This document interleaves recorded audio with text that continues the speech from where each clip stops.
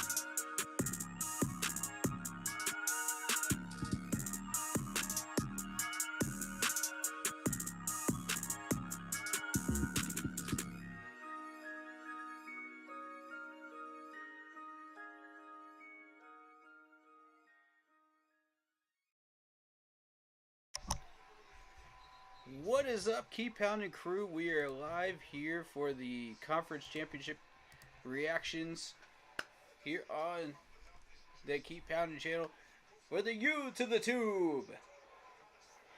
Hit that like button, hit that sub button, hit that bell, select all, leave a comment down below if you feel like doing so. And don't forget to check out the Facebook group page, Keep Pounding, for in-game posts, polls, opinions, and reactions to NFL news, as well as schedules for the off-season of the NFL for our channel and the Yahoo Sports Fantasy Football League. So without further ado, let's get into it. So I saw the Travis Kelce touchdown. What a catch by Travis Kelce, man. Dude, that's why I value this man as the best tight end out there right now. No question. He is the best tight end. He's got the greatest hands of any tight end actively right now. I mean, prove me wrong at this point. So, while we're on commercial, let's get into the elephant in the room here. The big news. We're landing Brandt Tillis. Let's go. We're landing Brandt Tillis as our VP of Panthers organization. What does that mean for us? We're going to talk about it during halftime. When we got more time to discuss that. But, you know, so we don't interrupt the gameplay reaction, of course. But, this is huge. This is absolutely huge. This is a mammoth move for Dan Morgan. I am absolutely shocked. I didn't even think we would actually get him. I don't even know how we lured him out of Kansas City, to be honest with you. But the report is, you know, he's cleaned out his office. You know, he's been on a plane to Charlotte to see us. We've done an interview with Tillis, you know, and the reports are coming in hot off the press this morning. You know, normally I don't even check my phone on Sunday mornings, you know, early morning, because I've got other obligations, but this morning I was keeping an eye on things, you know, after things wrapped up, of what I was up to. And, the news came in hot like a firecracker, man. I mean, this is crazy. We actually landed Tillis. This is huge. So, we'll talk more about it at halftime. Let's get into the action. Whoa, nice run. Gotta love that Ravens O-line, man. Both of these O-lines look good, man. They both look healthy. That center, the right guard, and the right tackle. Open that hole up for him.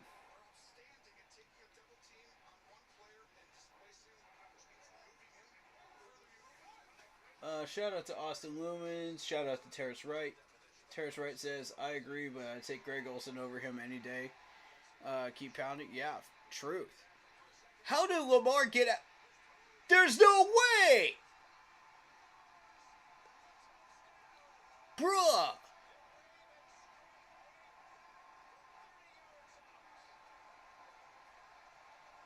Oh, this game's about to be lit. Y'all in for a ride now. Both of these teams are bringing it today.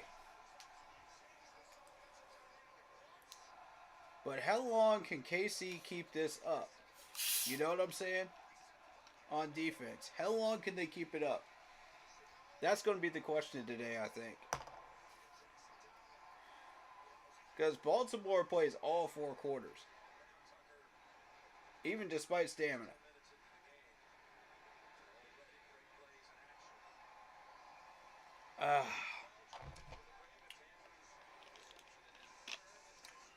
This stream brought to you by Baja Blast. I'm just kidding. I wish. I wish, dude. Sponsor me, please. That would be so cool. Please sponsor me.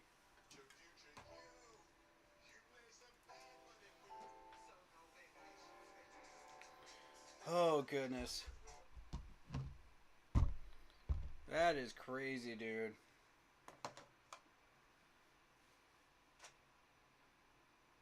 What a throw by Lamar Jackson right there. To Flowers. Who had like 2 or 3 steps on his, on the, defender. Is that a new Kung Fu Panda movie?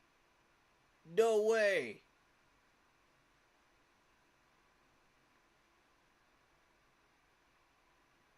Oh, this is a good day. This is a very good day. I like Kung Fu Panda, man. Those are great movies. Yes, the 4th one's finally coming out. About time. Nice.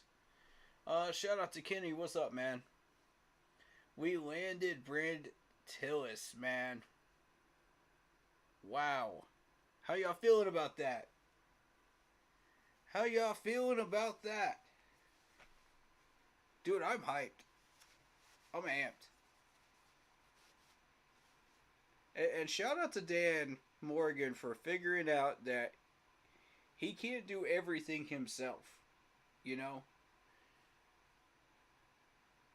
Once he figured out, okay, I'm not good at contracts, I'm not good at cap space, I'm not good at roster management. Okay, let's divert that to somebody that is.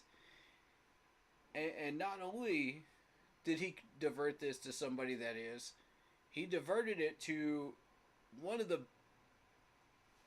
best, if not the best, VPs in the league. And we managed to somehow get him to Carolina. I don't know how you got this dude over here. Dan, you're a magician, sir. You're a legit magician. And, dude, tip of the cap. Tip of the cap. I don't know how you did it. I'm impressed. Especially with the Chiefs in the playoffs right now. Playing this conference AFC championship game.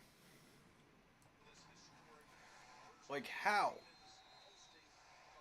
That is a bold move, and that puts a stamp on the GM job for his tenure as GM. That is how you start getting people's attention and doing it the right way. Dude, speaking of magicians, how in the world does Lamar make some of these throws? Dude. What a throw.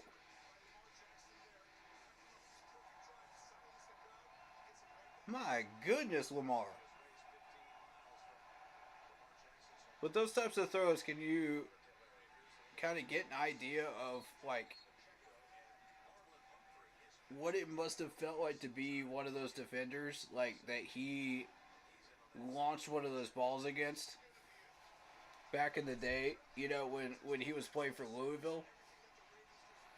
You know, and even the first year when he was a Baltimore Raven. getting used to the system and he launches one on you. It's like, oh, well, okay.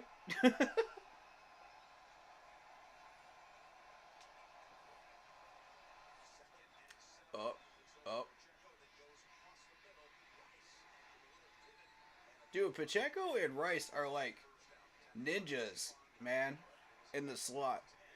I don't even know how they do some of the stuff they do.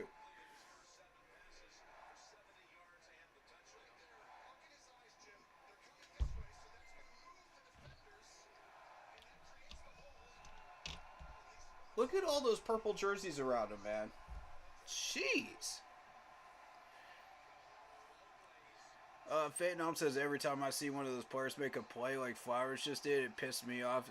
Scott Fitterer for whiffing on every draft aspect that he was a part of. All right, we've been over this, man. We've been over this. It wasn't just him, dude. When are you going to start blaming the coaches too? Because they're the ones asking for some of these players. It's not just the GM. Matt Rule was an awful coach. You know, the clown we just had was an awful coach. They asked for these players.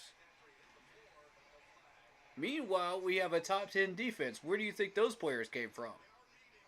They didn't come from thin air. Guess who drafted them? Guess who picked them up? Scott Fitterer. So you can't just throw everything on Scott Fitterer. That's not how that works.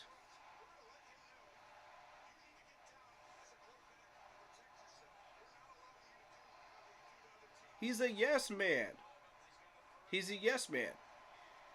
Basically, he just did everything that any of these coaches wanted him to do.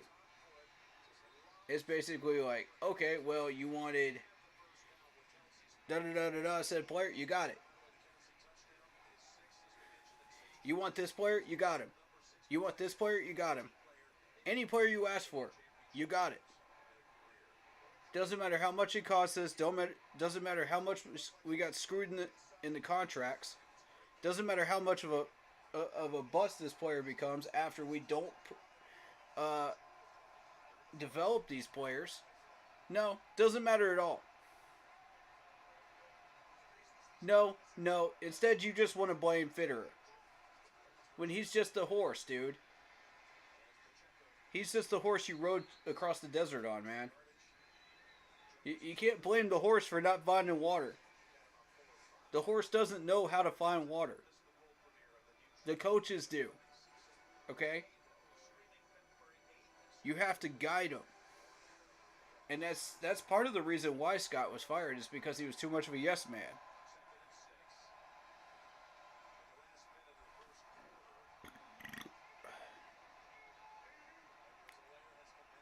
Maybe, but the GMs are... I hope we have better drafts in the future. Yeah, true. Nice job by that Ravens defense shutting that down right there and not allowing him to get that yak. A lot of what KC does with their offense relies on these short passes and the yak. So, you just get the ball in the ball players' hands and let them do their work, for you. But, if you shut them down and you tackle well, like Baltimore's doing right now, they're going to have a hard time moving this down the field. They'll move it, but they'll have a hard time doing it. So credit to Baltimore right here. Eventually you're going to have passes like that.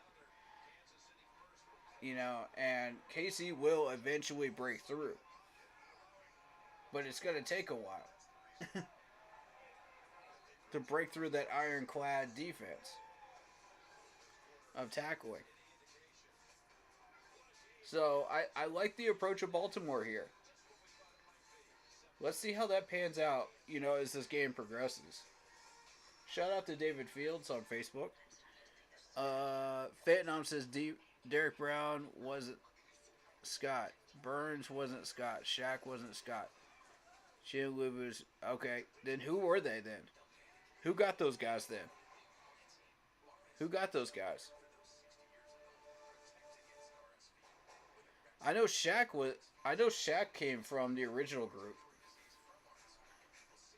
I'll say that. I'll vouch for that one. Luvu was Scott Fitterer. Yes, he was. Woods was as well. He signed these guys. He signed a few of these guys. Oh, it was Marty? Okay, but look at the contracts, though. If it really was Marty, then look at the contracts. Because Marty was awful with contracts.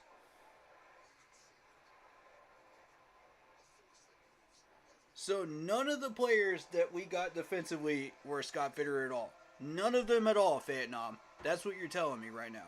None of them at all that were successful. None of them. Name one.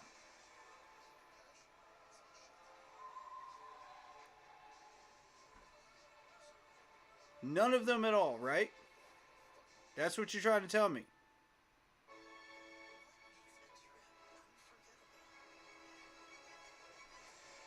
Well, you gotta be negative Nancy right now, man. We just got Brandt Tillis, man. We just got Brandt Tillis. How the heck did we... Dan Morgan, you're a magician. For real. Chin and YGM. Okay.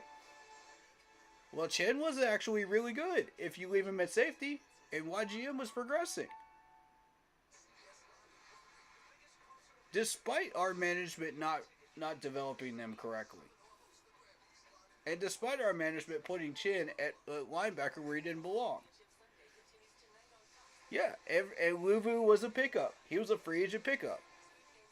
Thus, Scott Fitterer.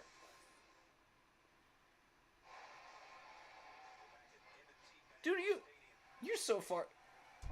Brandt Tillis is the VP for Kansas City. We got him for VP. He's signing here under Dan Morgan for contracts, salary caps, roster management. Go look at his profile on Kansas City's website. Matter of fact, I'll show it to you. Hold up.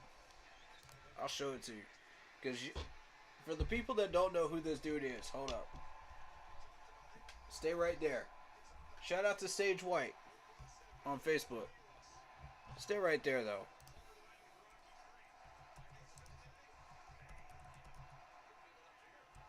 Nah, I want the KC main website. Hold up. Kansas City Chiefs staff. That's what I want. 3rd and 5, KC. What you gonna do?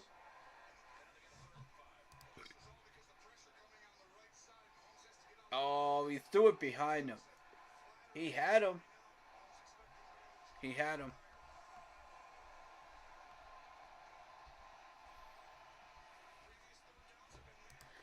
This dude.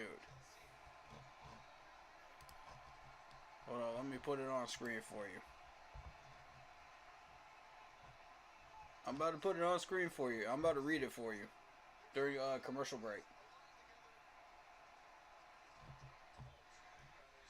Because you need to know who this dude is. Everybody needs to know who this dude is.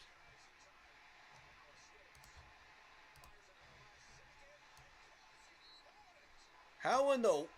Bro. That is Travis Kelce for you. 1,000,000%. Only Kelce can make catches like that, bro. Sheesh. This dude. Look at this flick. Look at this. Whoop. Look at this catch. Dude, Kelce is ridiculous. I have never seen a tight end, bro. Greg Olsen was the only one other than him and maybe a couple of others that could make catches like that. That is crazy though. 5 catches for 52 yards and a touchdown already. Dude, this dude's going off. This dude's going off today. It's only second quarter. Did anybody bet on him?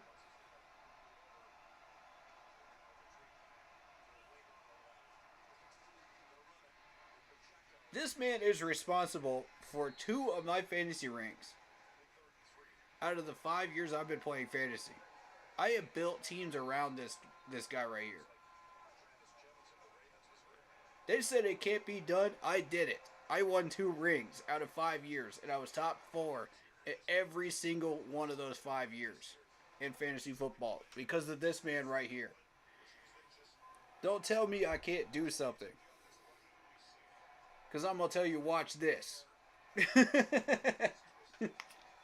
If it can't be done, I'm going to tell you it can't be done. But if it can be done, I'm going to say, watch this.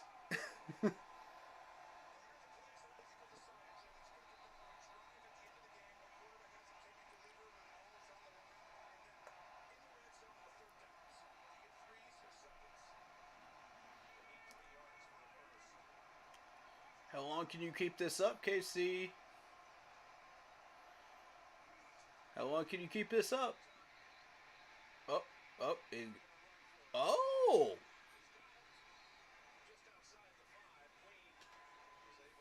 Yeah, y'all forgot that man could run, didn't you, Baltimore? Y'all forgot about that. They didn't put a spy on him at all. Granted, he's not Lamar Jackson, but he can still run.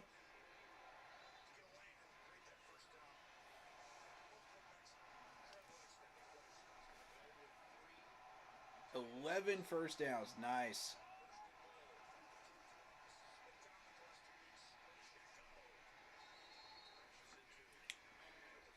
I was going to...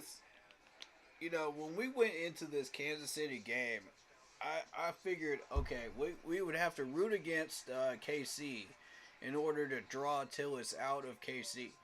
Because they would have to start cleaning out their front office a little bit after a loss. But, no, this man is already cleaning out his locker. He's already cleaning out his office. He's already on the plane to Charlotte. After this game, this will be his second time on a plane to Charlotte. Touchdown, Pacheco! Mr. Pacheco! Let's go!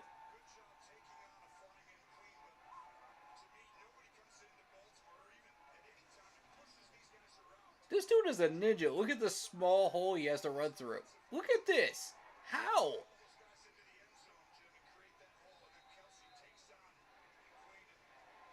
Dude, that Kelsey block, man.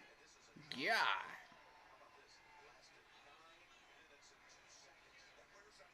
That will definitely open up your running game.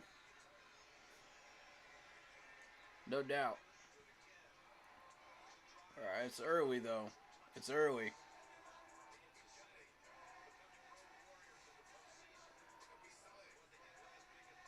Alright, so...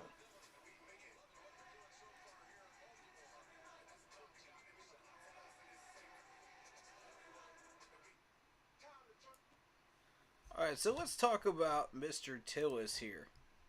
Mr. Tillis. 14th season with the Chiefs. And I'm telling you, this reads like a resume. See this for yourself. He spent 4 seasons as Director of Football Administration, 2017 to 2020. 3 seasons as Director of Salary Cap and Football Operations Analyst, 2014 to 2016. After originally joining the club in 2010 as a salary cap contract analyst. I mean, for the people that have seen this already, you probably already read this or heard me read this to you. But this guy is incredible. I want y'all to read this line right here.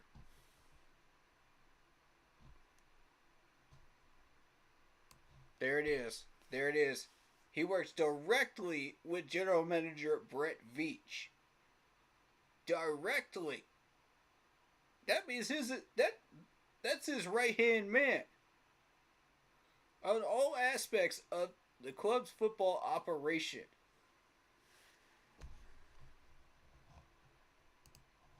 Like, this is who this dude is, man.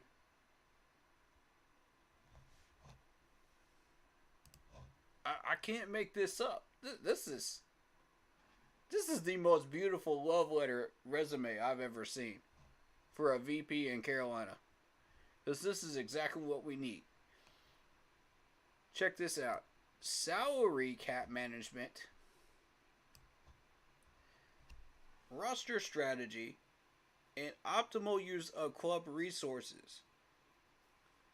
He served as the club's lead player contract negotiator, spearheading every extension and a free agent deal for the Chiefs since 2017, including Patrick Mahomes' record-breaking contract in 2020. And look where Patrick Mahomes is now. I mean, I'm just saying. This is who we're getting for VP. Bruh, how we feeling right now? How's the energy for this one, man? This dude is going to be on a plane after this game to Charlotte to talk to Dan Morgan directly. In person. That's what my sources are telling me. And ESPN is reporting it too. It's starting to get hot, man. Woo-wee! Bruh. This is... Wow. What a hire, man. What a hire.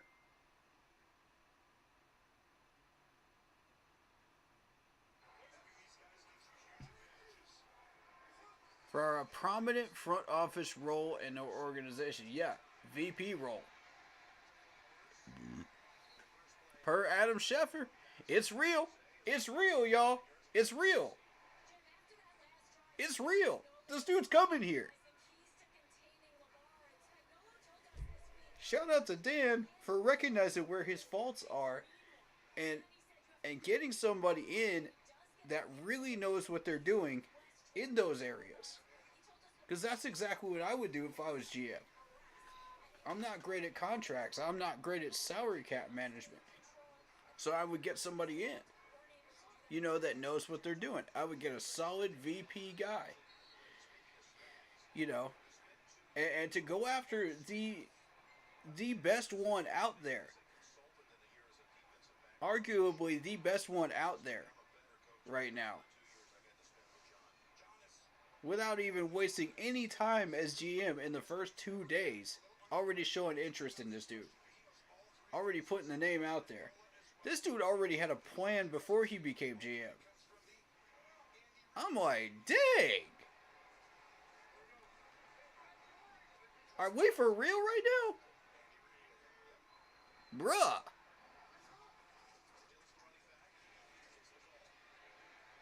How in the world did you get that first down? Yeah.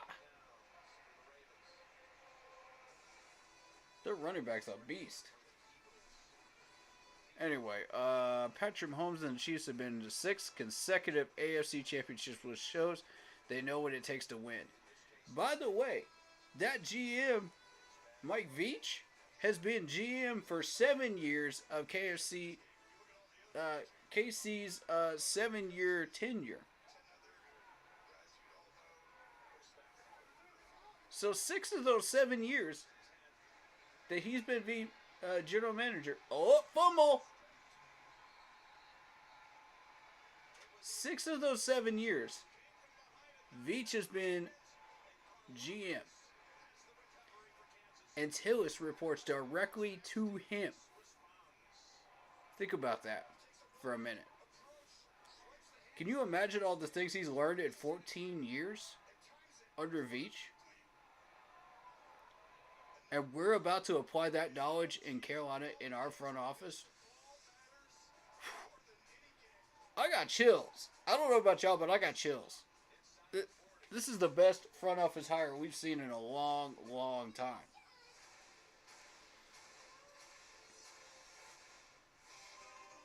I'm at that point, man. I'm at that point where I'm blown away. I don't know how you did it, Dan. I don't know how you did it.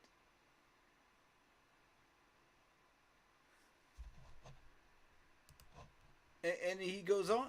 We go on here. This dude is actually been making sure the KC complies with the collective bargaining agreement. Cool. He also works with the pro and college scouting groups as part of his role to oversee data analytics efforts for the player personnel department. How many times have you guys heard me complain about the development of our players and the turnout rate of all our players coming in and out of Carolina? Soon as this man gets hired as VP, watch, half this staff is gone. Half this staff is gone. Don't be surprised if you see a fire sale within this management. And I mean, he's going to go off like a firecracker when he sees all the garbage that we have in our management right now. He's going to be like, man, look at this trash. Look at this trash. You know what? No, I'm not entertaining these people no more. Get them out of here. Get them out of here. Clean out your office. You're doing a crap job. Get out of here. I want my own people in here. Y'all clowns don't know what you're doing.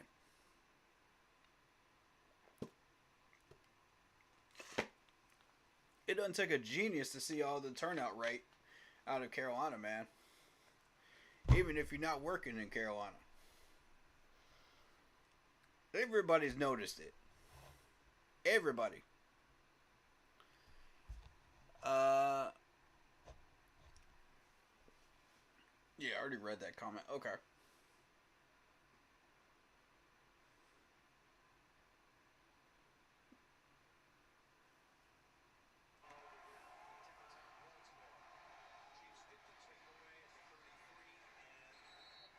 This ain't just an AFC Championship game reaction. This is a celebration, baby. This is a celebration. Get out your drinks, man. Get out your drinks, get out your snacks. This is a celebration, man. We just got our man. Yes, sir. Yes, ma'am. We just got our man. Bruh.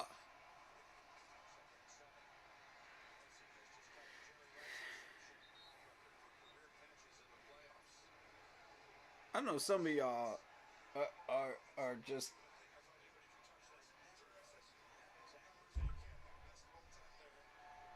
I don't know.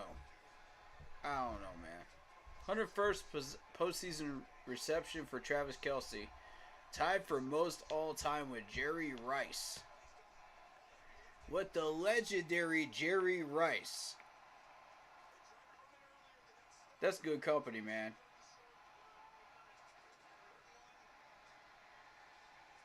Yeah. Isaiah's got that one, man. Isaiah's got that one.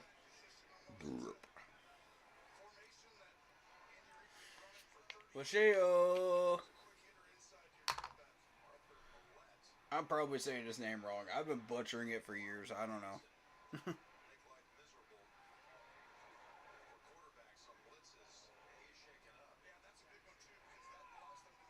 Uh-oh.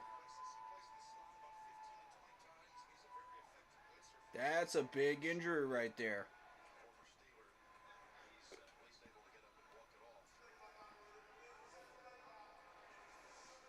Oh, boy. Oh, he didn't even see him. He had no idea. Oof, that's a shoulder.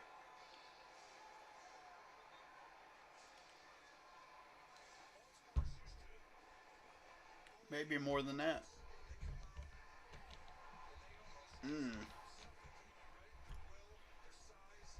Ooh, like a shoulder injury. That angle. Dude, my phone has been blowing up since yesterday, y'all.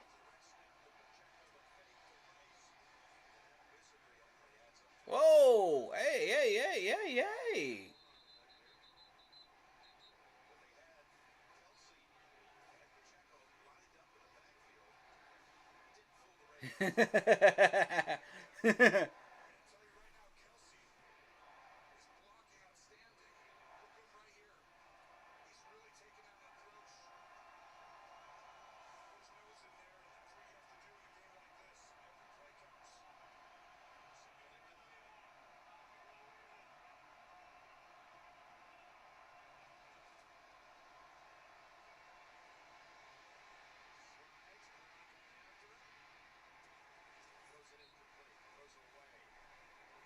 Hmm.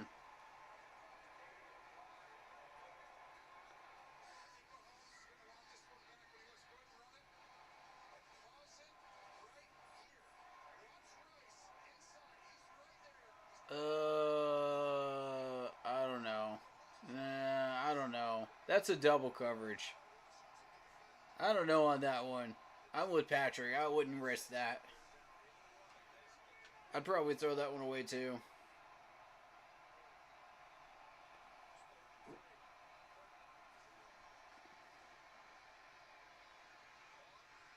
Then again, he does make catches like passes like that, so you never know.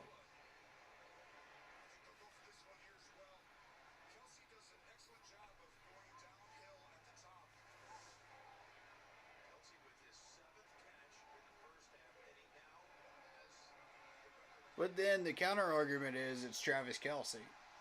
He's a big target, so of course you can get that ball in between the double covers to him. He's gonna catch it every time. He's got it. Oh, he might be short. He might be short.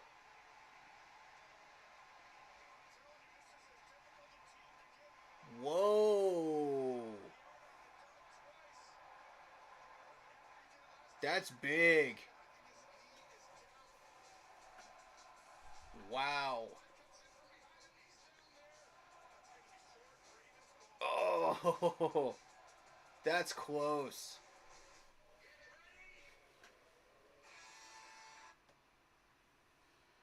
That's crazy.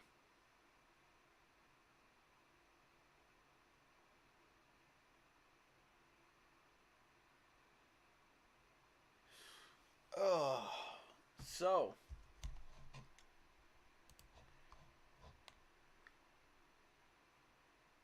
but I mean, you guys can read the rest of this.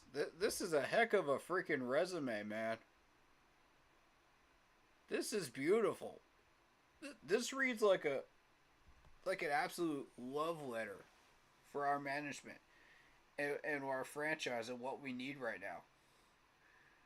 That's the most beautiful resume I've ever seen. And looking, Dan recognized it, man. Dan recognized it.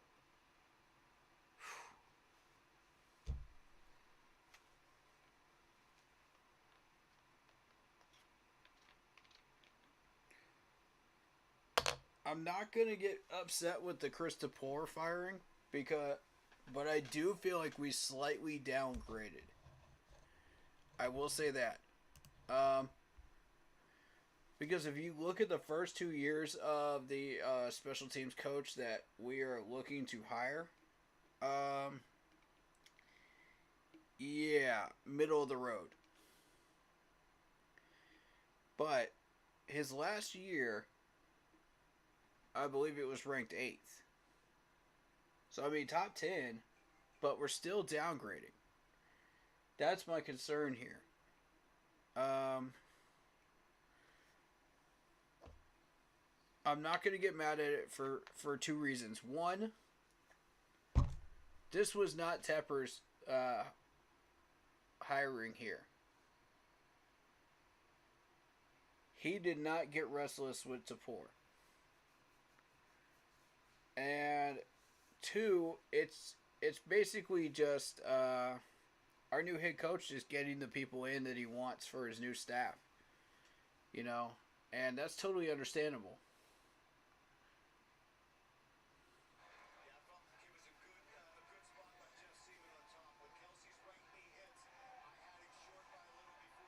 I mean, I'm not mad at it because we still got a top 10 special teamer coach, you know? Ooh! That nice spin.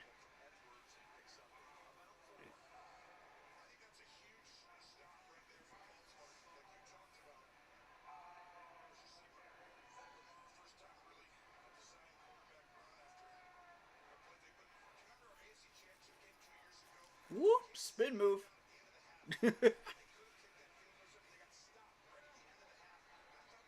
That's that good old Madden spin move right there. Got him. Alright, let's go. Oh! Pass breakup. Oh! No way! What did I just see? What did I just watch? There's no way. He caught his own tip pass. And they ran for 15 yards. What? That is the wildest thing I've ever seen in an AFC Championship game. Absolutely the wildest. That's crazy.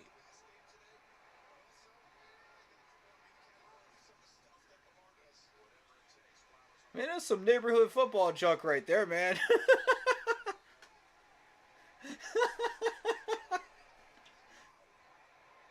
Bruh. That is...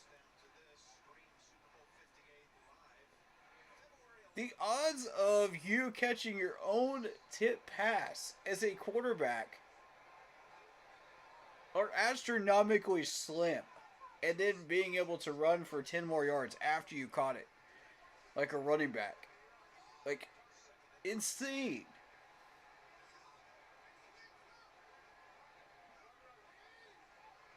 That is crazy.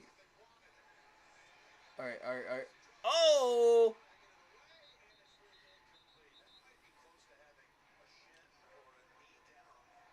Oh, you are very, very lucky that wasn't a pick six, buddy.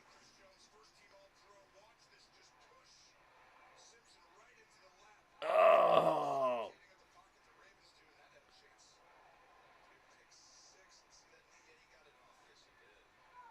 Yeah, he did.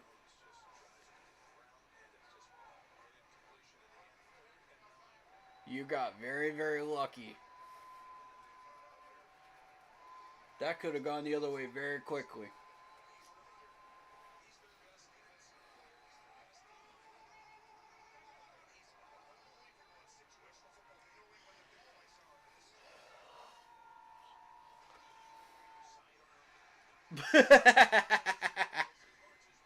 Lamar. Bruh.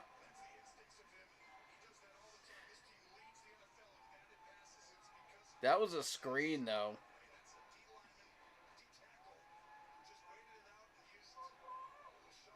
Nobody guarded those guys at all.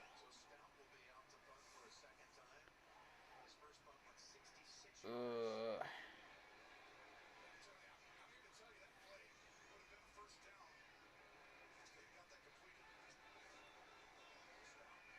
this is going to be a defensive battle going into the fourth. So it's really going to be a question of, like, which defense is going to stay strong longer. Uh-oh.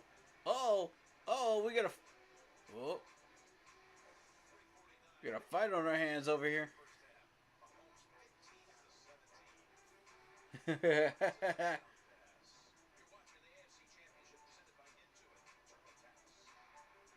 They're throwing down, y'all. Oh, snap. They're throwing down.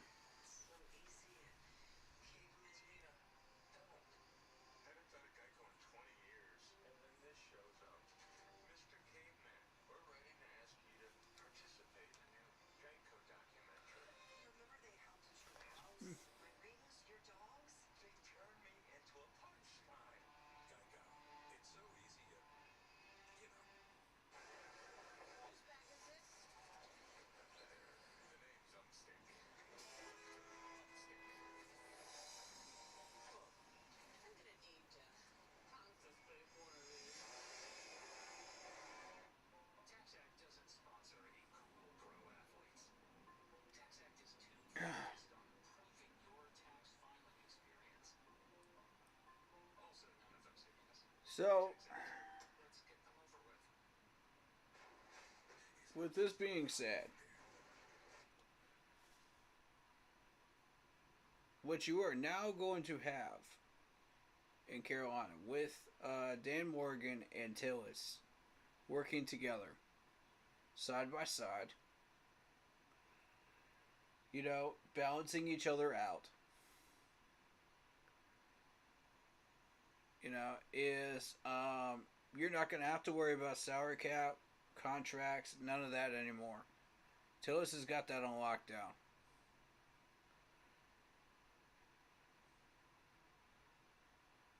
Uh,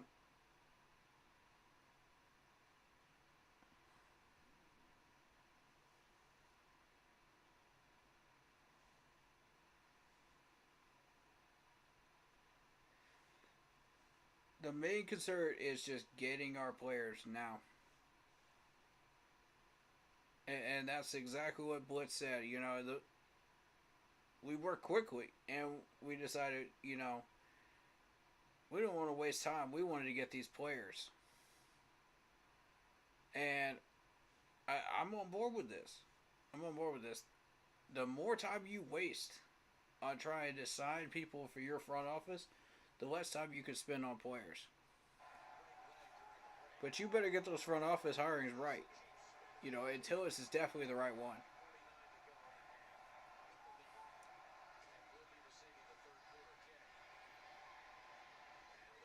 Already. Oh, pass interference. Offensive pass interference. And no flag?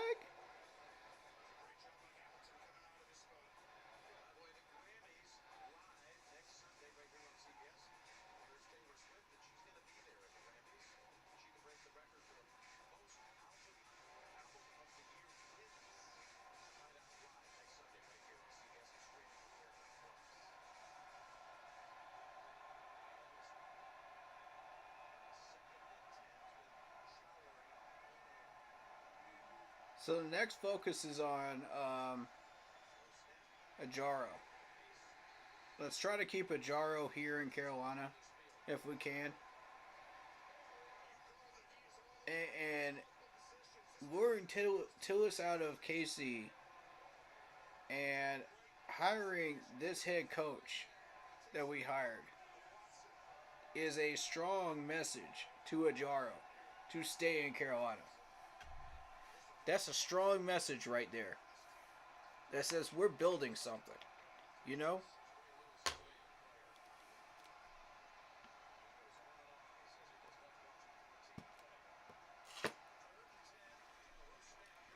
Uh-oh. Oh, snap.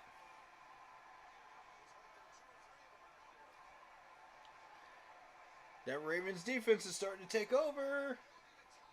Here we go. And the Ravens defense is much stronger than KC's defense at this point. You're starting to see it now. That was a much more dominant defensive unit stop than what KC was doing. And over time, KC's defense will wear down.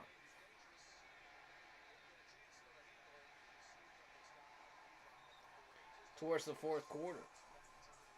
It's been known to happen against major opponents, in the last few years.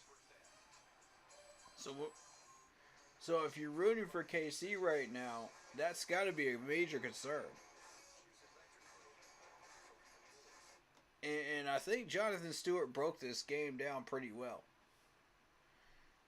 If you listen to the interview that he did, that was really interesting. I'll let y'all listen to it at halftime. But that was really interesting. I'm gonna leave that up for anyone that doesn't know who Tillis is real quick. But I just want to make sure that people know. Again, this man has not one but 2 degrees in economics and statistics. 2. Yes, you read that right. 2.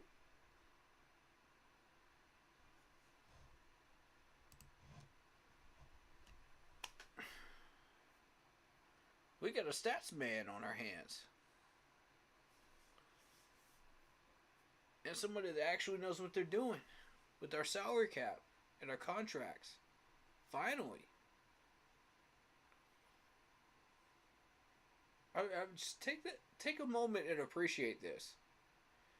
Because we haven't had this in a long, long time, Panthers fans. And keep pounding crew. We haven't had this in a long, long time. The things this man is bringing to us.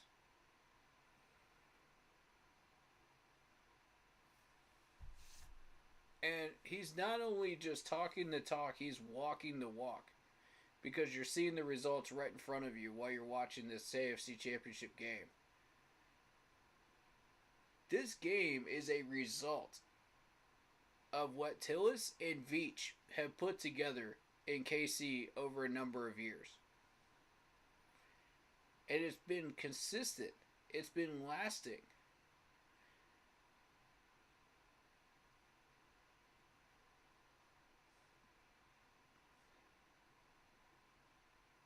Batman just lost his Robin, man. In KC.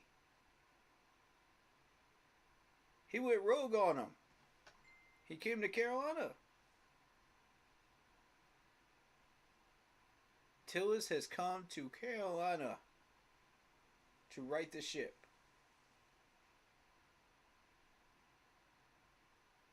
There's too many white jerseys, man. Too many white jerseys. You ain't getting nowhere after that. It's a good 6, though.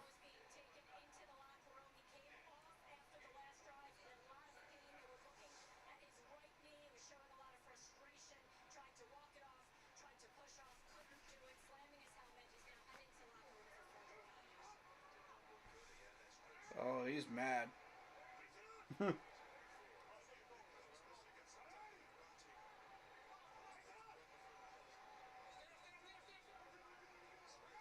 Oh, look at that audible.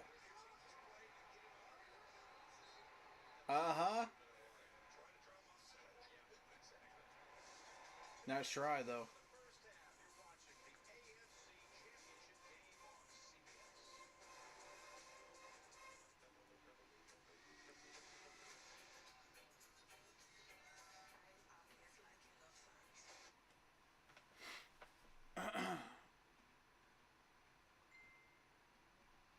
Alright, so Baltimore fans are probably just sitting there in the stands just going, why aren't you running a play? Why aren't you running a play? Run a play before the 2-minute warning. He's trying to draw him offside so he can get a free first down. That's what all that audibling is about. It didn't work. But I can see Baltimore fans just going, what? Run a play, run a play, run a play. Nah. Sometimes you don't have to.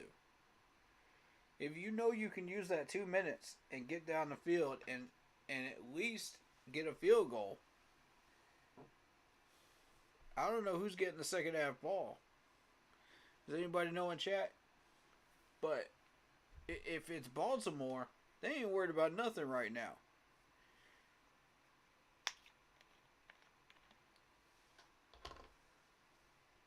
You know, that's their moment to run down that clock and just say, whatever. You know. We're going to get the ball back anyway. Let's do something with it in the start of the second half, you know. But if KC's getting the ball back, then you got to have a sense of urgency in trying to call a play there before the 2-minute warning. Maximize your potential, you know, of the clock.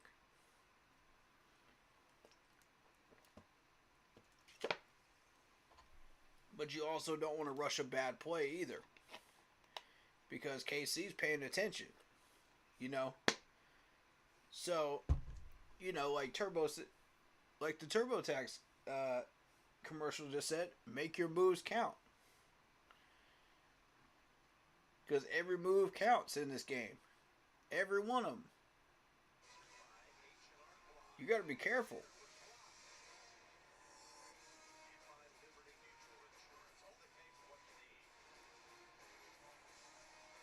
And this game's in Baltimore, too. So Baltimore's got that home crowd advantage. And they are loud, too.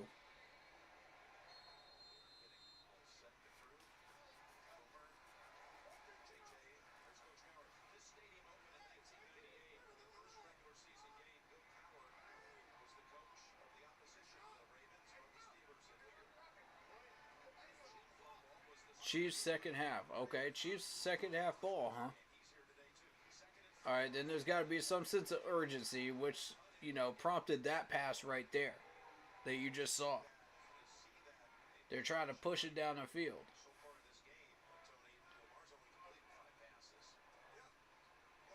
So that's actually a smart move, trying to draw them off sides before the 2-minute warning.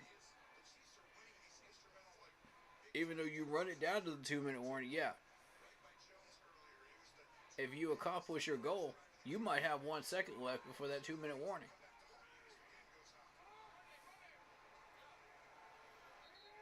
You might be able to actually run a play.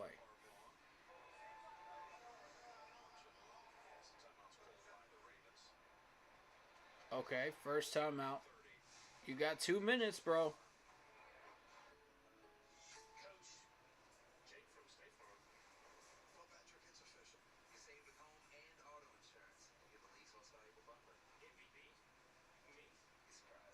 I think that's a smart timeout because, KC's defense probably figured them out. They've seen that formation and they said, whoa, whoa, whoa, whoa, whoa, whoa, whoa, timeout. Let's talk this over. Let's get a different formation in here. That maybe they haven't seen. This is a 2-minute drill. We got to take this carefully, man. Because if we complete this pass, we got to keep it moving. We got to hurry up offense. Or if you're throwing it towards the sideline, okay, let's line up for the next one. Now, I'm just trying to get in the head of Jim Harbaugh here, man. I'm trying to get in the head of the Harbaugh. Oh, snap.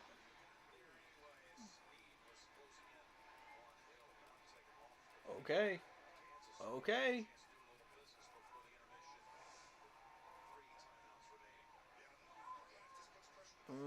Baltimore just messed up, man. Baltimore just messed up. You just gave all the momentum to KC. You got 2 timeouts. Once you run that first play, and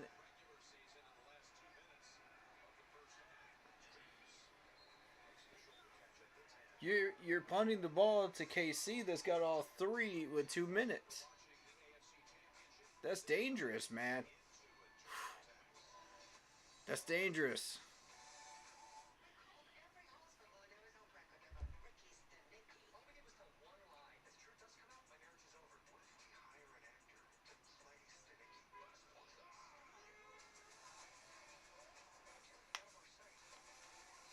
I got respect for the gutsy call, putting the trust in the Baltimore defense right now. This could go either way, man.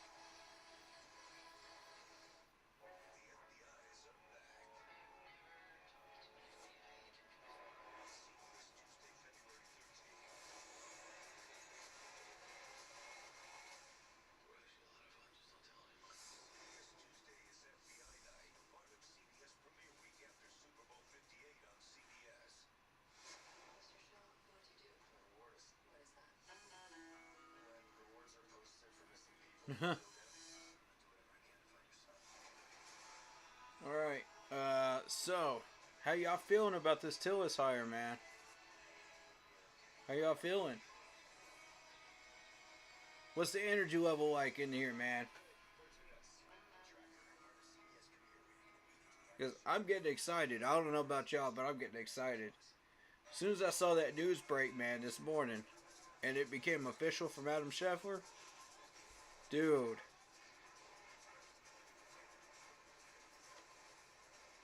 I had to take a minute, man. I had to take a minute for real. I was not even sure that we were going to get this dude, man. I had my doubts.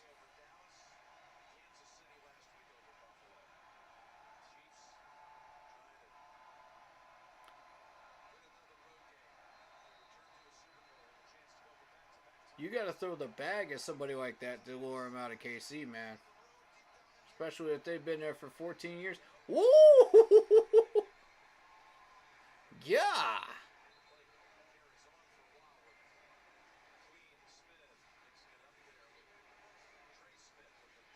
Whoa, whoa, whoa, whoa, whoa! Hey!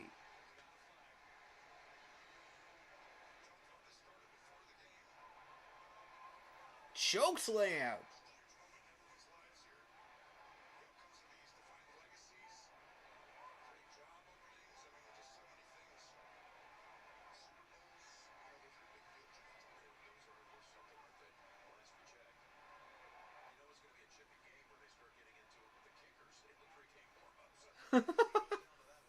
Even the kickers were getting into it, man.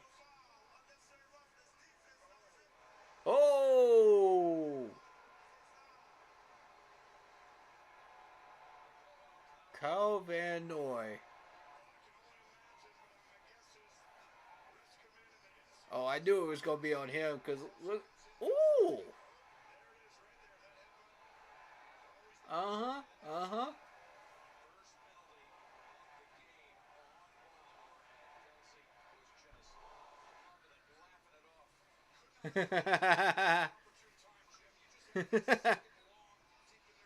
Got him! You got caught, man.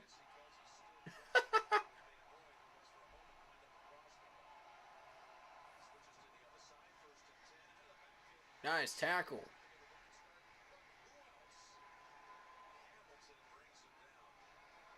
That's the type of tackles that stop the yards after the catch right there.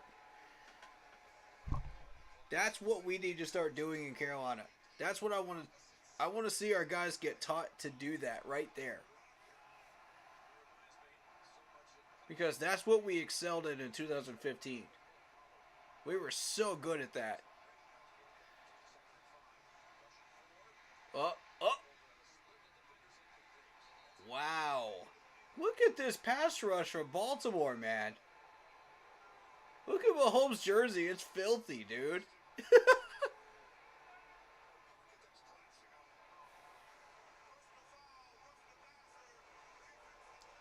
Wow.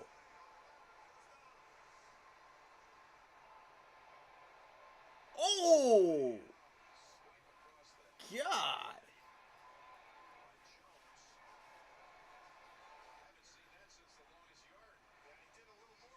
Oh.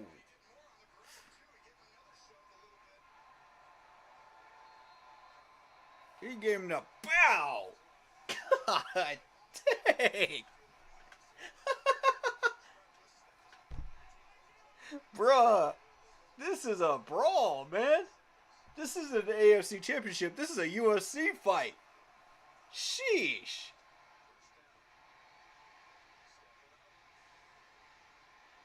You can't throw it anymore, Patrick. You're past the line, bro. There you go. There you go. Be aware, buddy. Be aware. Pay attention where those sticks are, man. I'd hate to see you get flagged for that. Yeah, KC's not even trying at this point. They got 43 seconds and all 3 timeouts. They're not even trying.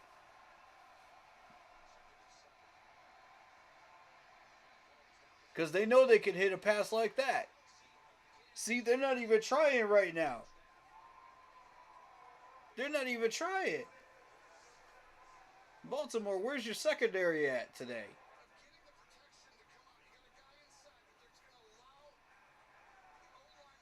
Oh, boy.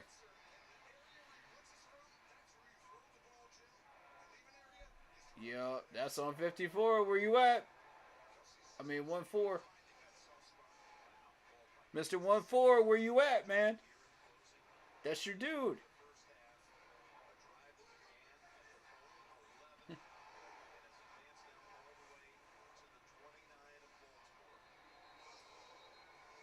Oh, my goodness.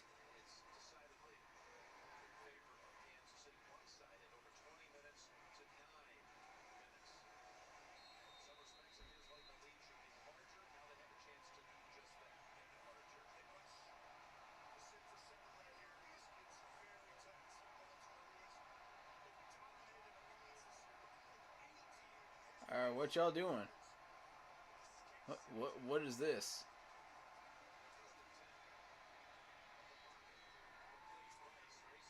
Ooh.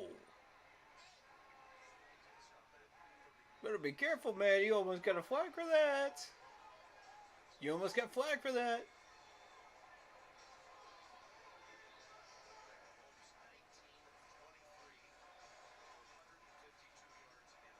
Yeah. Rice is a slippery one too, man. He's a slippery one in this slot. If you're not watching this dude, he's bruh.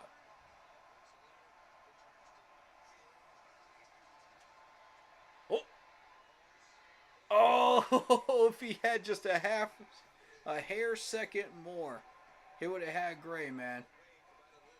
He would have had Gray right on the sideline. Oh, the right tackle. Right tackle got beat.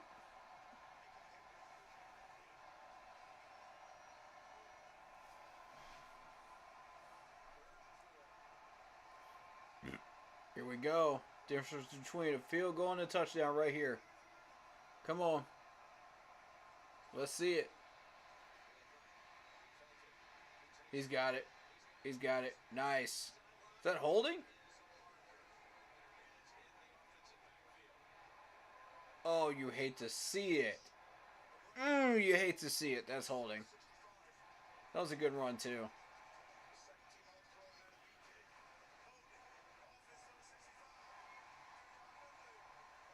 That referee ain't messing around.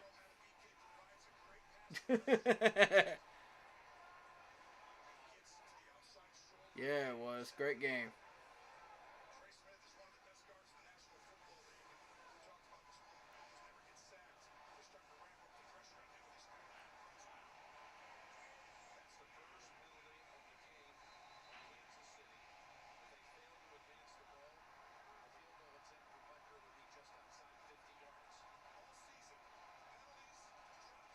Let's see. Let's see. And Baltimore's bringing the rush. Screen pass.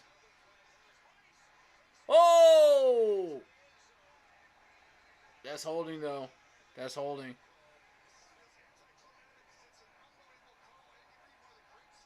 That's holding. Who got called for it this time?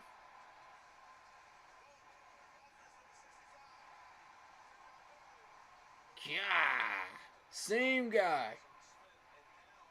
Come on, Trey. What you doing, man?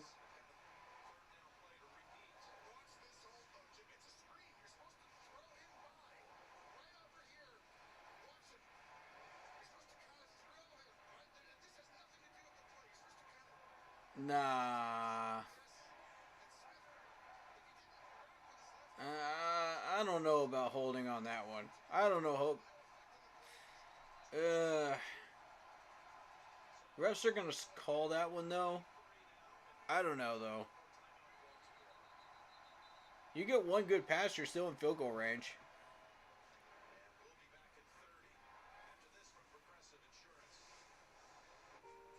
You got 12 seconds, I mean.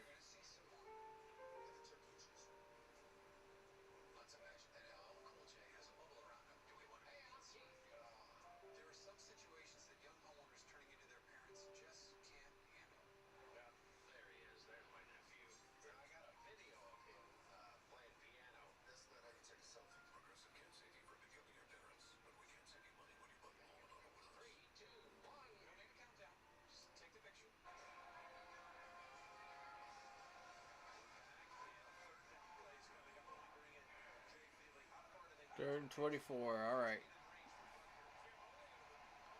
Let's see it.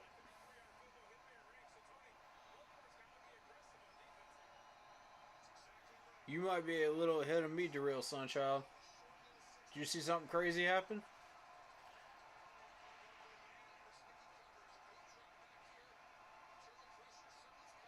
Look at the pressure, man.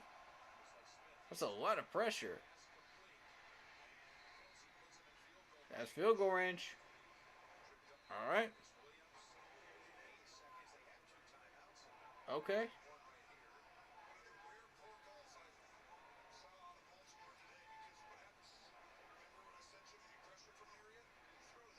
Are you ahead of me or behind me?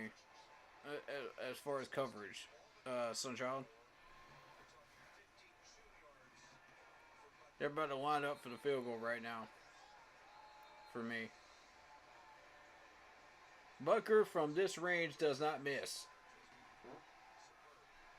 I'm just going to tell you that right now. This is going to be 17 to 7.5. It's very rare.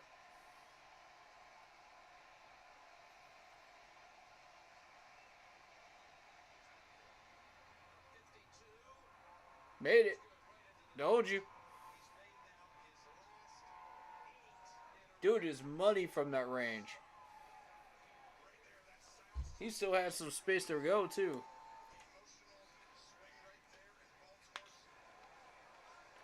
Oh, yours is delayed. Alright.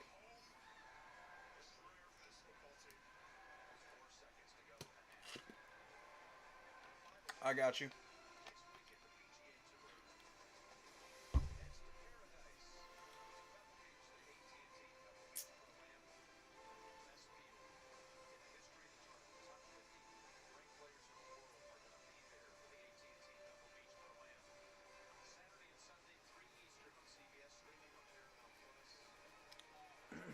I might check a little bit of that out.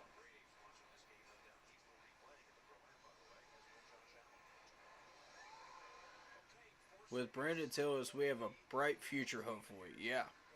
Facts. Facts. I'm excited. Dan realized this is not his strength. So he went out and he got this dude, man. Like, he knew exactly who he wanted. He knew exactly how to get him. And he did it. Within the week. Within the week, y'all. Dude. Dan Morgan's the truth, man. Dan Morgan's the truth. I'm trying to tell y'all. This dude is our future at GM. Y'all can say what you want right now. But about Gettleman, you can say whatever you want about Marty. You could say whatever you want about Scott. Dan Morgan managed to pull this off in the first week.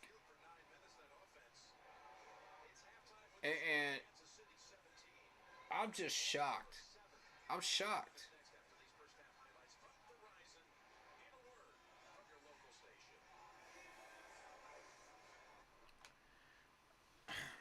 So my question is, did he throw the blank check at him?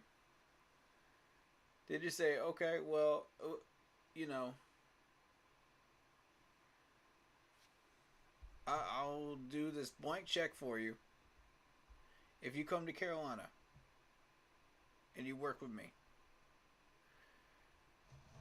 You know, you get to start totally from scratch. You get to mess around with whatever you want to mess around with. You get to clean up all of this mess with me, man. You get to work with me. And this is quite a challenge for somebody that's been at the top for so long to have to start totally over at the bottom of the barrel. And if he pulls it off, Tillis will be considered one of the best VPs ever in the game of football.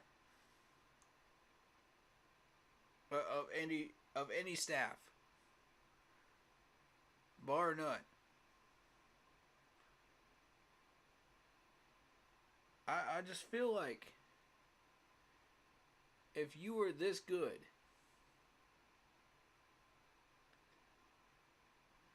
at what you do, you should be able to start from the bottom and go to the top again.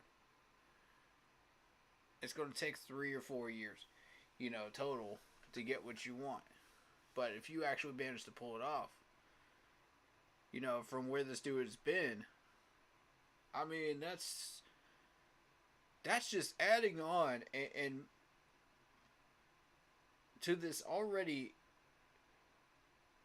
incredible resume. And just say, look what I did. I just don't see a way that there's anybody better fit for this job than him. You could throw me a stack of about 20 VP candidates, and that dude's resume would be at the top of the list, no question. It wouldn't even be close.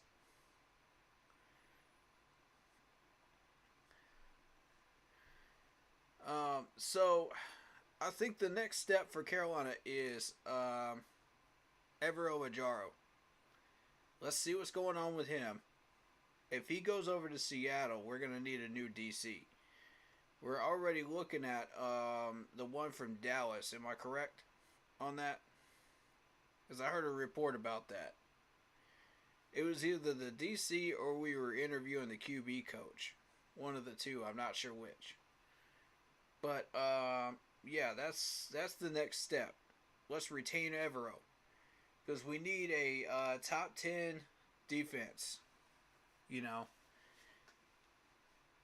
if I'm Dan right now, I'm thinking, don't mess with what's working. Why would we want to start over and create a 4-3 when this is working already? Same thing with the new head coach, man. He's thinking, why would I want to mess this up? This is already working. Now, granted, you wanted your own special teams coach. I get that. I'm not mad at that. It's a little bit of a downgrade, but I'm not mad at that. Johnny Hecker might be, but I'm not. He seemed a little bit ruffled by that on X. So, I don't know, man.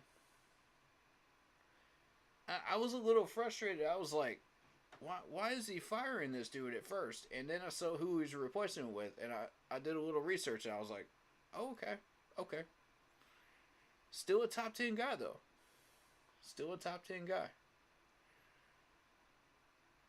So, I'm interested to see where this goes,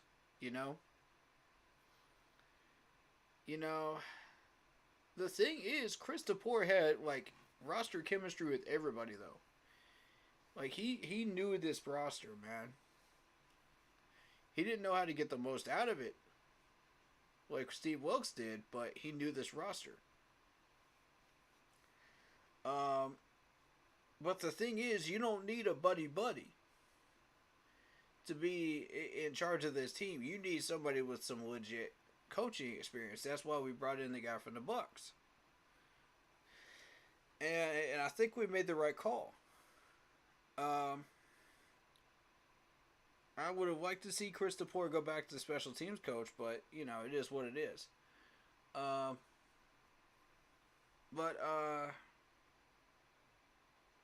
I'm satisfied. I mean, If Evero doesn't get that job in Seattle, I'd call this a win all around on the coaching carousel this year.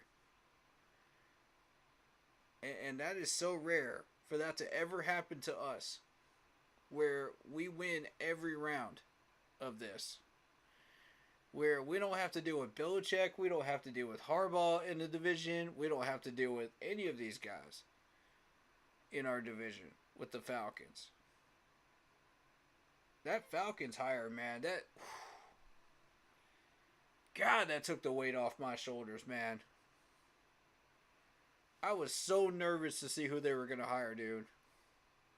That scared me, man. When they started naming all these names, man, I was like, oh, God. Falcons finally got wise. Nope. They went for the Rams offensive coordinator. And I said, crisis averted. Oh, man. Never have I ever been this nervous during an off season. I'm telling you. During a coaching cycle. During a coaching carousel. Where I am literally on the edge of my seat waiting on ESPN to drop some info, man. And Adam Schefter. You know, on X. I've never been that much on the edge of my seat waiting to see who hires who in the NFL. We got to get this right. You know, the first time. This time around. Otherwise, we're just doomed to repeat ourselves. Alright, so after we retain Evero, if he doesn't get the job in Seattle, let's say he doesn't get the job in Seattle, and the only way he leaves is an upgrade to head coach, because he's under contract. So let's say he stays here. That means half this defensive roster is going to want to stay here that's on that free agent list. That are about to become free agents. The other half, well, you know, it depends on the money, right? Fair. That's reasonable.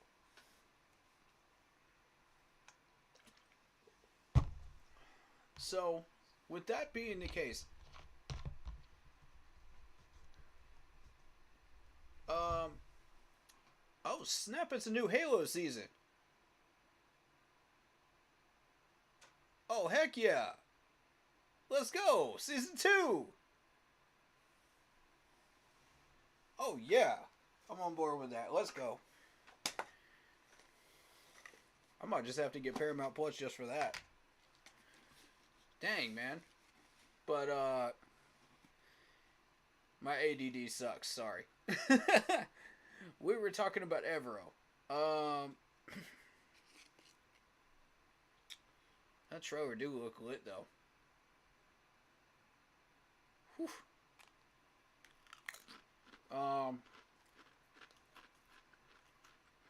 So Evero, once we retain him, then the next focus is on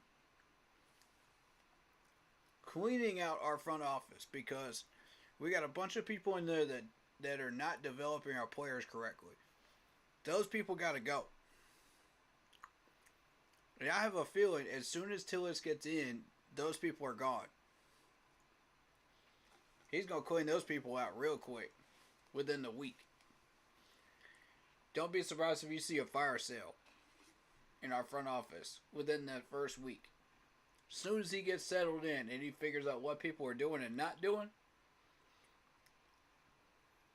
I'm telling you, if you're one of those coaches right now, if you're one of those people that holds one of those jobs, you better start packing your office up. Because if you know you're one of those guilty parties, you're about to get the axe.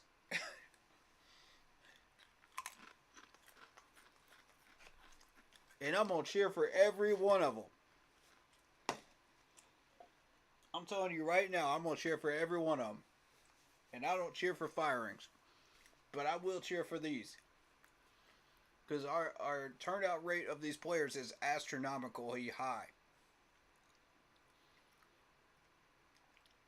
It's astronomically high of good players that have been kicked out of Carolina and end up going somewhere and becoming Pro Bowlers and being used against us. It's way too high.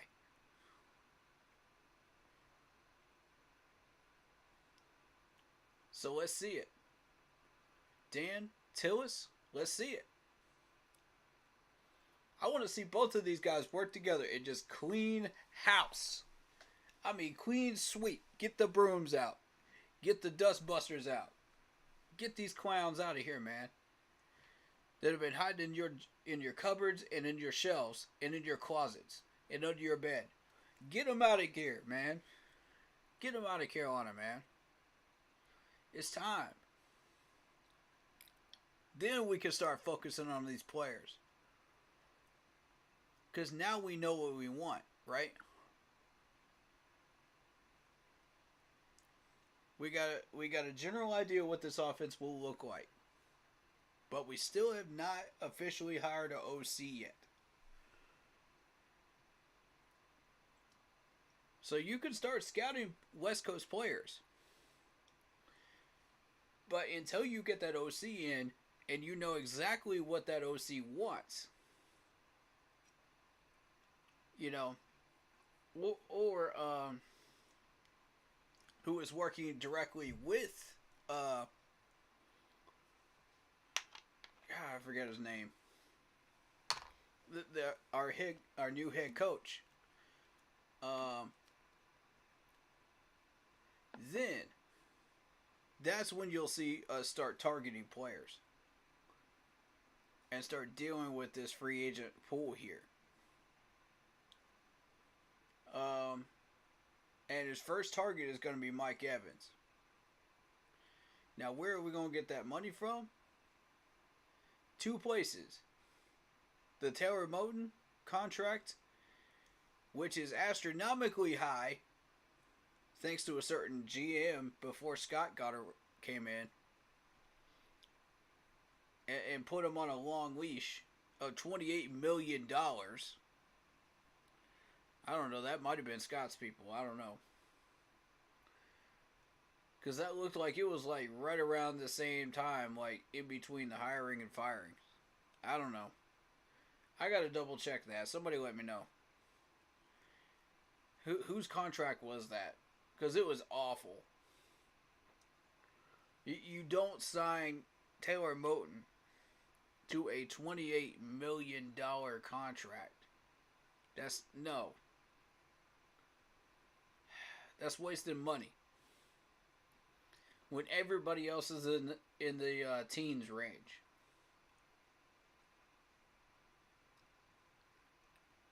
Now, I understand you got to sign this dude to keep him.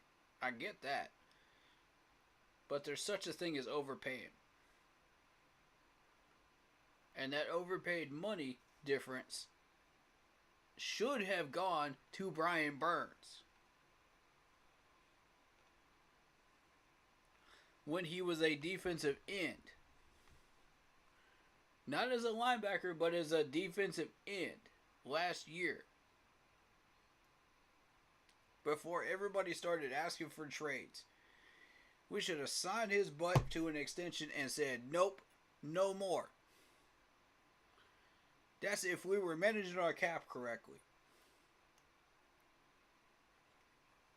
But now you put yourself in a bad situation with Brian Burns to where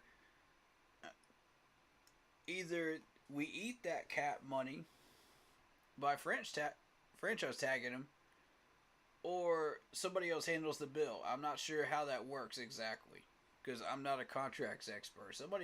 Can somebody fill in the blanks there? Because I heard like 2 or 3 different things on that, on how that might work. So somebody fill in the blanks, man. Somebody let me know in chat. What are we doing with that? I'll give you some time to look that up while we're watching this game.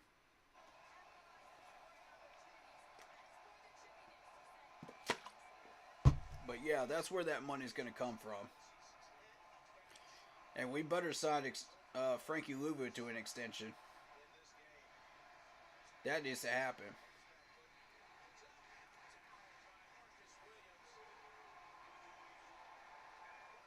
Uh-oh. Look at this Ravens defense. I told y'all. The Ravens defense is better than KC's.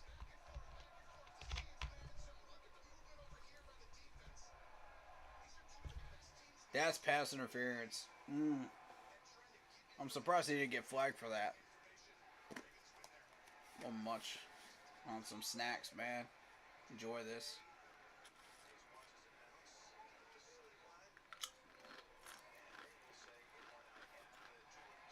But if y'all want to talk about any topics, just let me know. Go ahead. Throw it in the chat.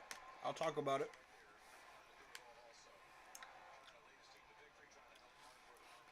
I'm down.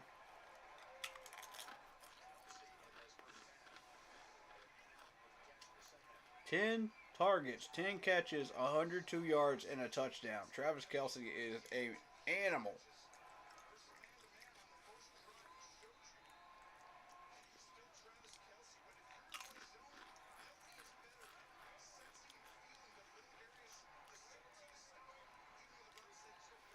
Now, the problem today has been Baltimore on offense. Despite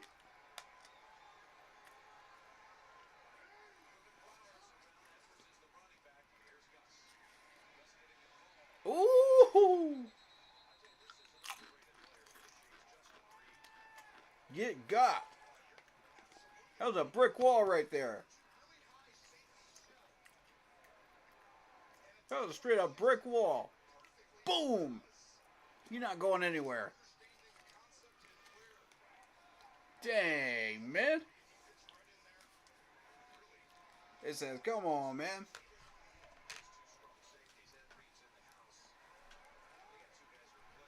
Ed Reed's actually in the building, huh? I'm not surprised.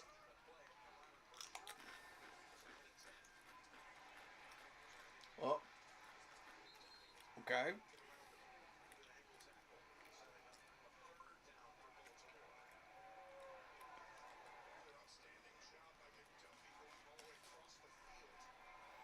I like the message that KC's defense is sending right now.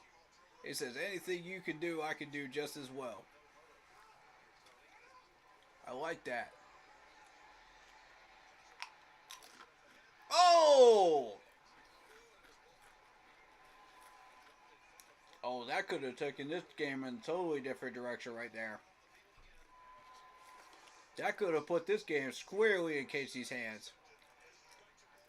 And they both dropped it.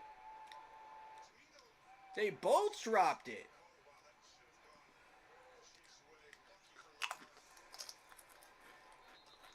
Even if he didn't catch it, that Baltimore wide receiver could have caught that. Maybe. Maybe.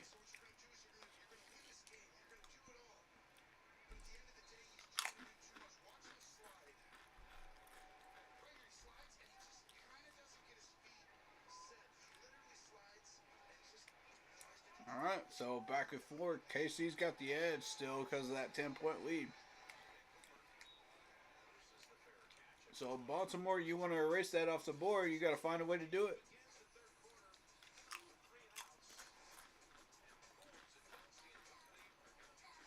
You guys put yourself in a bind.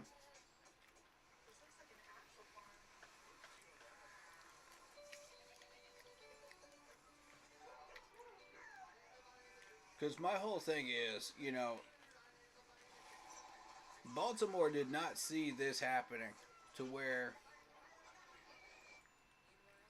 they're down 10 points at this point in the game. They're thinking, okay, we should be tied up with these guys by this point in the game. Maybe even ahead by field goal.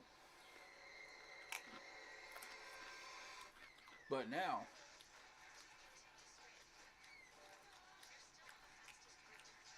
you're down 10. And you're having to figure out what to do here.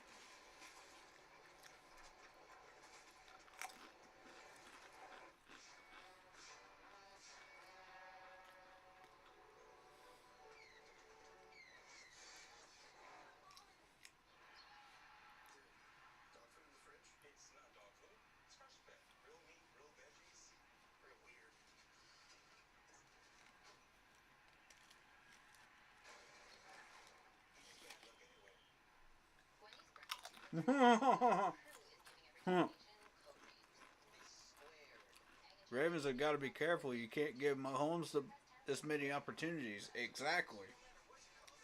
Exactly, Isaiah. You're right. How many opportunities until this man starts cashing in on that Baltimore secondary?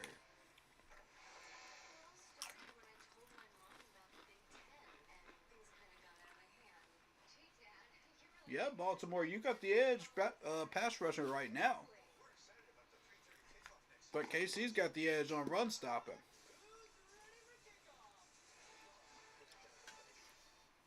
So what it's going to come down to is fatigue. And if it comes down to fatigue, my money's on Baltimore. Evening this thing out. This could come down to a field goal at the end of this.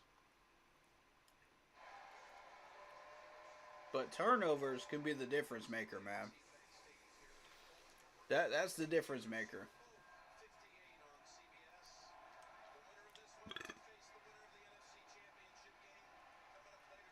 And you almost saw a pick. KC right there.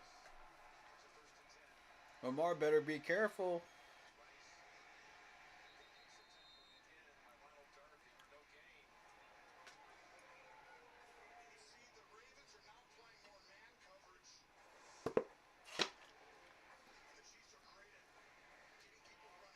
Ooh. Oh, that's a fumble. Fumble out of bounds. Ooh-wee. Here we go. Oh, no, he didn't catch it. Okay. They ruled it incomplete.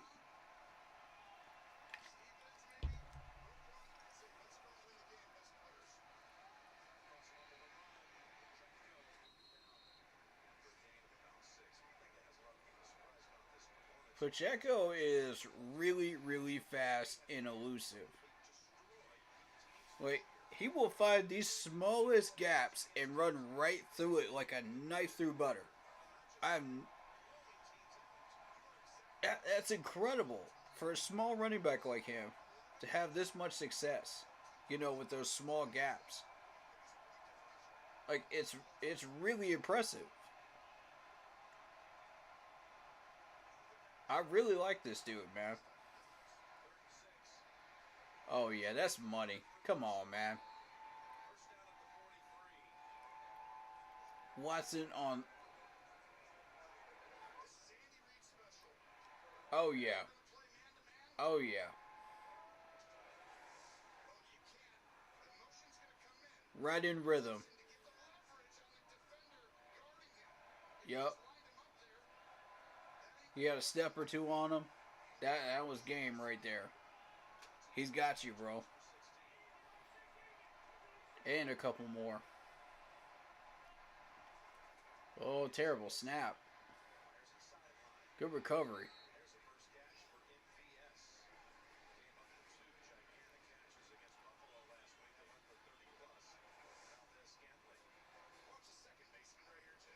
Horrible snap, man.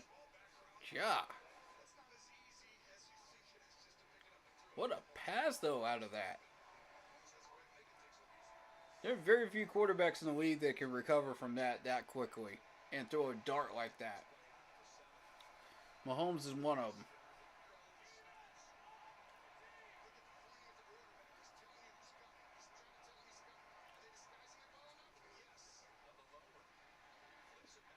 What is... Ooh. That is a clever play right there. Very clever play. I like that one.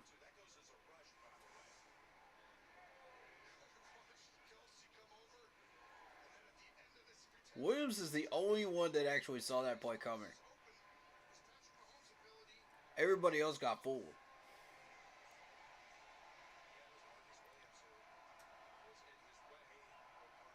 And my whole thing is, if you're not getting Travis Kelce's jersey dirty, you're not using them right.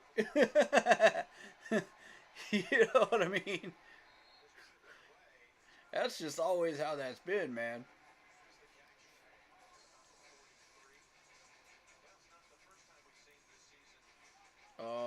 Tony. Your toes over the line. Your toe. Cam Newton reacted to that, by the way.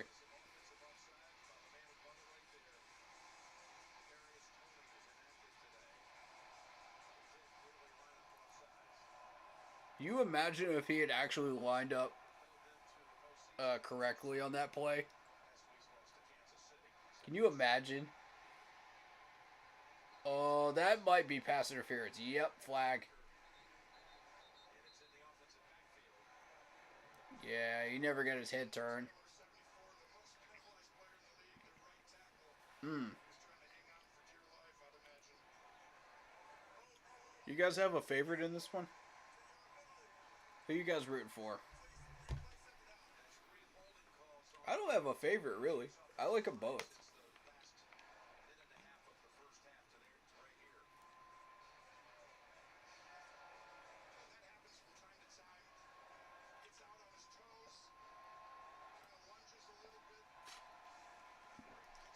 Holding call? Mm.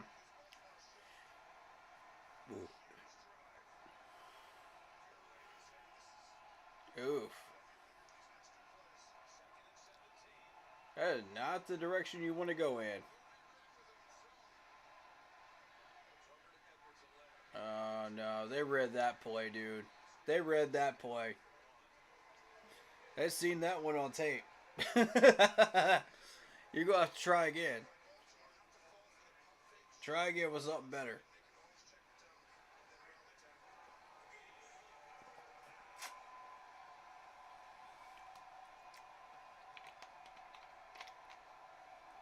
Third and 15.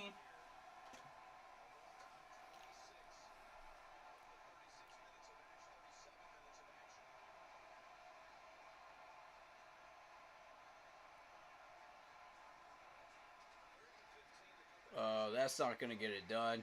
Nah. Not with him coming off his block. Ooh.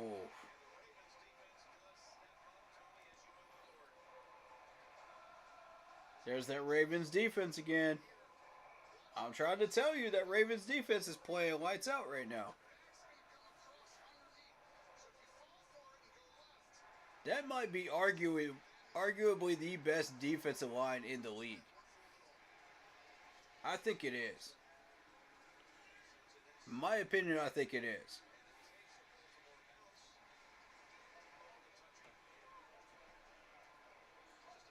Those pass rushers are ridiculous.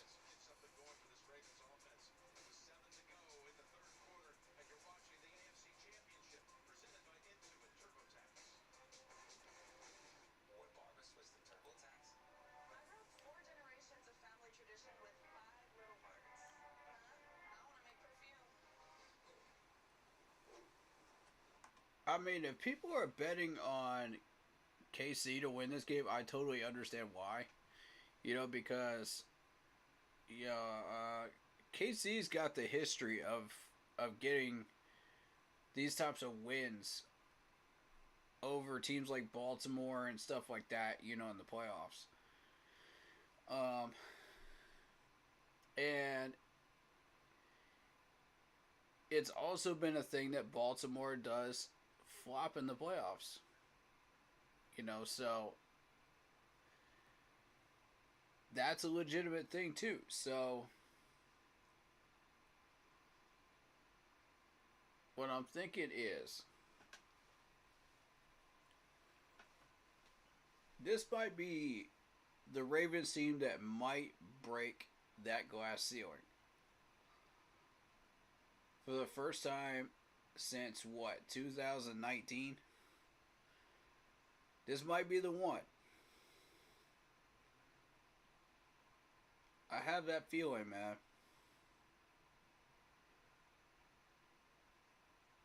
If they don't, they don't. But,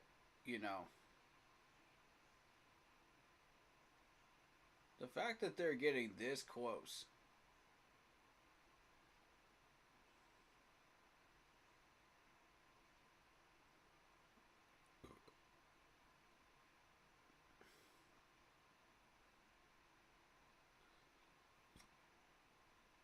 Yeah,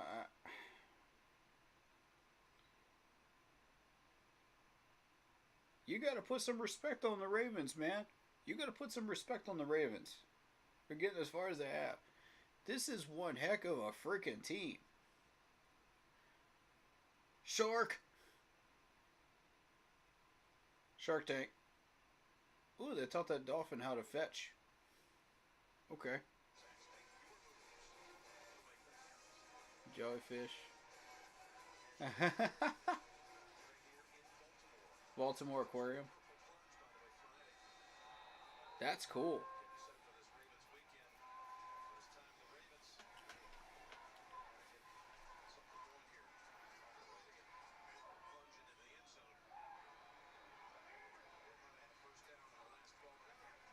Okay.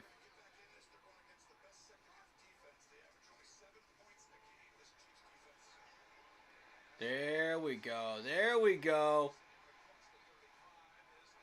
Where was the coverage?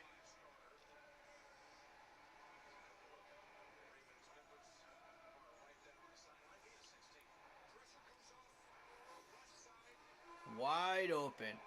Nobody over there.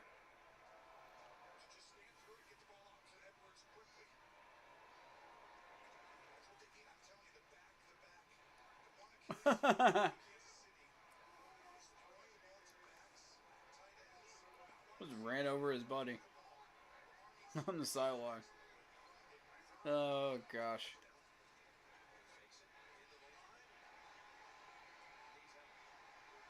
There he goes. There he goes. Good old Lamar Jackson back at it again. You gonna have to put a spy on this dude, man.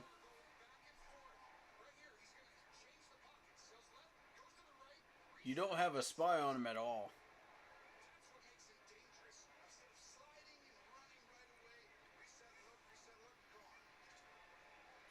That's the first thing I'd do is put a spy on him if I was game planning for this game. Make sure that man can't go anywhere.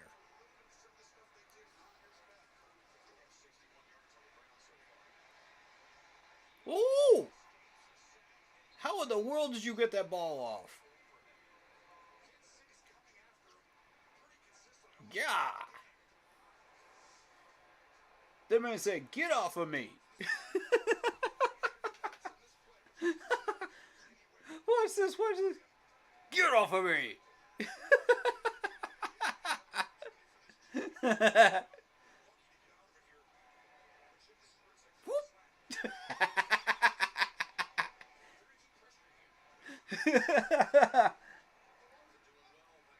Sheesh.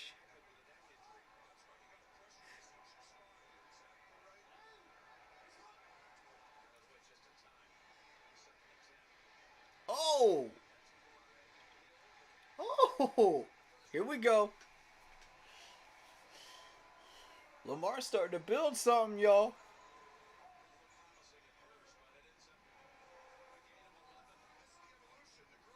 And with plenty of time on the clock, too. Watch this throw, though.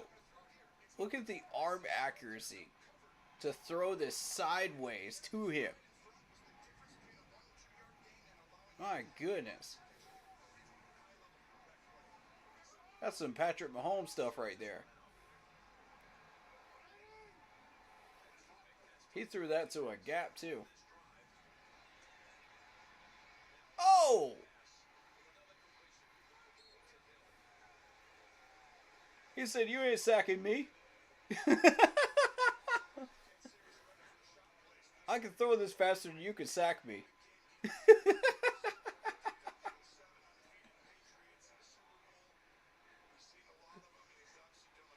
Watch this.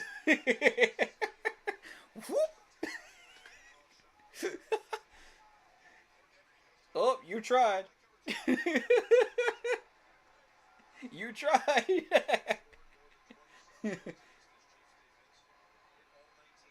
Oh, snap. Pass interference, flag, flag, flag. There it is. There it is.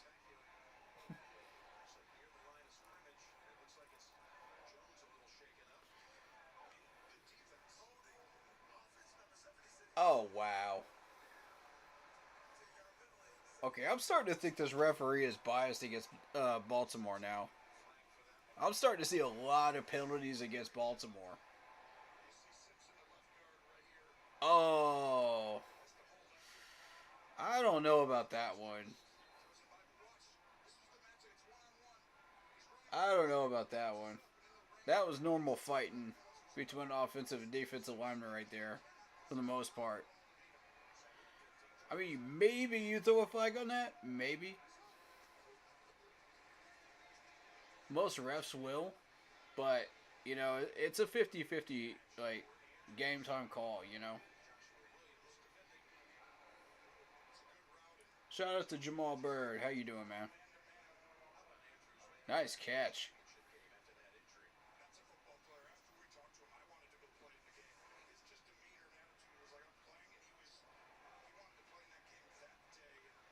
I like Andrews.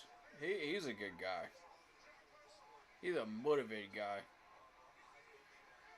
Absolutely.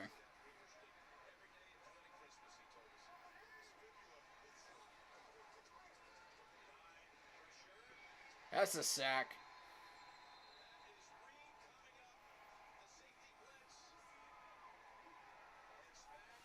Impressive, KC.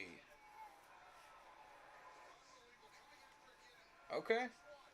Fatigue is still not set in yet.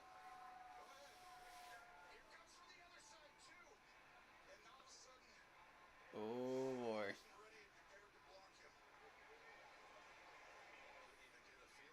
This score is going to stay the same for a little bit.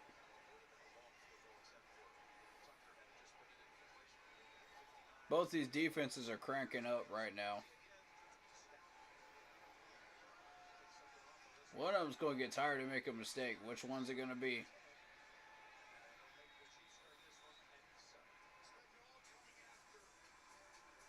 And if you're KC right now, you like your chances. You executed your game plan. You got point. You got a 10-point lead. Is it enough to beat the fatigue of your defense, though?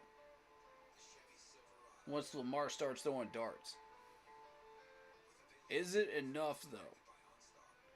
That's my question. I don't know.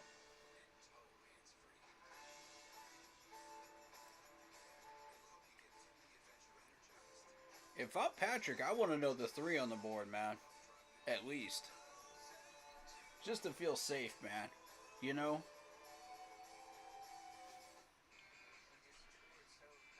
Because, I mean, the door's still cracked here, man, for Baltimore to come back. You're giving them an opportunity. And, how much of an opportunity are you giving them, though? Because you know that Baltimore secondary is not going to slow down. You know that Baltimore front line is not going to slow down. They're going to keep going the way they are, full speed, throughout the whole fourth quarter. They don't really have that fatigue issue that KC does. KC's had it for, 2-3 years now? They still won a Super Bowl off of it because adapting to what the other quarterback is doing, that they've been facing. But, how long can that last? Somebody's got to figure it out and start taking advantage of it. And I think that team is finally Baltimore. I think it is. Von Miller found a way around it.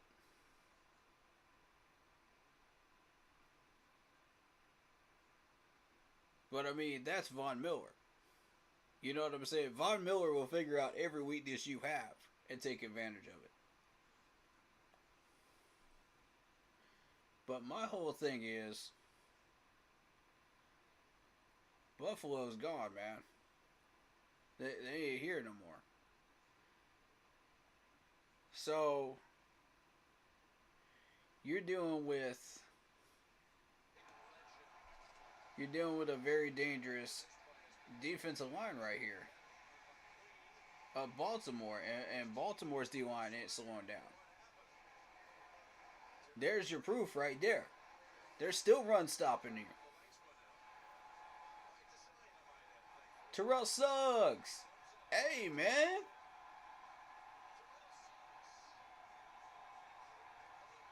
Listen to that crowd.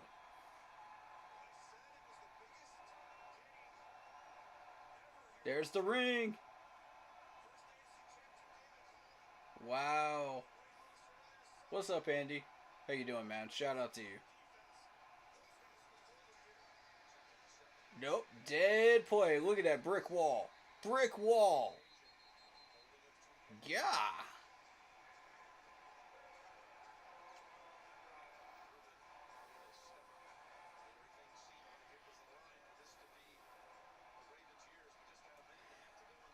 And I'm glad I got Andy on here right now because uh, I'm hearing in Seattle it's down to Dan Quinn and Evero Ajaro in Seattle.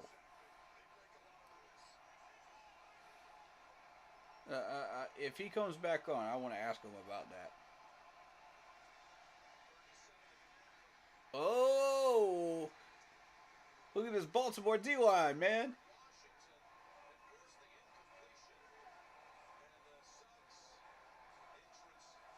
What did I tell you? These guys are not tired yet. Look at, they're going full speed in the fourth quarter, bro. Look at that speed and pass rush. Still this late into the game. And what you're seeing from the KC D line is they're just run stopping. They got a brick wall. They're focusing their efforts on that right now. And tackling. So that they don't get yak. This is a really, really entertaining battle here.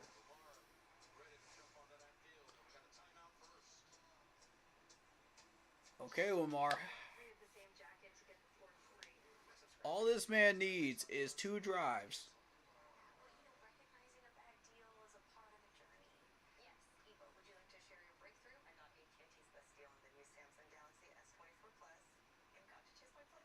Two drives, man.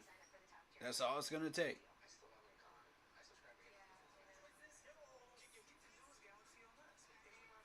It just becomes a totally different game.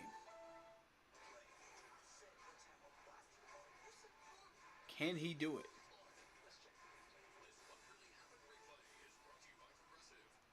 So my whole thing is, the Ravens are not going to have a run game, so they're going to be one-dimensional for a little while.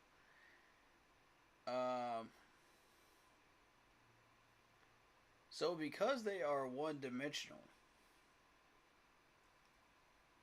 that's why you see KC taking advantage of that and amping up that pass rush a little bit. It's not quite enough, though. Most of the time, they've been focusing on that pass defense and trying to get pass deflections. Sorry about that. Been a busy week.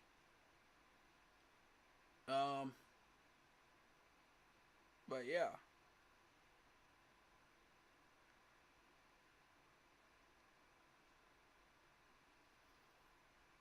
As a result of that, they've been getting stops. And Jonathan Stewart broke this game down really well. I wanted to show you that during halftime. I'll show it to you guys post game if you want, if that's cool with you guys. But I want y'all to listen to what he says as far as who he thought was going to win this game. Regardless of who actually does win it,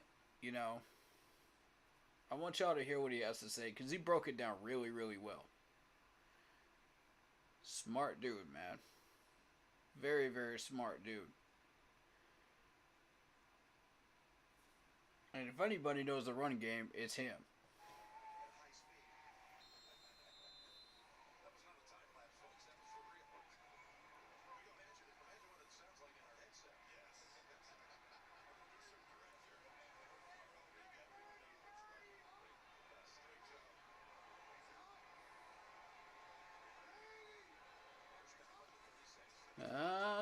See, they're trying to ramp up that pass rush. They're trying to... Wide open! Bye-bye. Bye-bye. 10-yard line.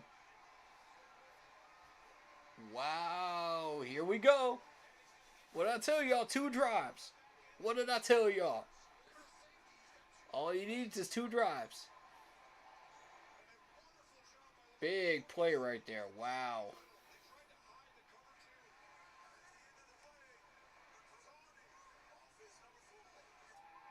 Oh, come on, ref. Let him play the game, bro. Let him play the game.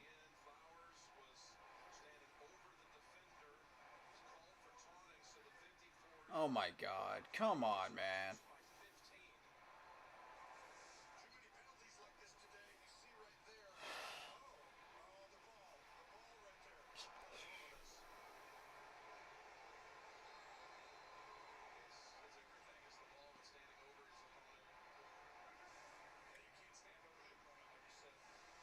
You can't stand over your opponent? Come on, man.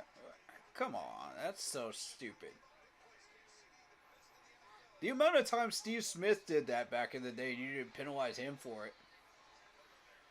Like, for real. Get that garbage out of your reffing book, man. Now, if the dude's cussing him out or acting a fool, okay, yeah, sure.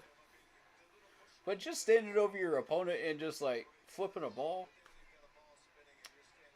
That's stupid, man. No. Nah, man. Nah, Lee, you gotta stop with that trash. That's that trash you need to cut out of your book, man. There's Flowers. Okay. Okay. He says, I don't care. I'm going to get those yards back anyway.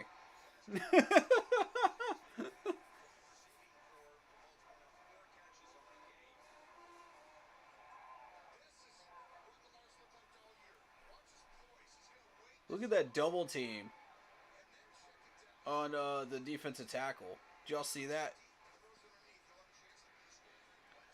I noticed it. Oh! Was it forward progress, though?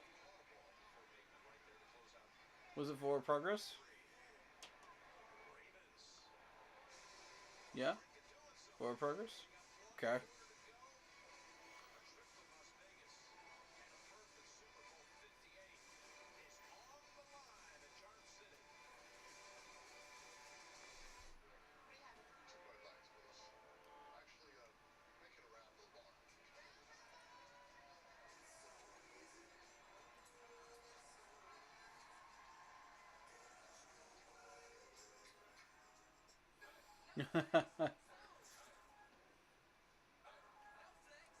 Man, how would y'all feel if you were drinking at a bar and you saw Peyton Manning just chucking beers, man? That'd be awesome. I'd try to catch one. I ain't even gonna lie.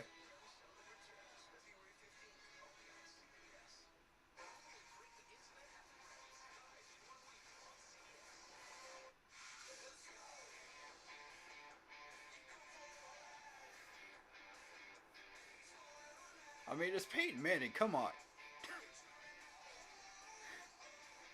You see him chucking beers, you're going to try to catch one. You don't want the alcohol to go to waste, first of all. Secondly, it's Peyton Manning. Come on.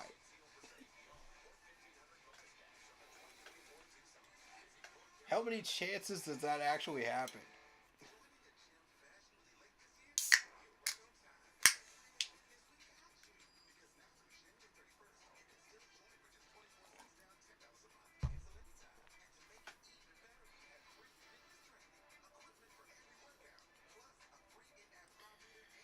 Oh, God.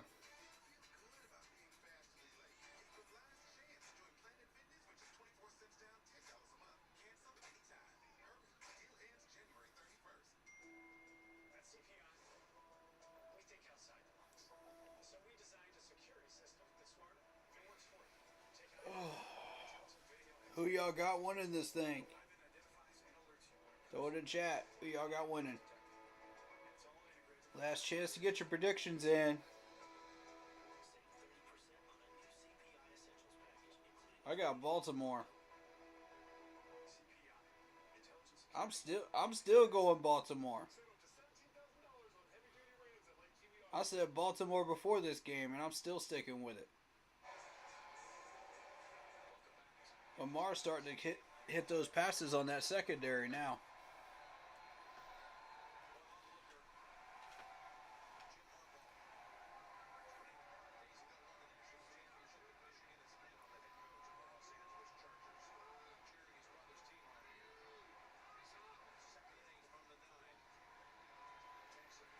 There it is. Touchdown.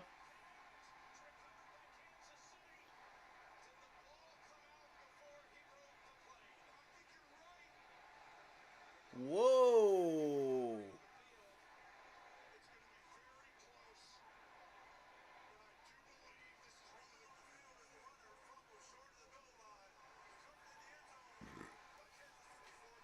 Oh, I don't know, man. I don't know.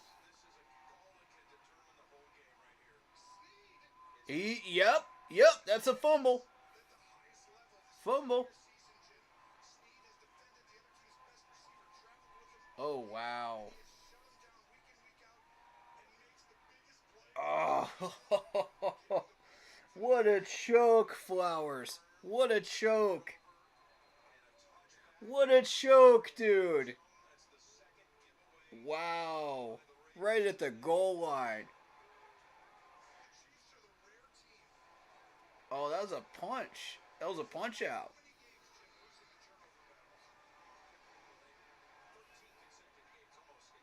Oof.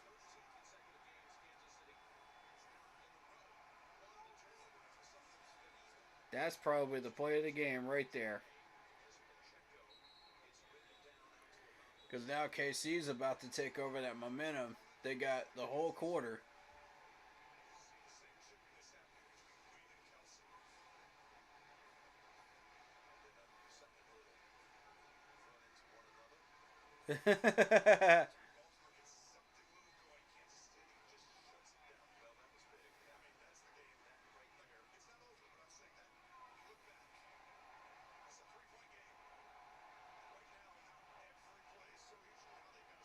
Every play matters from this point forward.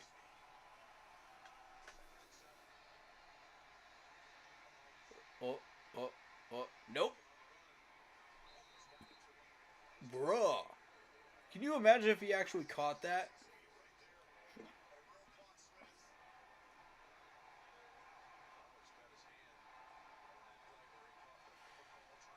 Oh my gosh.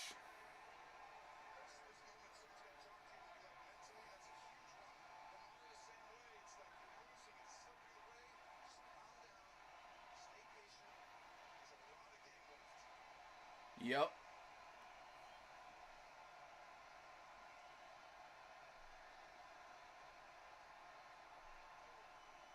It's true. There is a lot of game left. Yep. That's who. If you're KC, that's who you start relying on right from this point forward. That's how you start getting your offense going again. Because Baltimore's front four has been shut down that run game. So okay, let's go back to our safety blanket of Travis Kelce, because you know Travis Kelce's going to catch this thing. If he's not doubled up, throw it to him. You know.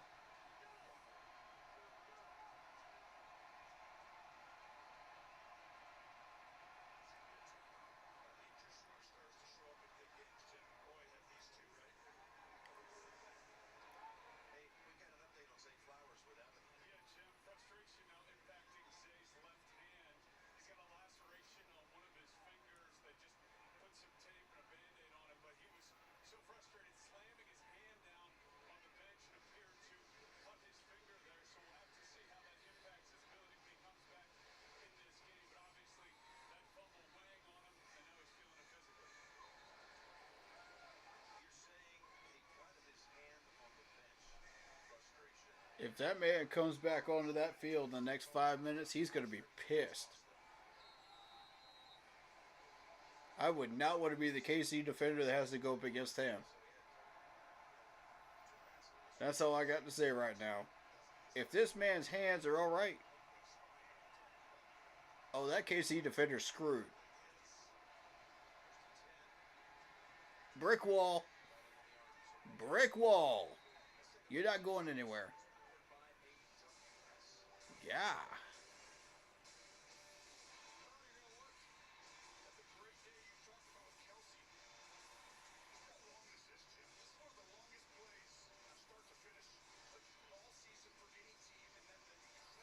What a catch by Kelsey, man. There are a few catches that I was just like, whoa. You know, but then you got to remember it's Travis Kelsey, though. That's typical for him. Shut down. Nope. Denied.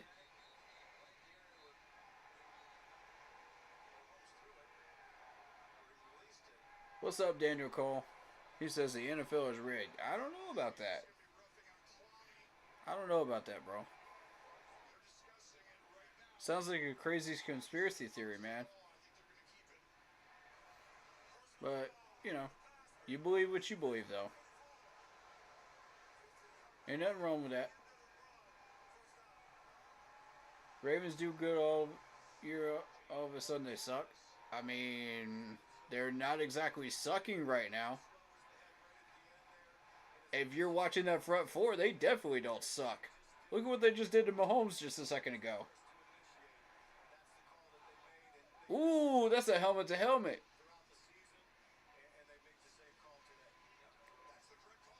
That dude just lit him up.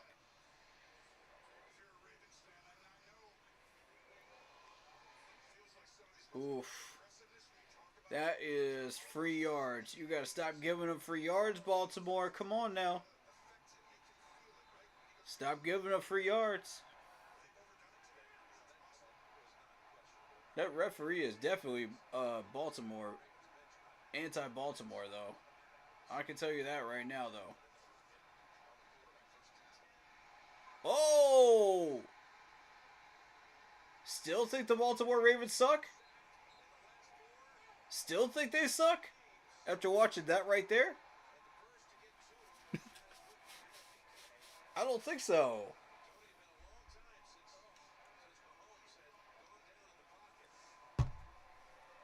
This is Baltimore facing a legit KC team. How in the world did... Bro.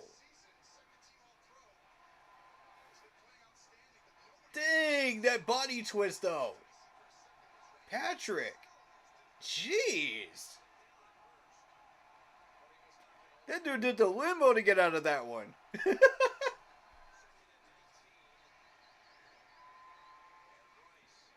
Spawned right into a hit. Yep. 3rd and 13.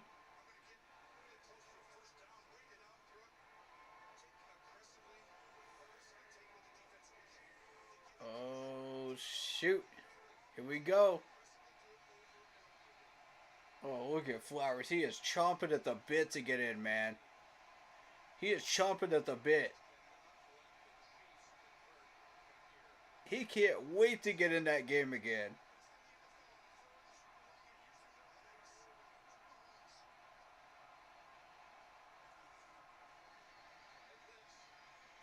Wide open.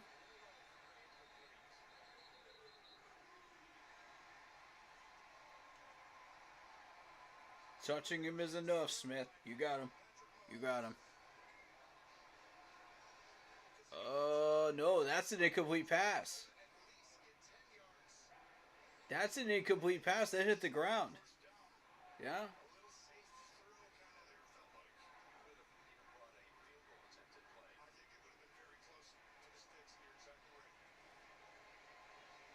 Wow.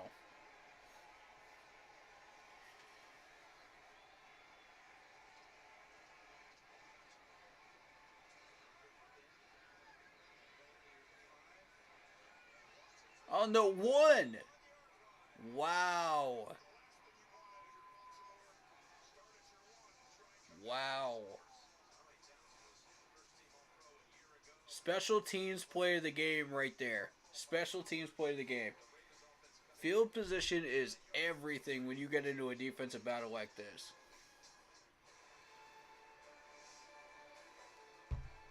It is literally everything. And my whole thing is, like, KC's front four has not been able to really get enough pressure on Lamar Jackson.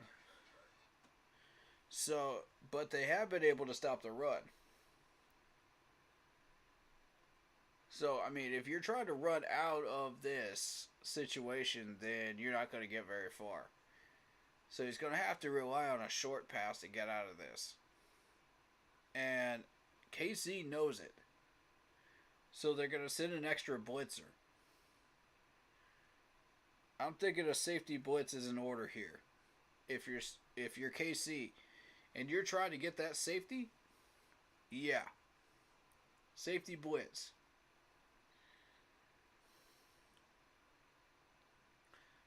And he's going to have to get that ball out quicker if he wants to get out of this situation. So, I don't know that he can do it. The way this game has been going, and as fast as that KC D-line has been getting on these wide receivers and running backs, this could get real interesting. This is where I really want to see what happens. Because now we're really going to find out, okay, how good is this KC D-line? This is where we really put them to the test. You know you can't run on them, okay? Can you pass out of that pass rush?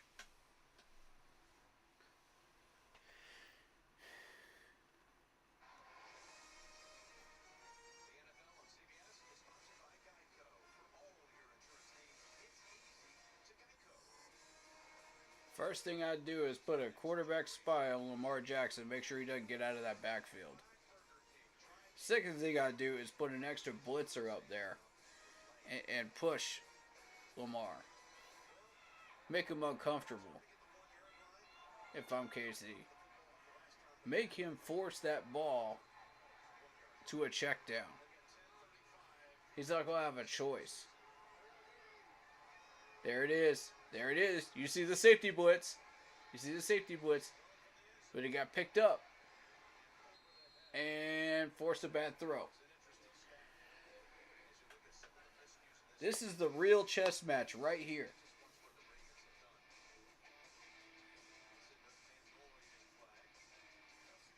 Kya! Clubbed him in the face.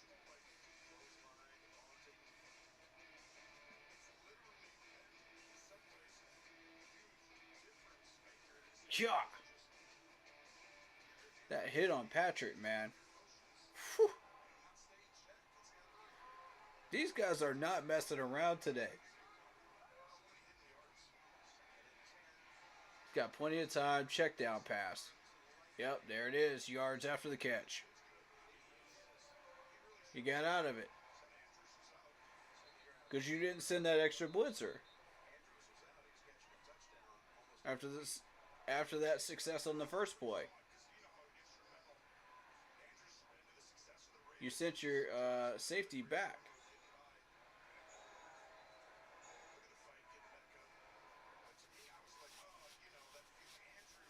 I mean, yeah, your defensive tackle is beating his man, but you're too late. All he has to do is move an inch over to the left. Whoop, right to my check down.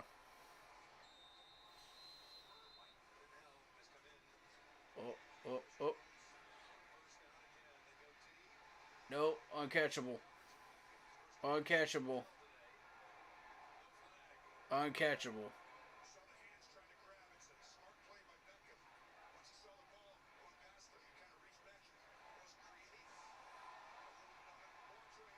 That's smart to try to throw it up to OBJ, but, you know, if that ball was just a little closer, he might have got flagged for it. He might have got caught.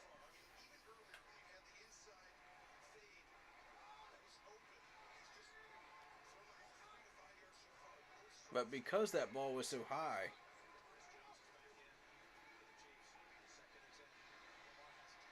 oh, Lamar running out of time.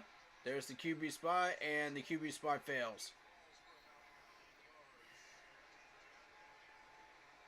Guys, you got to seal off the edge if you want to stop Lamar Jackson. He's going to burn you. Look at this. If you look at this gap that he's got over here. He's going to recognize that every time, and he's going to run right through it. That's who Lamar is. All day, all day, all day and tomorrow.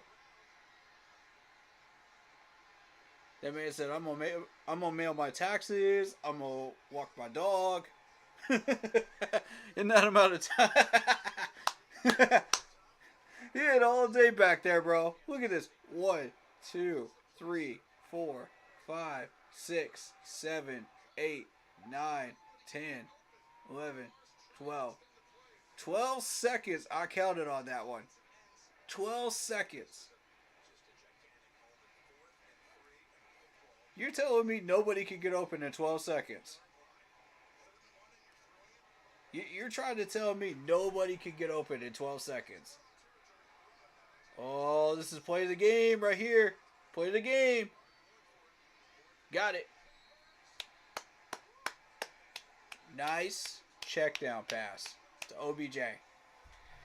Nice.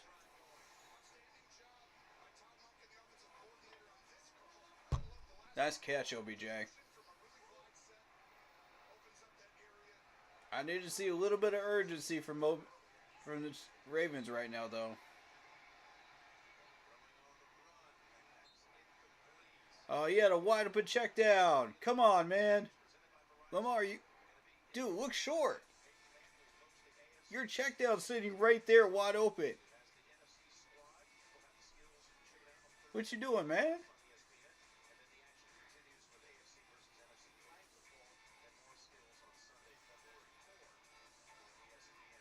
Okay.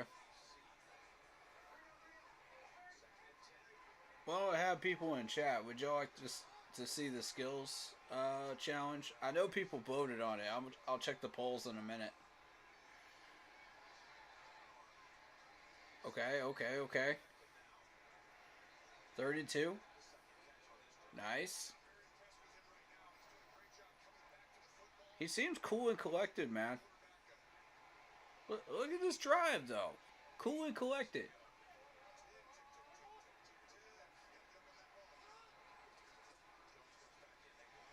Yep. Okay, you got 8 minutes on the clock. You're trying to take away time from Patrick Mahomes. I see it. But you got to do something with it, though. You got to actually score on this drive, though. Am I racked into the NFC Championship game too? Yes, I am, Lock Poppy. Indeed, I am. I'm reacting to both. I already had that locked in way early on. That's an automatic every year. And the Super Bowl too.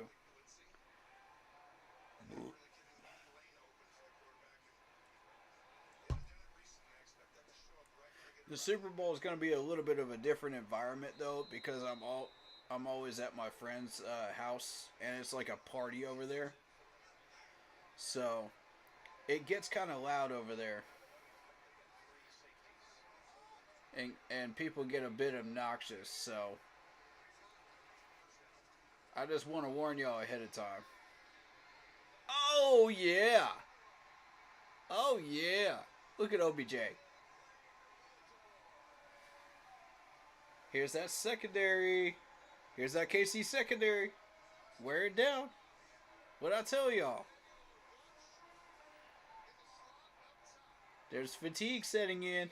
That D-line is having trouble now. They're not getting to him. Look. And Lamar knows it.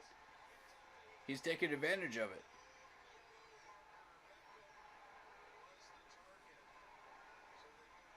Lamar, you do know you have other wide receivers besides OBJ, right? Oh! Imagine if that ball was just a little lower. Just a hair lower. That would be a crazy catch.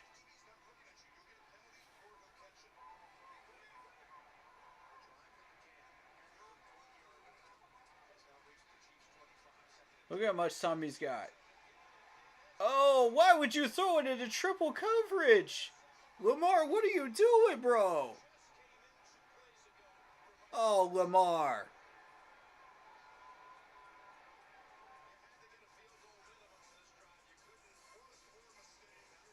Oh, wow. He's in triple coverage. Don't throw it to him in triple coverage.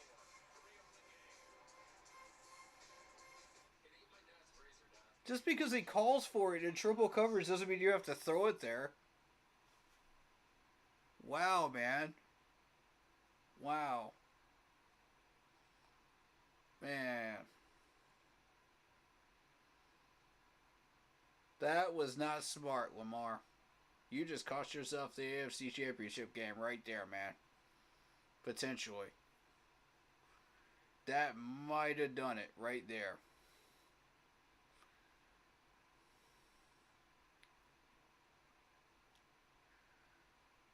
Who knows, though?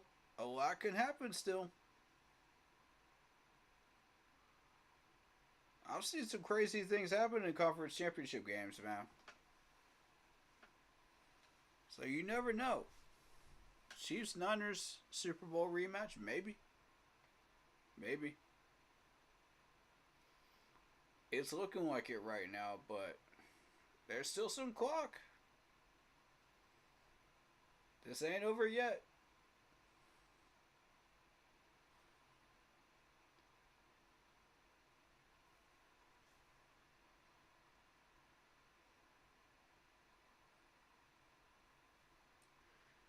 If you watched enough NFL, you know 14 points can be scored within 2 minutes.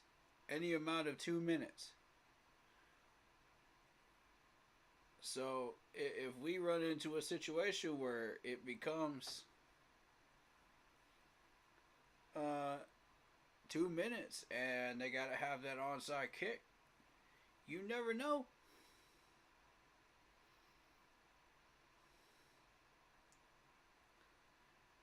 They just gave the ball back to Patrick Mahomes, though. True, but Patrick could throw a pick into that Baltimore secondary. Now remember, Baltimore is not tired. That fatigue has not set in with Baltimore, but it has with KC. I want y'all to keep that in mind. Did y'all see that front four for KC not getting to Lamar Jackson? He had all day back there. That Chiefs secondary is looking a little weak. So if they can find a way to get that ball back on a turnover here, this could turn into a game real quick.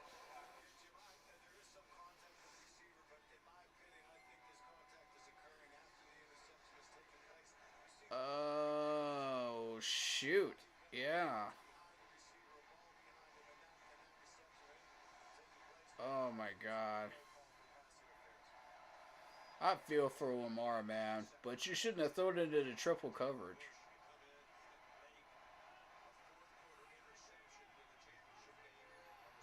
As the Chiefs score is probably game.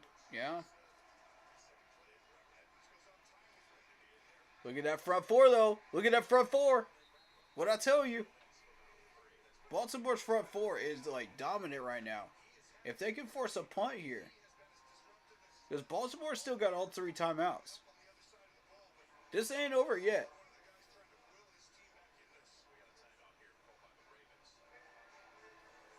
There you go. This is not over yet.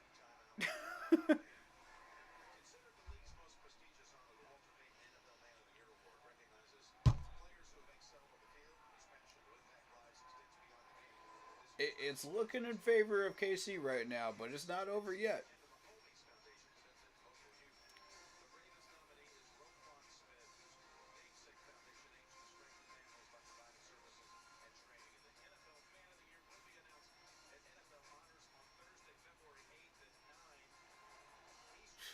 That's who we should have drafted right there. Roquan Smith. That's who we should have drafted, y'all, in that second round. God. Makes me sick. And that's the stop. That's the stop, though. That's the punt.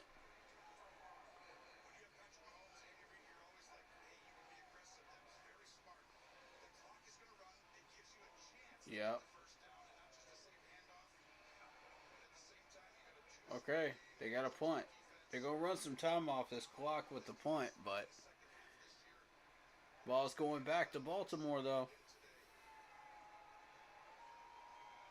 Every second that they run off that clock matters.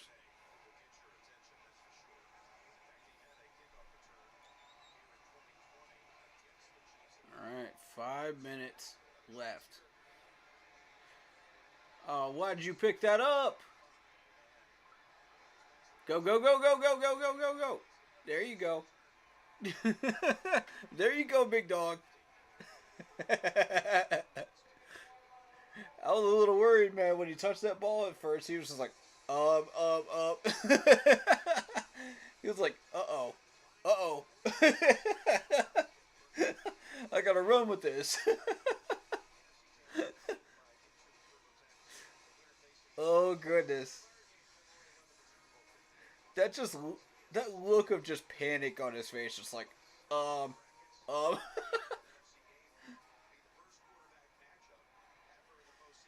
Oh, goodness, man. Can y'all believe Detroit is in the NFC Championship game, though? Wow. Who saw that coming at the beginning of the year? Literally, who saw that coming? Because, like, I didn't see it. Oh, snap. I stand corrected. We got one man on this front four that isn't tired yet. I stand corrected. Dang. Alright, alright, alright, alright. Block him. Yep, use that sideline. Smart. 4 minutes and 30 seconds. Wow. If they manage to score and we got ourselves an onside kick,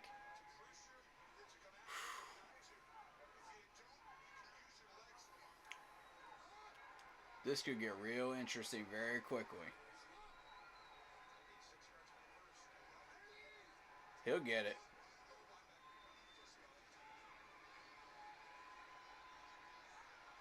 You better catch it.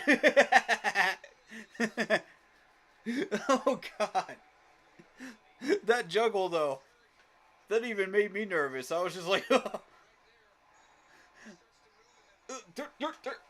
hot potato.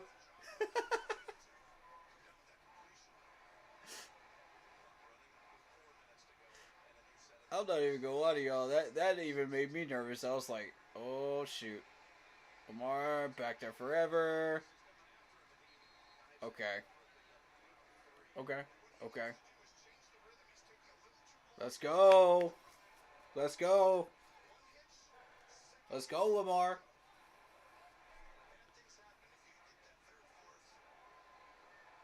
I'm not even rooting for anybody specific in this game. I'm just rooting for the individual players, you know? Go. Go. Go. Go. Yep. First down. Nice. Nice.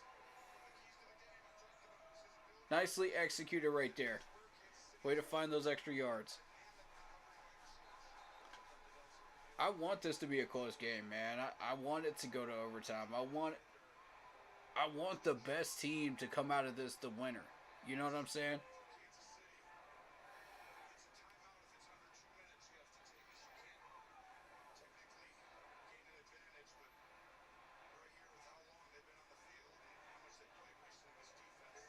I told you, fatigue.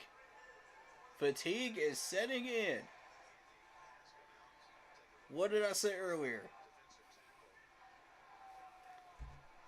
There's your fatigue right there. In the form of an injury. That fourth quarter fatigue. And I mean, KC gets it in spades whenever they play a tough opponent like this in the playoffs. Somehow, they manage to score enough points with Patrick Mahomes to get through it. Every time. Early. And that's been the secret to their success and getting out of that kryptonite hole. But eventually, it's going to catch up with them if somebody manages to stop Mahomes. So, if you got a really good secondary, you shut down Mahomes' options. And you got a brick wall line right there.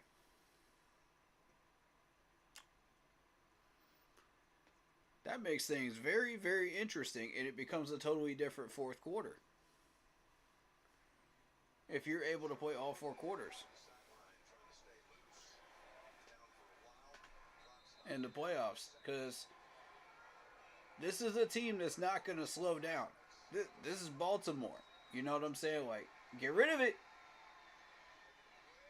Go. Go. Go, Lamar. Okay.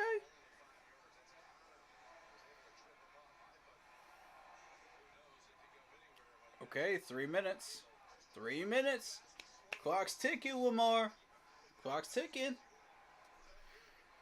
Clock's ticking. Come on. Pass interference. Flag. Flag. Flag. Where is it?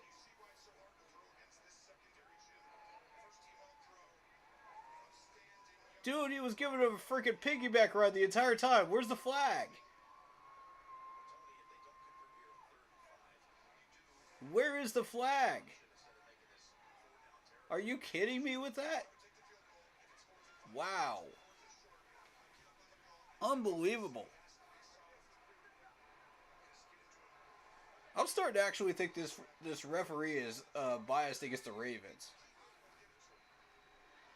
There is no way you get away with that. No way. Get rid of it. We get a flag for that? God. If that ball had been near that wide receiver, he would have gotten the flag. Guaranteed. Look at this garbage. Look at this garbage right here. Like, are you... Really?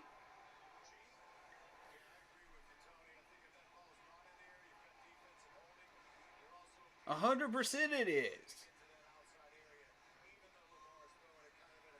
How do you not flag that? Okay. Okay. Tucker will get this one. But they've got to get that onside kick, though. Otherwise, it's not going to matter, man. This has got to be...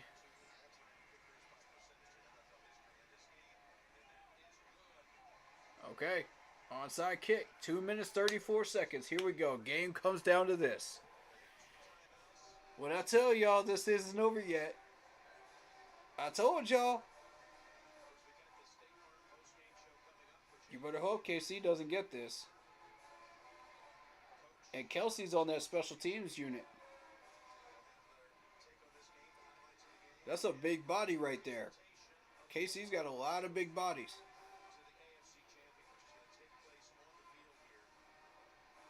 Baltimore's got a lot of big bodies too. This could get real interesting right here.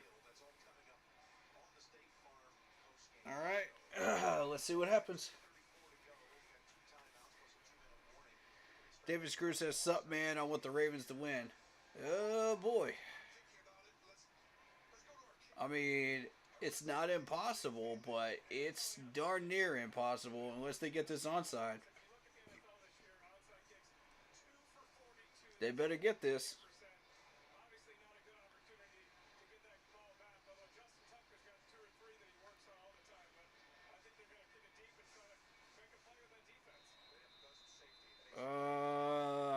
I don't know about this. I don't know about this, man.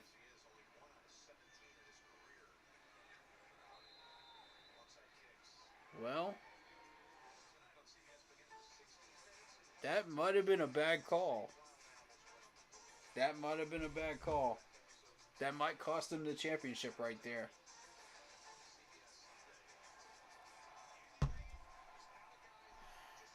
Because KC is going to run out this clock. They're going to go down to 2 minutes. They're going to burn your 2 timeouts. So you're going to have to do something with the ball once you get it. You know, they're going to force you to do something. And Pajinko, yep, holding.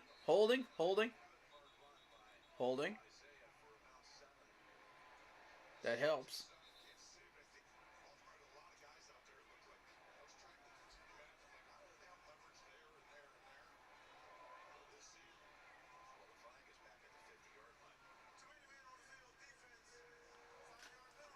What?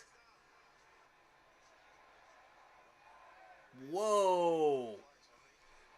Y'all see what I'm saying? Y'all see what I'm saying about this ref? Wow. Okay, yep. That is too many men. That's too many men. Good call. One could argue, though. One could argue with all the flags today on Baltimore. Are most of them legitimate?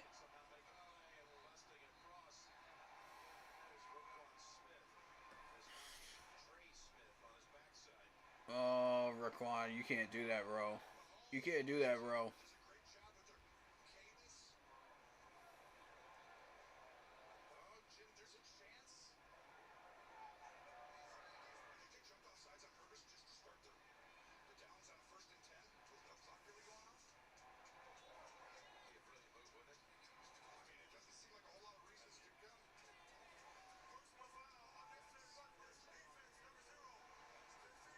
Unnecessary roughness. No, man, that's just an offside penalty. Since when does that become unnecessary roughness? Okay, if he would have ran up on him that aggressively if the ball was snapped. That's not unnecessary roughness. That's garbage.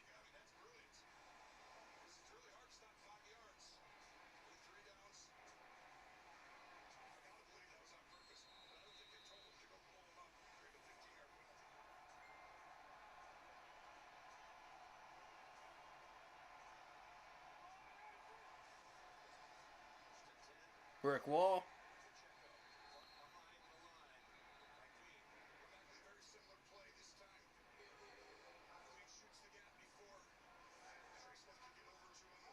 Baltimore timeout. There it is. All right. If you're smart, if you can shut these last two plays down, there's a chance. I'm saying there's a chance.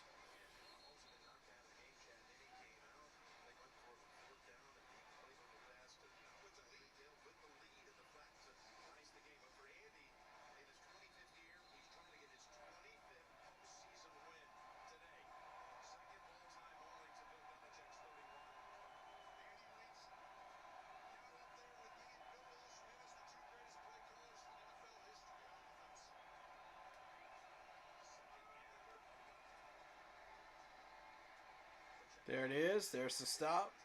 Okay, 2 minute warning.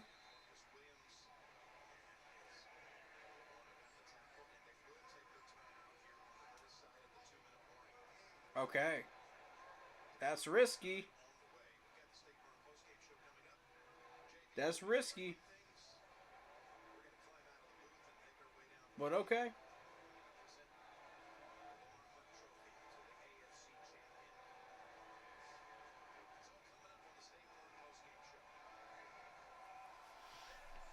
we go. Now it comes down to that Baltimore secondary. Let's see it. This will put them to the test. This is the real test for them. Can they handle it? This deep into the fourth quarter.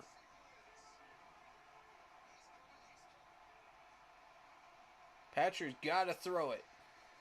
That D-line knows it. Oh, what a catch, dude!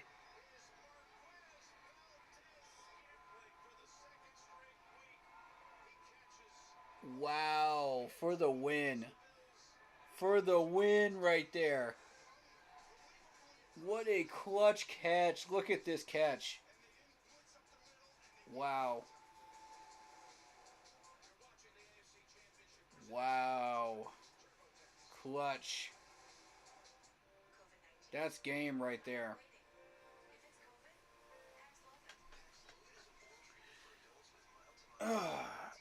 And Patrick Mahomes says, game.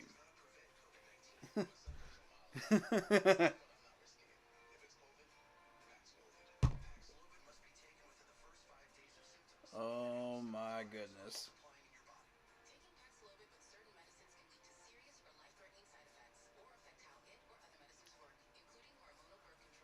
What an interesting game right here, man.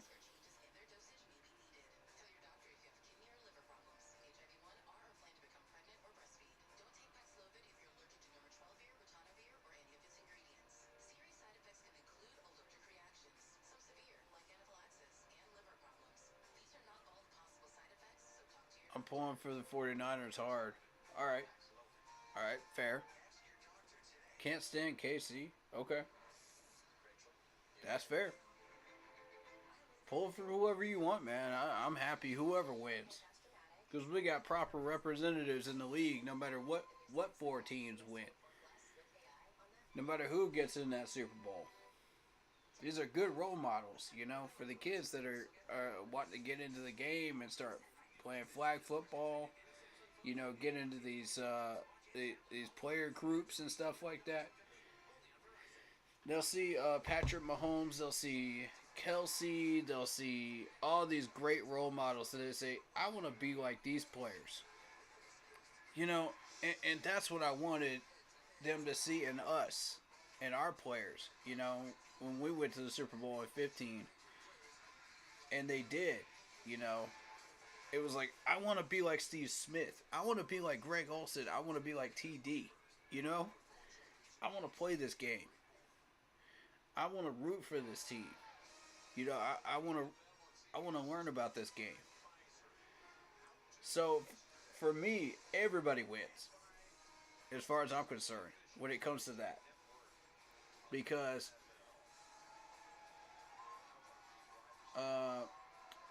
all of these teams are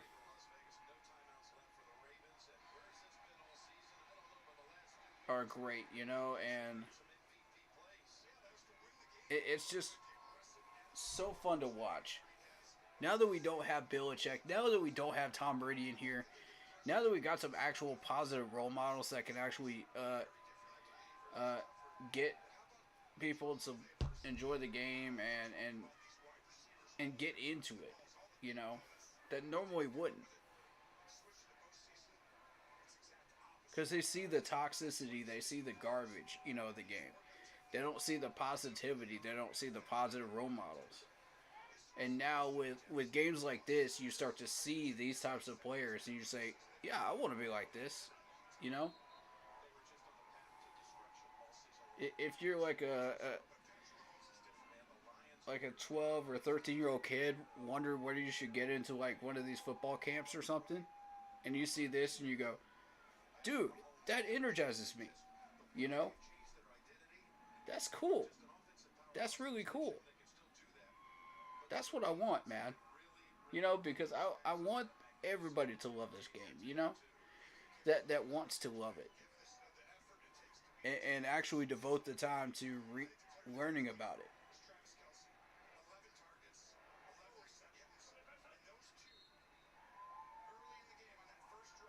But congrats to the KC Chiefs again. AFC champions again. And, you know, respect to Baltimore. They have had a heck of a season.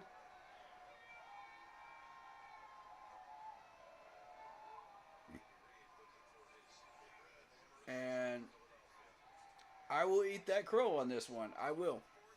Because I had thought that Baltimore would win this thing. And I thought Lamar Jackson would take advantage of that Baltimore uh, fatigue and use it against them. But the answer is Patrick Mahomes and Travis Kelce. These two have been such a impactful duo that it actually uh, cancels out that weakness. And that's amazing to me. That's amazing to watch that. What a chess match between these two. Both of these teams deserve to be in the Super Bowl, in my opinion. And only one of them can go. So,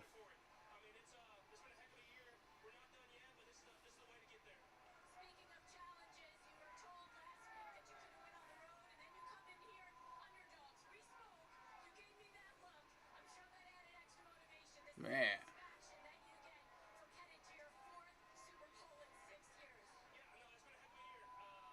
And look at Andy. He's just so serious right now. He's just like, okay, yeah, sure. We've been here already. Yeah. Okay, cool. He, he's so non-emotional. It's hilarious. I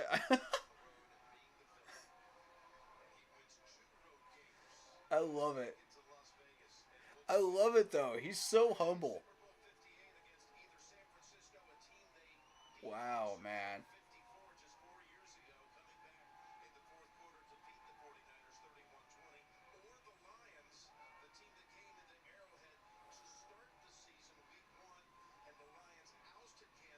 What do you think? Can Detroit actually pull off this upset? Is it possible?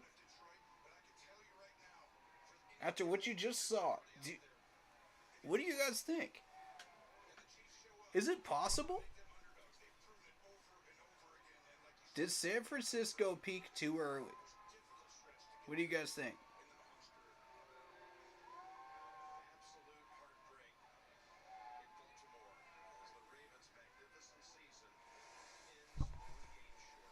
Uh, well, I mean, to be fair, Lamar, you shouldn't have thrown it into triple coverage.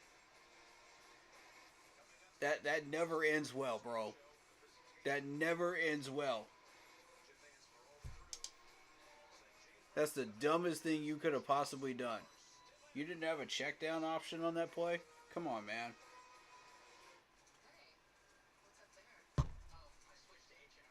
You need a check down on that.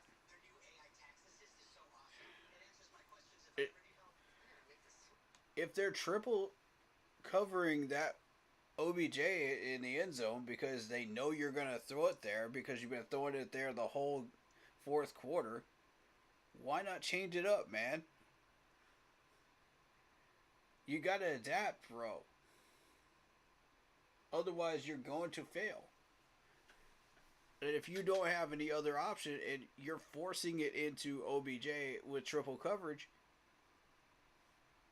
you're not doing your job. It's that simple, you know. Either either the offensive coordinator failed to get you another option to throw it to, or you're trying to force it where it should not go. One of the two. Which is it, Lamar? Because with the way that Baltimore offense has been going that game, I refuse to believe it's the first option. You're trying to force it where it should not go. And that spells disaster every single time. That's either going to get blocked, knocked down, or picked. 99 times out of 100. You know, unless that wide receiver is a legend. You know, I just don't see it happening. You got a 0.05 chance of making that pass. It's just not there. But congrats to KC. Um,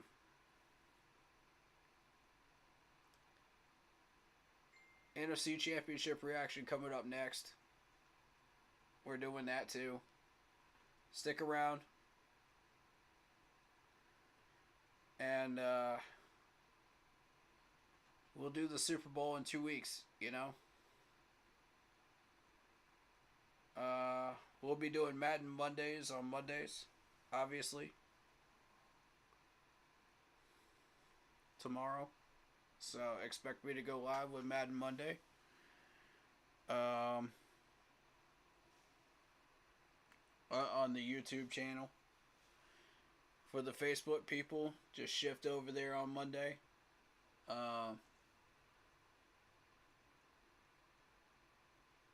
You know, it'll happen. It'll happen.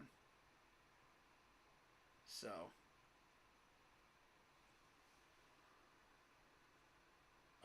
with that being said,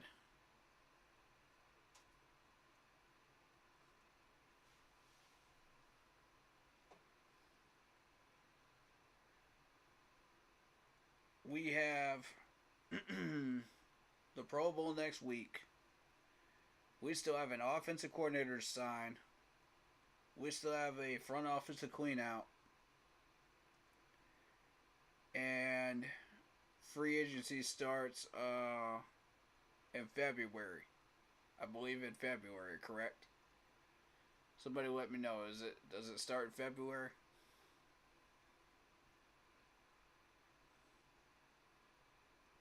So we got to find out what we're doing about Brian Burns before then. And some of these other ones. Excuse me.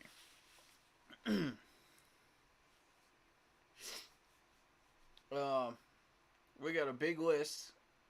Yeah, that's never going to end well. You're throwing it into a triple coverage. Look at that garbage.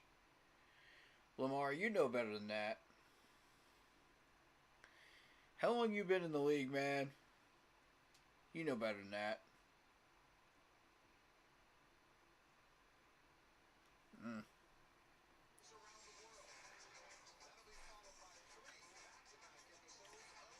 But,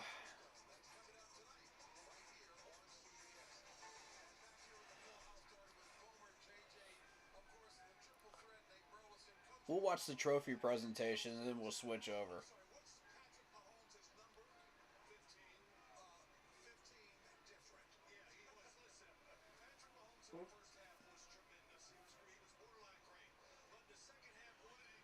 Four Super Bowls in a 5-year span. Appearances.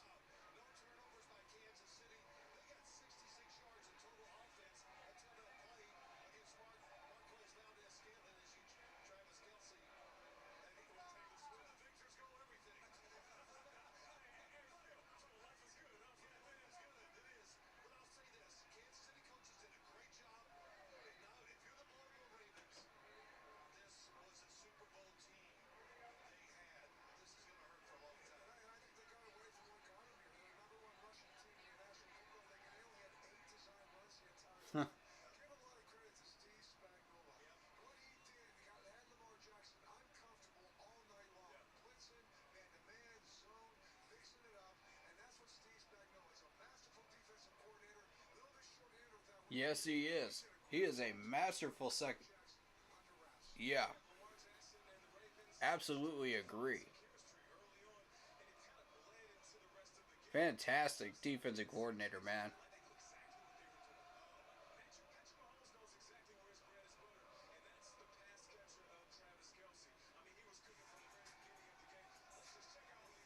Yep. Travis was absolutely phenomenal today. This dude was just. I don't even know how he made a couple of these catches. But I mean, it's Travis. You know, at the end of the day, it's Travis. You kind of expect that from him. 116 yards, one touchdown, off 11 catches, man. Wow.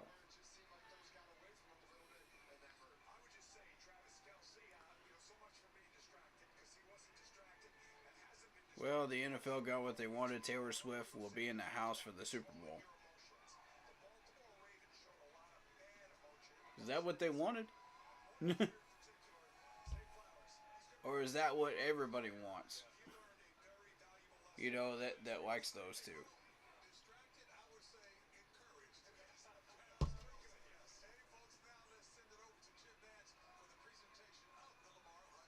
Here we go.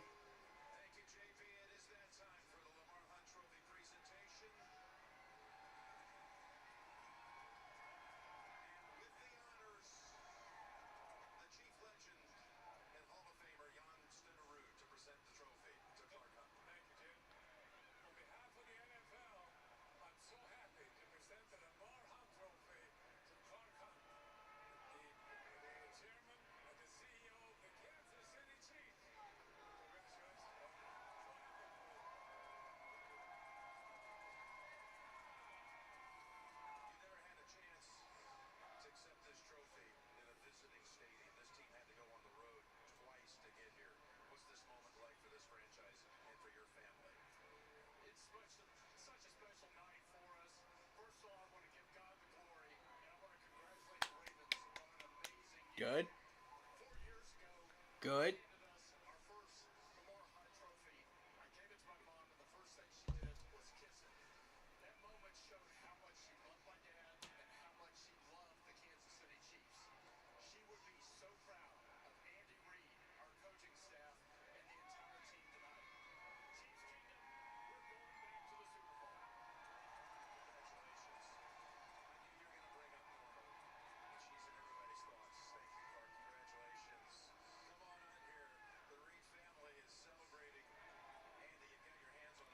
Andy! Hey!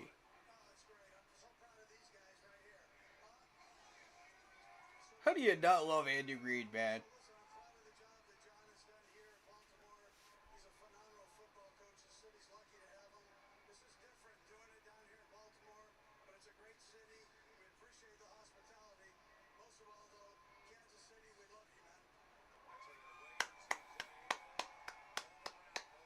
Hey, much love to Andy, man.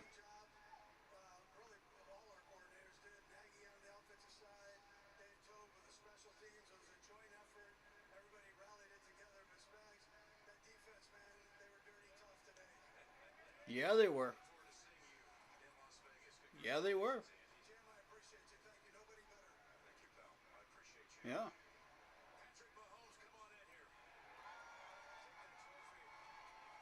There it is.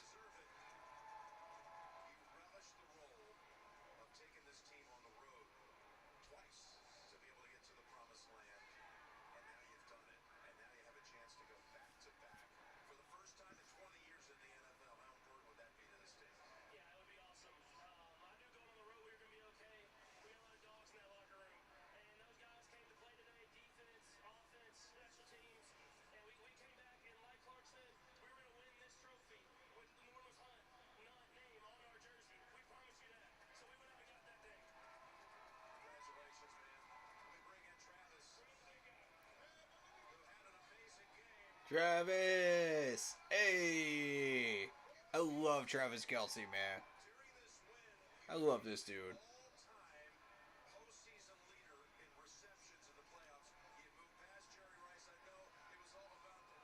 He got past Jerry Rice.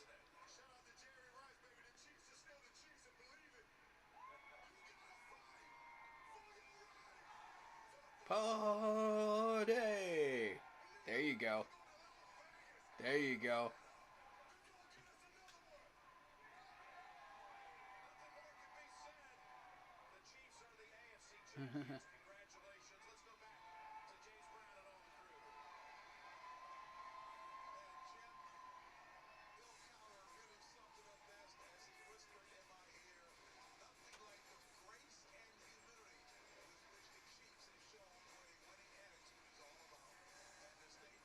The humbleness and just the overall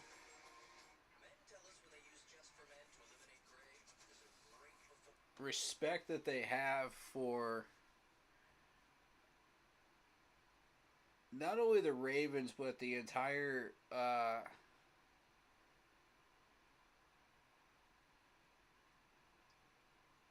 amount of people that were there, you know, and it's just incredible to watch that humbleness. That is how you want to represent, you know, in the league. That is an A plus representation of what it's supposed to look like. You know, if you want to be a role model for kids, be a role model for people that are just getting into the game and wanting to learn about it, that's a great way to do it. You know, just watch these guys, you know? And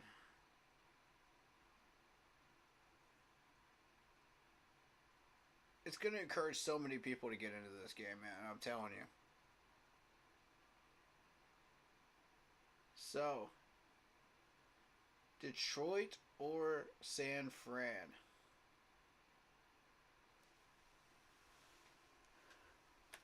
Who you guys got? I know David Screws has got San Fran. Who we got, though?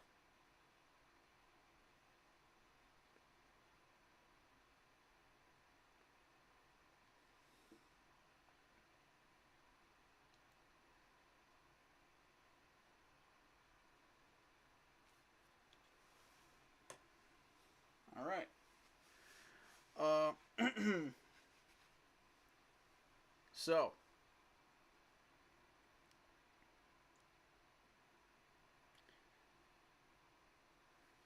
what are y'all thinking right now? KC back in the Super Bowl. How's it feel? How are we feeling about that? Happy, sad, angry? What y'all feeling? Don't care? Because it ain't the Panthers. You know, what you feeling? Me, I'm satisfied no matter what, man. All four of these teams are amazing in their own special way. And all of them deserve to be there, in my opinion. But only one can win. And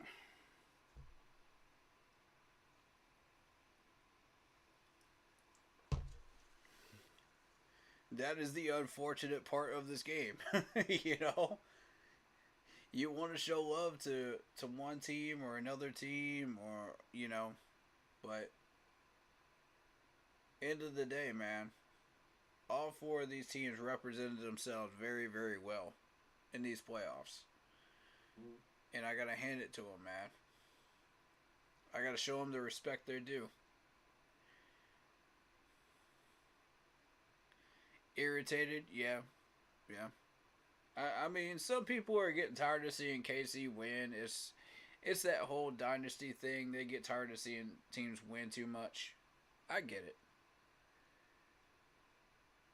But I mean, look at it from somebody else's perspective that's a fan of another team that's sitting on the bottom of the league. You know what I mean?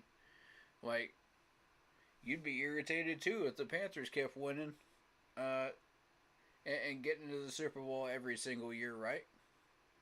If you weren't a Panthers fan. So, I mean, you got to look at it that way.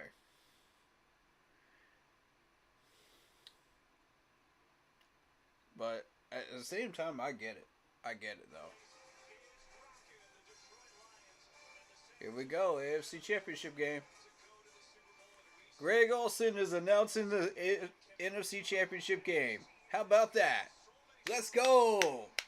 Let's go, Greg. I love it. Greg is in here. CMC is in the house.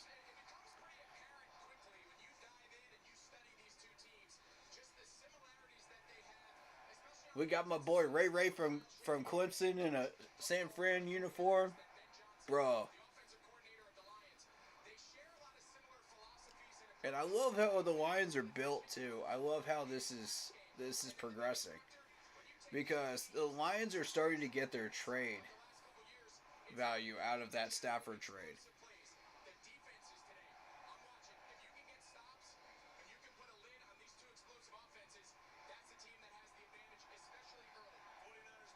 Yep. Yep. Truth.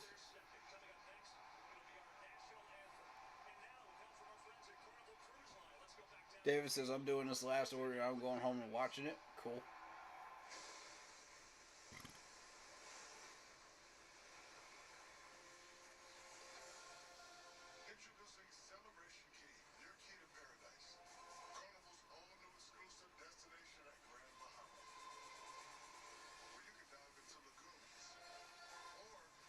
That is some crazy 3D crap right there. What the heck? That is the wildest CG stuff. That is wild how far that type of stuff has come, over the years. The fact that you're able to overlap that over the field and just do all kinds of 3D crap, dude, that's crazy, dude. I love that. I mean, I'm probably not gonna have anything to do with Carnival Cruise Lines, but still, just the fact that they're able to figure out how to do all that stuff and continue to advance the technology in that way is quite incredible. Yeah, it's 2024. I love it. I hope Christian goes off tonight. Miss him as a Panther. He deserves a ring. Yep, facts. Facts, he does. I just hate this San Francisco stadium, man. I hate this stadium. I hate looking at it. Because it brings back bad memories, man. You know what I'm saying? Like, y'all already know. I hate this stadium.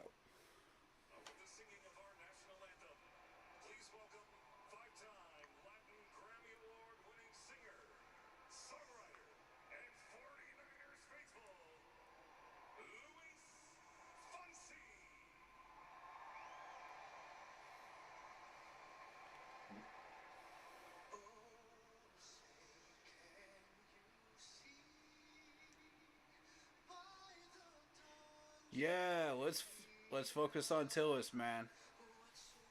Truth.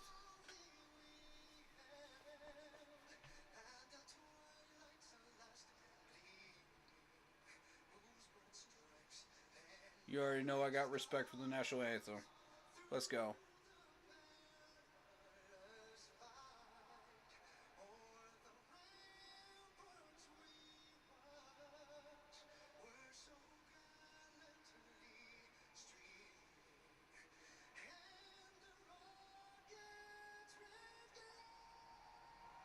I honestly forgot we had troops over in South America. South Korea. Hmm.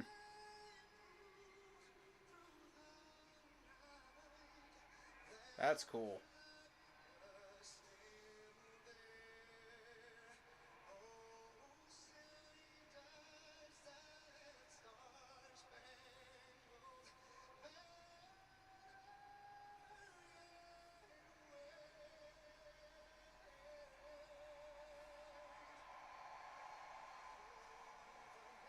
Mm-hmm.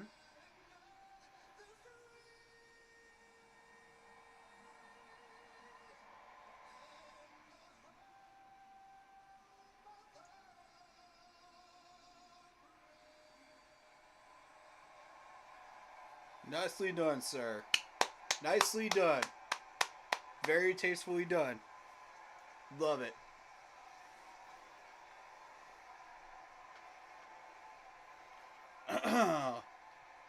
There's the fighter jets. Love it. Oh, let's do this thing. NFC Championship. Alright, get your predictions in. Get your predictions in. Who you want? Who you want for this one? Who you want? Throw it in chat. Come on. Last chance to get predictions in.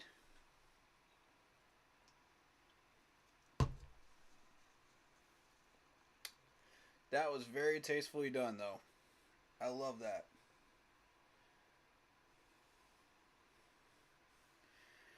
When these singers have that much respect for the national anthem, man, I got respect for them. You know what I mean? That's what's up. Lot Poppy says Lions 24, 49ers 21. Or Niners 28, Lions 24. Which one is it, Lot Poppy? Which one you choosing, man?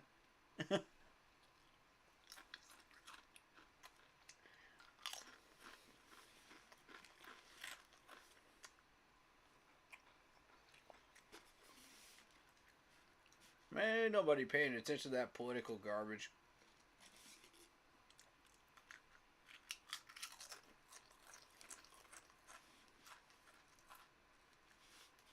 We're trying to watch a championship game, man. Get that out of here.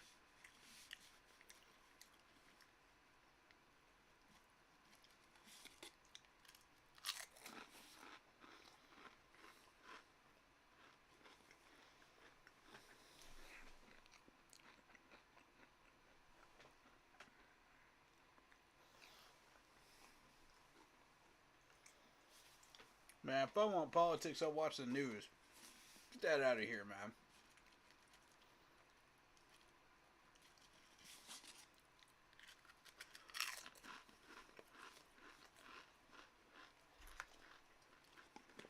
Let's go, though, man.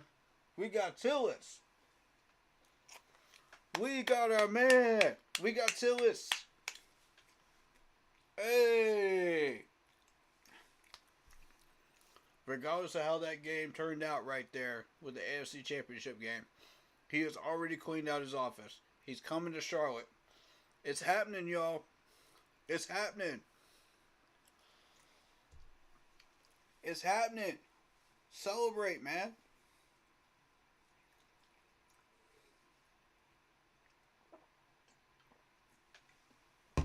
We're finally going to start cleaning up our crap in Carolina and start taking care of this mess. I'm excited, man. Lot Poppy says CMC about to show every Panthers fan why we missed him. Yup, facts. Facts. And why we should have never traded him in the first place. Missed me with that injury status, man. Oh, he's injury prone. Missed me with that. We should have never traded this man in the first place.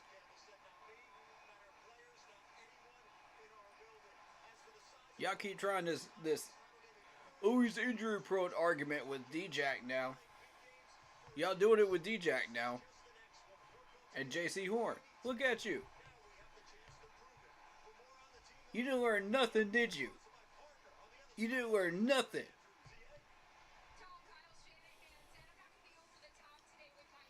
Now we're watching CMC about to go into the Super Bowl.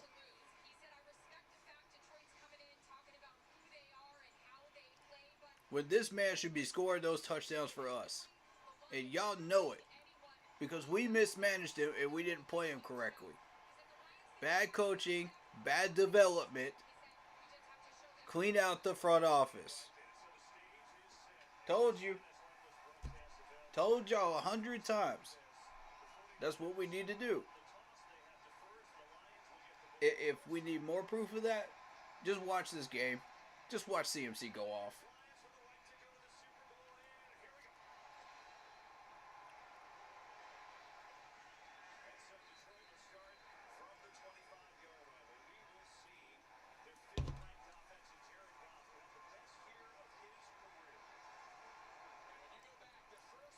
Can you imagine if the Lions actually pull this off?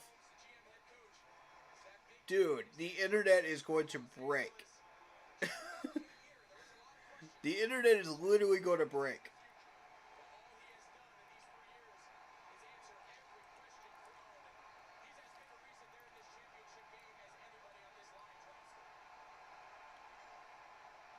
Is it sad that I almost want to see that happen?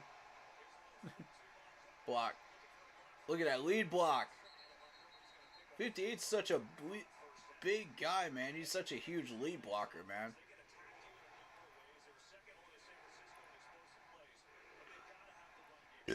Panay Sewell, man.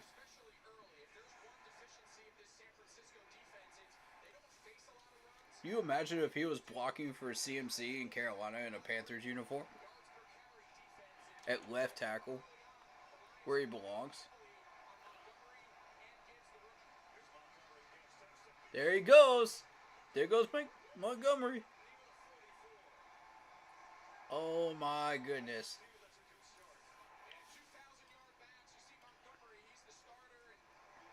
That's a great start.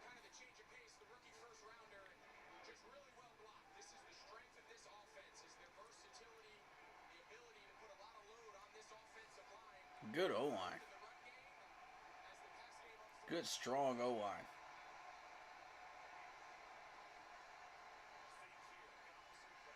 There it is. There it is. Tight end. First down. Sam Laporta. Now I want to remind people, this is Blitzball's pick. This was his choice. He was on his radar. I want to remind people of that. For real. I'm going to keep reminding people. I will keep beating that drum because we didn't pick him up. This is yet another player we missed out on. Oh, look at the fake. There he goes. Oh my God. Whoa.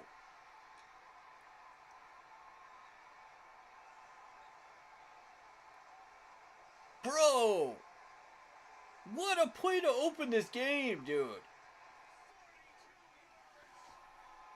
Woohoo! We got a ball game, folks.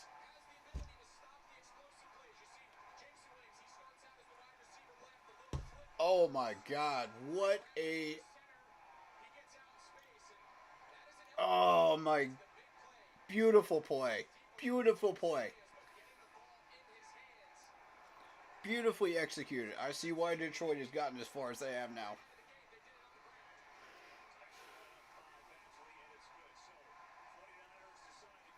Wow.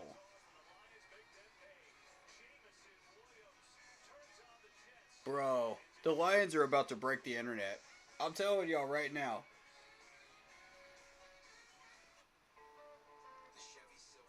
This is crazy.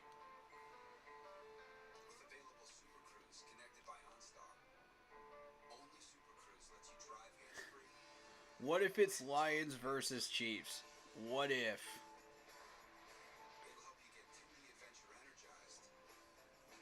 If the Lions somehow get some kind... Bro. Bro.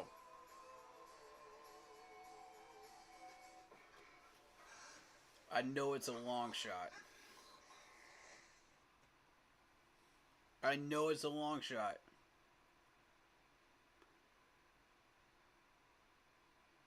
But if this actually happens, dude.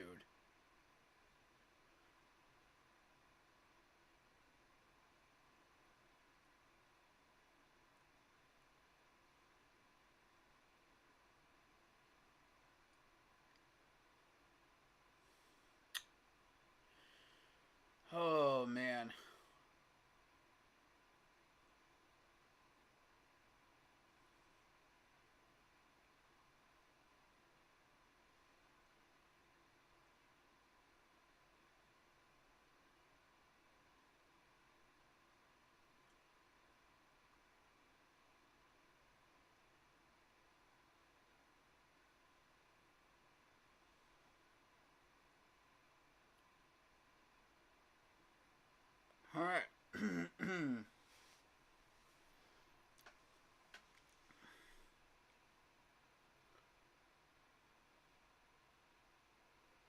Tillis is going to bring stability to Carolina.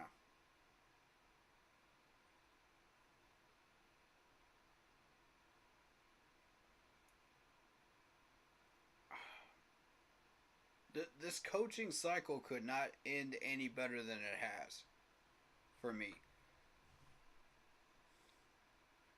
We got one more, man. One more. If Dan Quinn gets hired in Seattle and we keep Ajaro, this team's on the fast track to going upwards very, very quickly. We can dig our way out of the hellhole that it is. I don't see any other way to describe it. That's exactly what it is.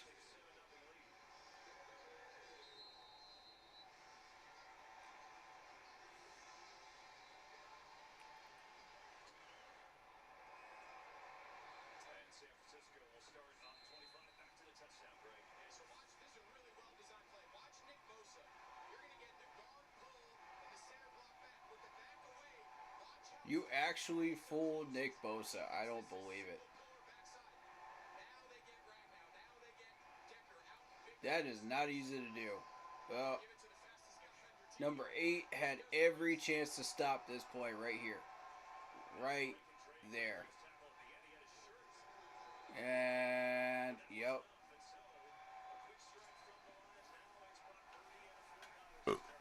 Alright. Let's see.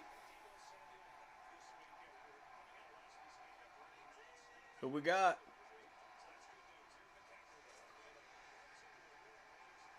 Whoa.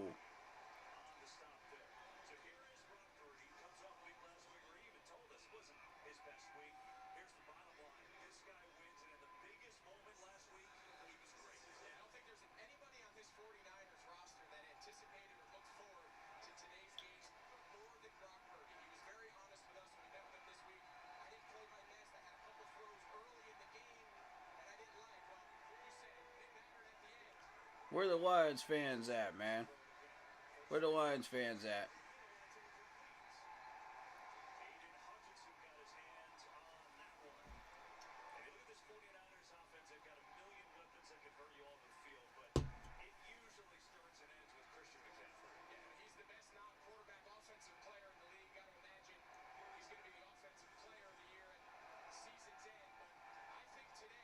All Pro CMC. They call him an All Pro. Wow. Oh, they got my man Ray Ray in.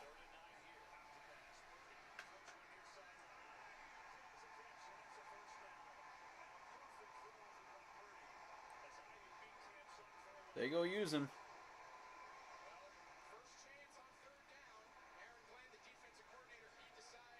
Brandon Ayuk. Yep. Ayuk.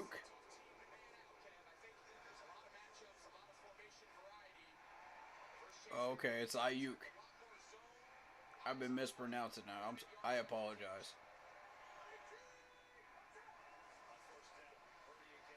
Oh, look at the pressure. Oh!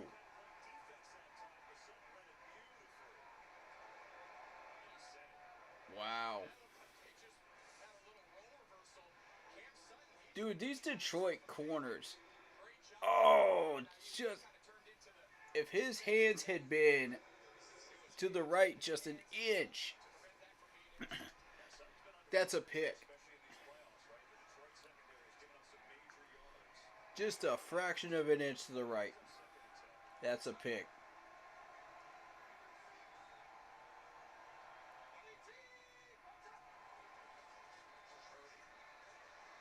Oh! How in the world did you get that ball off?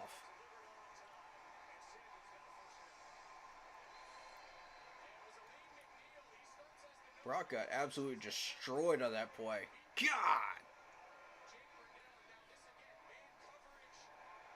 I don't know how you got that pass off, bro.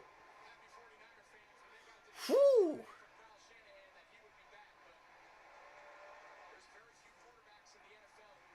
That was his welcome to the NFC Championship moment right there.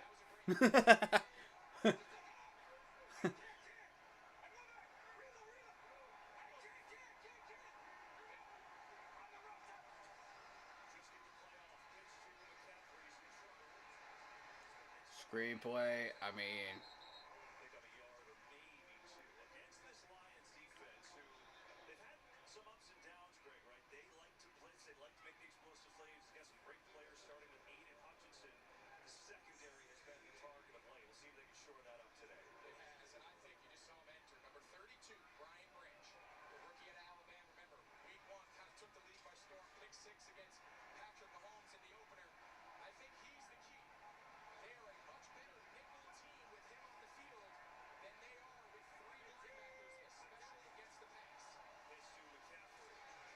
give him a lane, man. Give him a lane.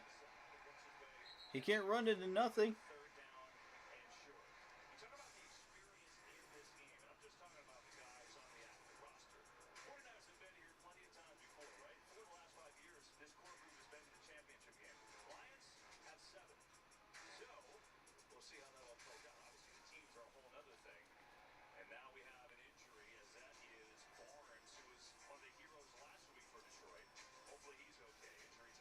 Hmm.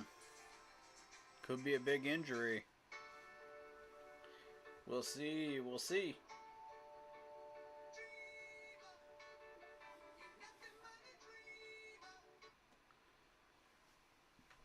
Oh. So, what do y'all want to talk about during these commercial breaks?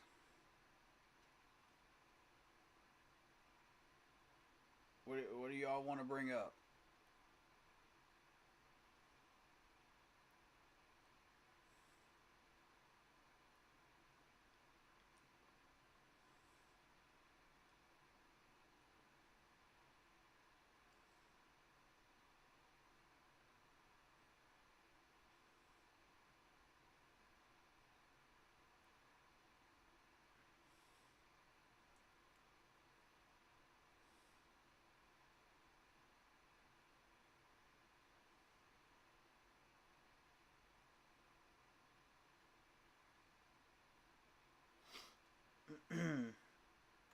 Is it confirmed that the Chiefs, uh, that we got the Chiefs front office guy? Yep.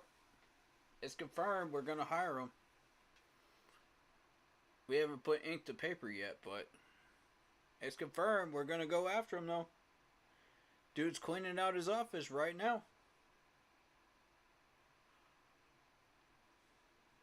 He cleaned out his office before he went up to Baltimore for that AFC Championship game.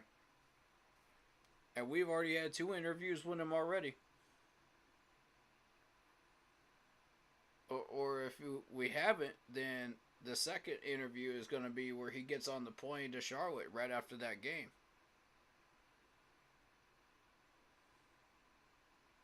That's what I'm hearing. If the source is correct, then he's on that plane right now.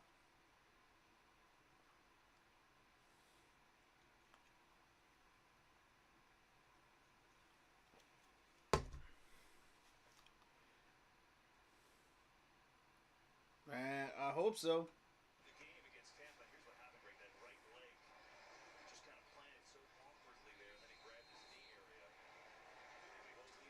We're actually gonna have a stable front office. Yeah, man. Yeah. For once in forever, we're finally going to have a stable front office. Oh, look at CMC, man. How do you not love that right there?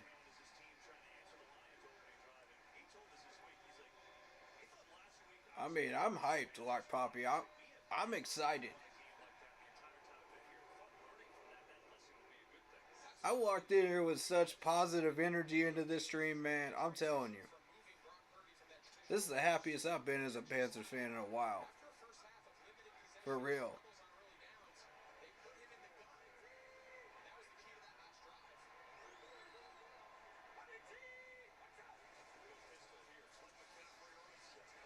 No, nothing there. You got to give him a lane.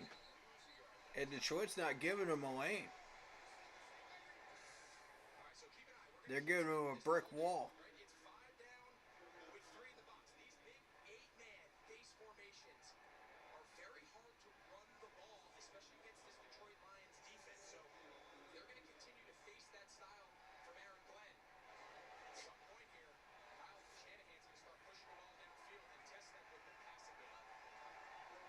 Yep, he's right. They're going to start testing that secondary pretty soon.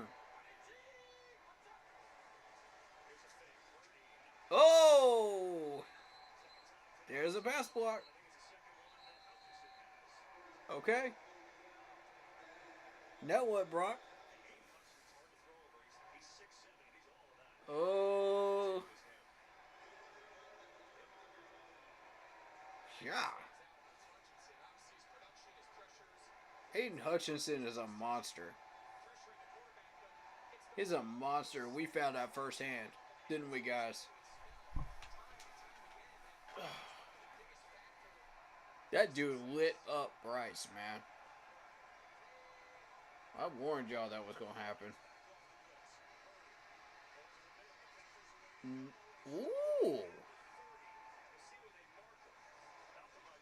They're tackling very, very well. They're not letting CMC get those extra yards. They're not letting him bounce off of them or spin off of them like he normally does.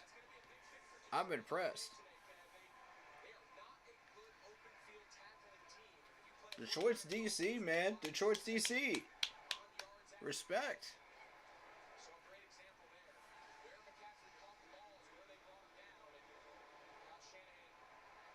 A field goal is a win for that defense right there. Let's see how long they can keep it up, though. Oh! Oh my goodness. Bruh.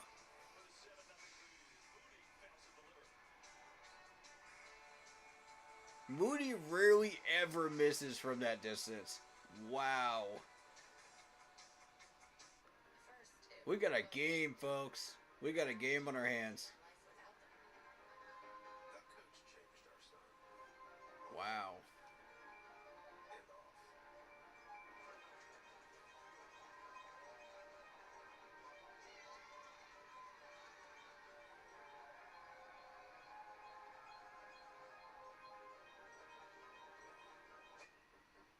Amazing.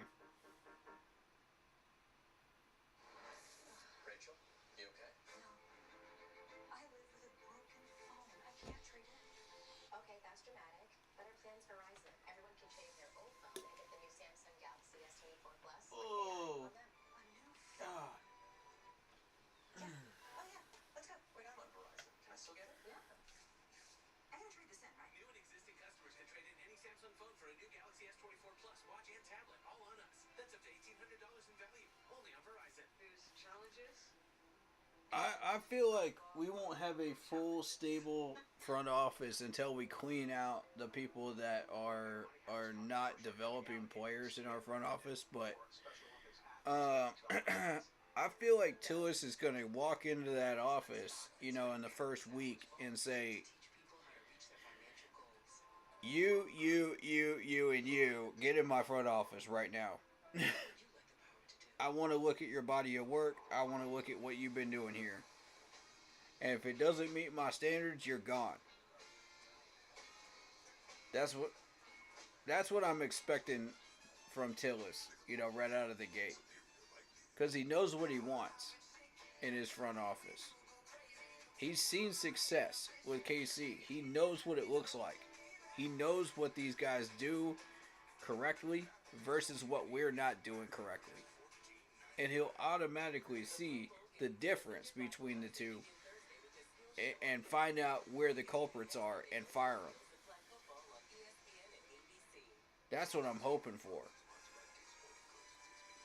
And then once he brings his guys in with the new offensive coordinator and we somehow manage to retain Evero where he doesn't go to Seattle, then yeah, stable front office.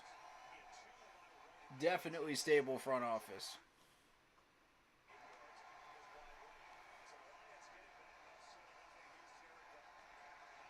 Lock. There you go.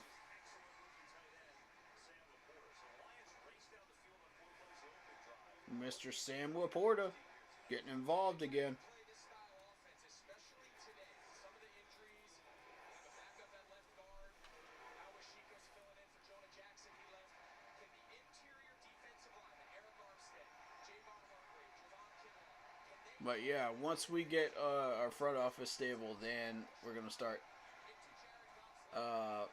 focusing on re-signing players and just getting the people that we need in here.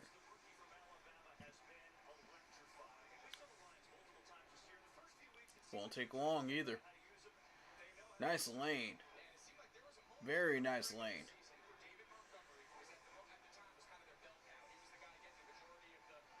Jamar Gibbs, Montgomery. You got one other guy too that's getting all these rushing yards. I mean, this is quite a team here.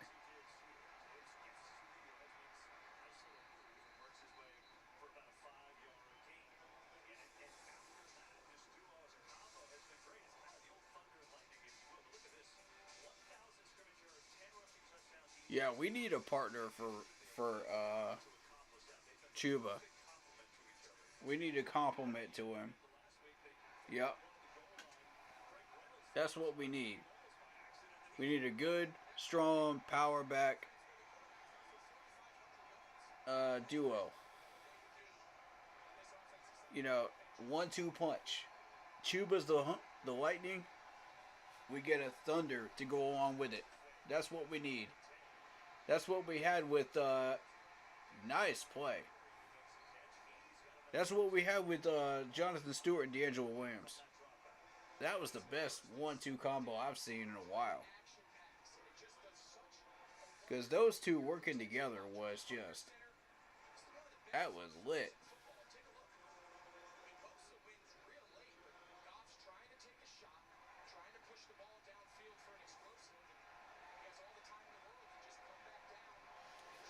.69 completion percentage, 9 touchdowns, 1 pick.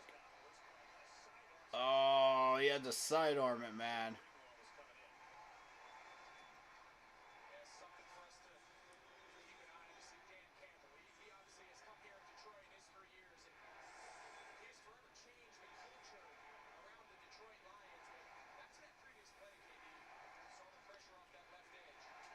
Dan Campbell is the truth in Detroit, man.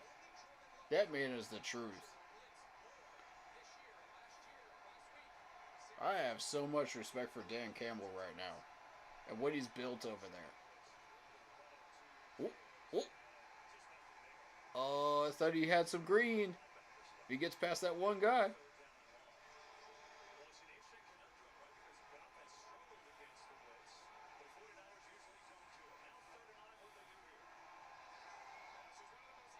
Why are they not blitzing as much? That's my question.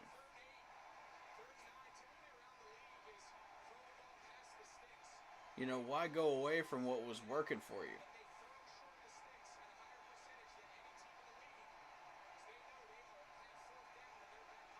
If Detroit goes up 14-0, man. Oh, nice screen. Very nice screen. Bro. This is getting really, really fun to watch. God, Penei Sewell. I'm telling you. Why didn't we draft this dude? Why didn't we draft him? The Lions stole him from us, man. I'm still pissed about that one. I'm still mad. I want Penei... Dude, I wanted Penei Sewell in the worst way when we were drafting. God. And now look at him. Look at him on that screenplay. I'm trying to tell you. There's Steve Wilkes.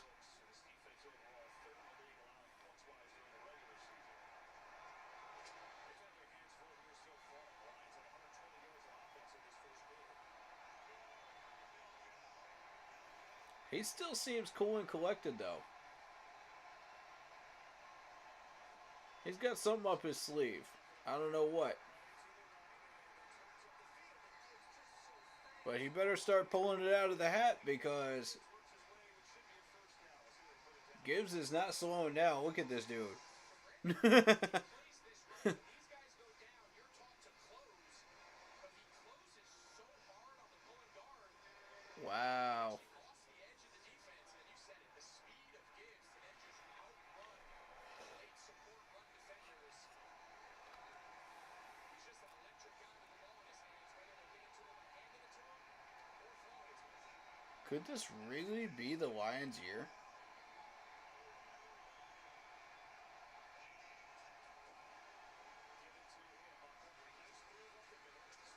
Nice run. Gosh.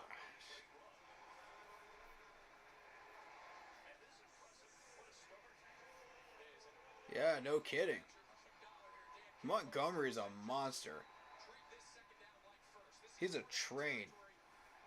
Dan Campbell said, he's got to make this a race to 30. You got to just plan on saying, I'm going to go toe-to-toe with one of the best offenses in the league. And every possession, 9.7 yards per play. Dang, Detroit.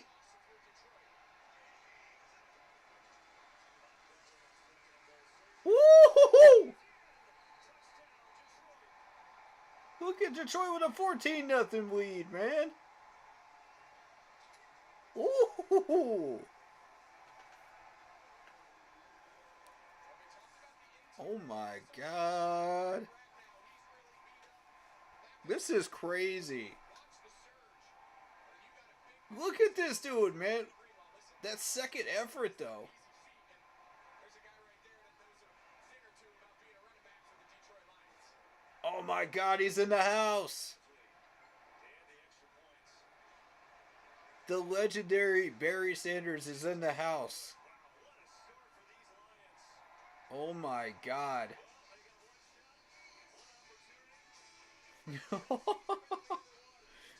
Y'all done pissed off Detroit so much that they are now a heartbeat away from the Super Bowl. And they've got a 14-0 lead. Well, I was on my regular route when I find this note. Bring rings to each wedding. Man.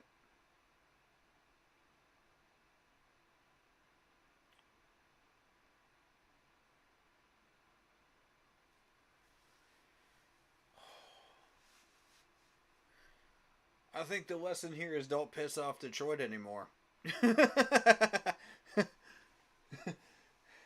Don't piss off the Lions anymore. They gonna come up here and kick your butt.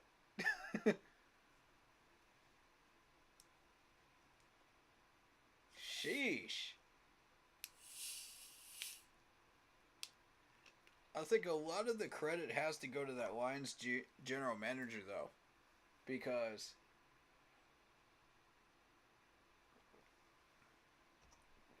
he knows exactly what he wants.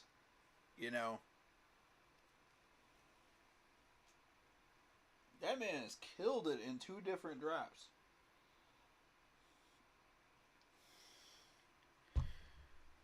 And I'm sitting here like, yup, Detroit's about to go off.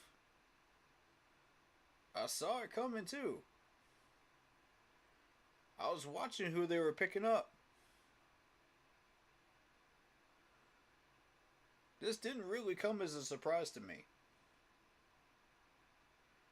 It's going to come as a surprise to a lot of people that they got this far, though. With that roster that they have. And maybe they're peaking a year too early. Maybe. But this Detroit team is built strong. And they got a lot of playmakers on it. They're angry. They're hungry. They're focused.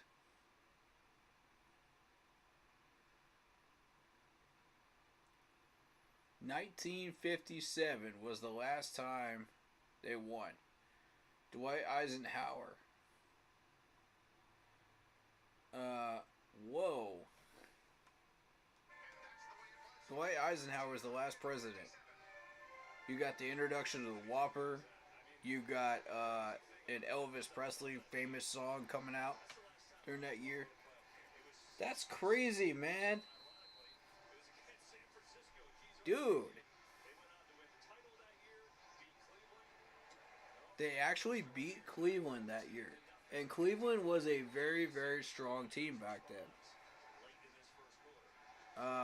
Historically. During the 50s.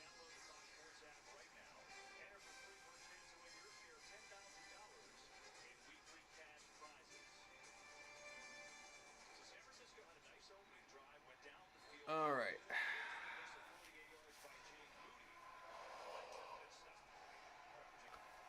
Let's see it. They've shut down CMC for the most part, but for how long? Eventually, he's going to start eating on you.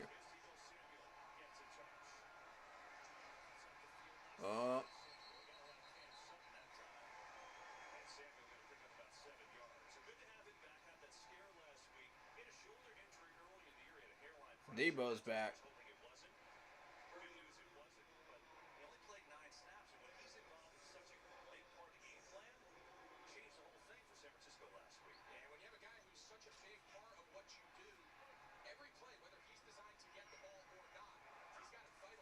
They already got him 2 catches for 31.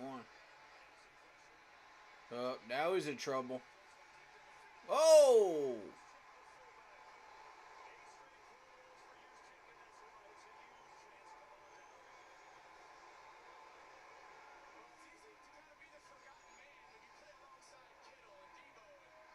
Nobody was even looking at him.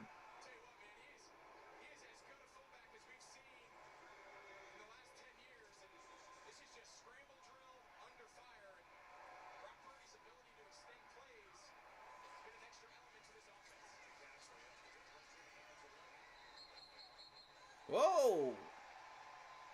Hey!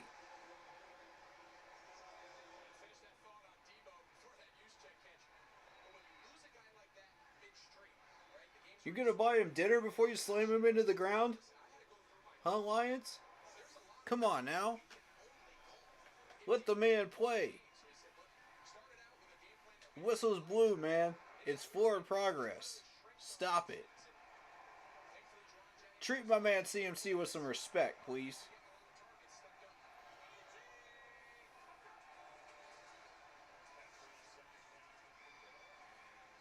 Jeez.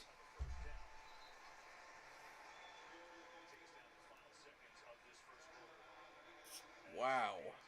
What a first quarter. What is going on here?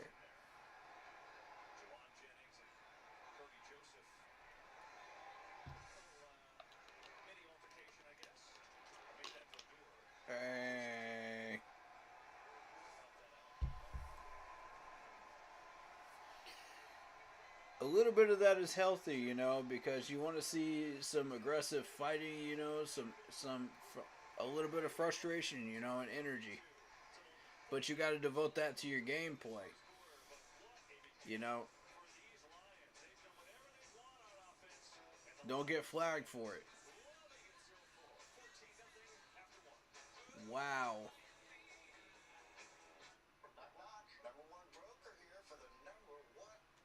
Bro, what a feeling that's got to be for Detroit fans right now. What a feeling. We felt that back in 14 and 15. But, I mean, that's going to feel doggone good when we feel it again, right, guys?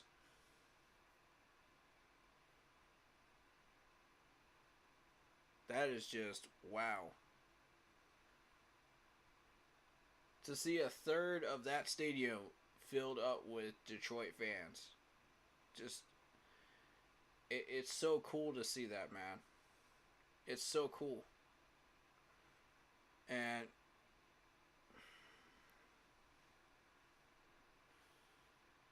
you know, I love CMC. I love my boy Ray Ray. But and I love Steve Wilkes. And Shanahan is an amazing coach. But at the same time, man, you got to show some love to Detroit. You got to. This team has risen up from the ashes. This team has been a cave dweller for 20, 30 plus years. Nah, try that. 50 plus years. The last time they won a Super Bowl was 57. 1957. I need y'all to... Bro. Put that into perspective, man. That stadium was about to get demolished in Detroit. It was going to get shut down by bulldozers. Ignored, destroyed, phased out, whatever you want to call it. Detroit is about to move out of Detroit and go to a different town. And now look at them.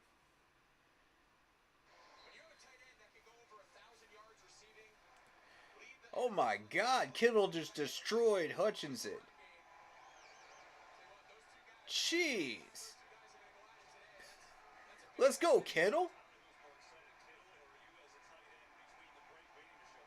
I like that guy. Kittle's one of my favorite tight ends. No. You're not beating CMC. Look at this. Yeah, you better put him in a bear hug. Yeah, you better put him in a bear hug because he's going to beat you if you don't. Look at that stiff arm, dude. Oh my God. That was Gardner Johnson, too. Dang. Whew.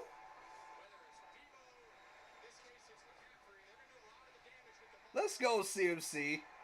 Let's go. Man, you gotta love that. You gotta love that, man. Oh, shoot.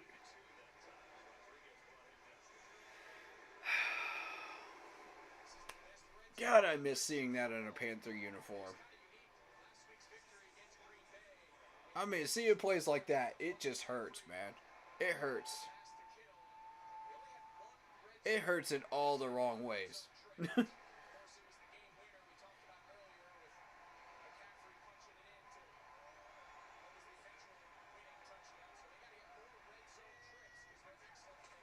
CMC's getting it. Touchdown. There it is. Christian McCaffrey.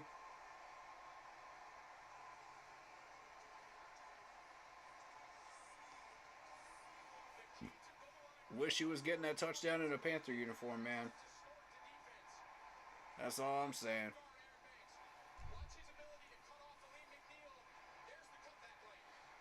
That man just split a double team, too, on his way into the end zone.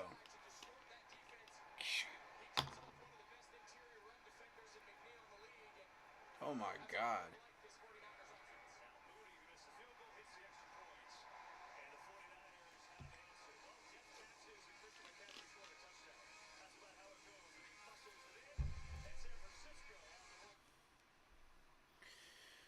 Oh, wow. We got an interesting game on our hands here.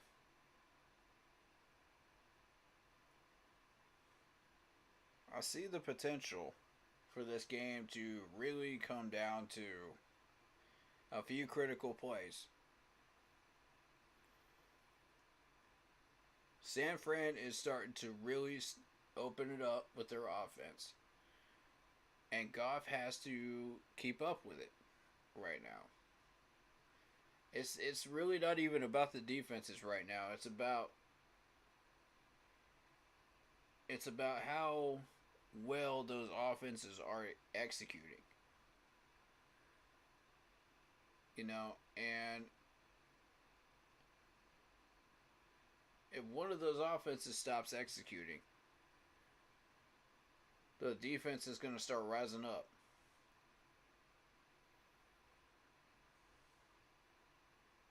And it's not going to end well for that team.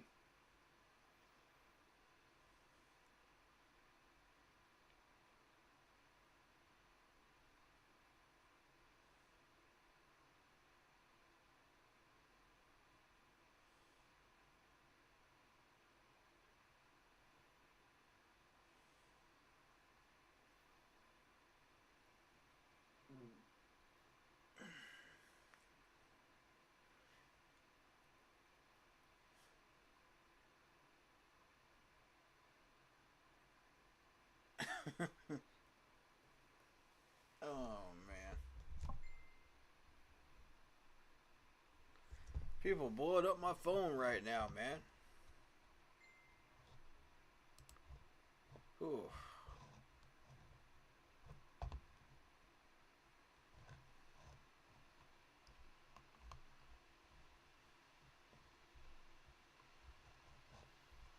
What we got here?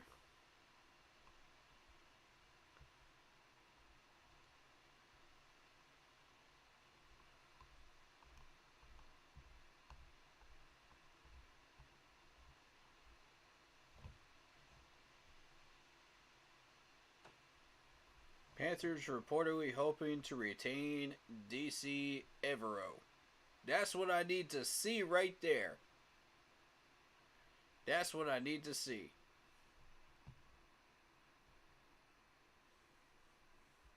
There's Barry Sanders on the field.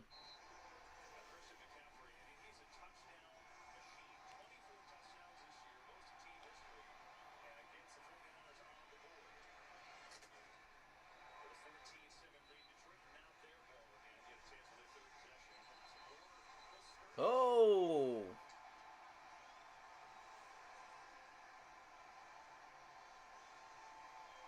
The trash talking has begun.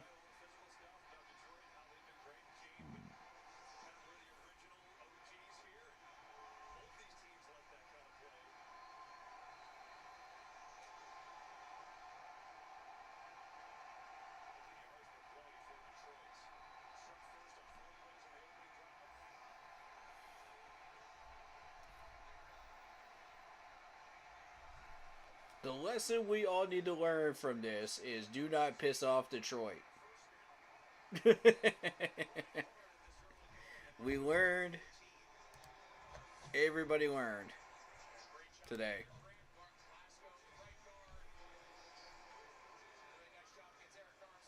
Look at Montgomery, man.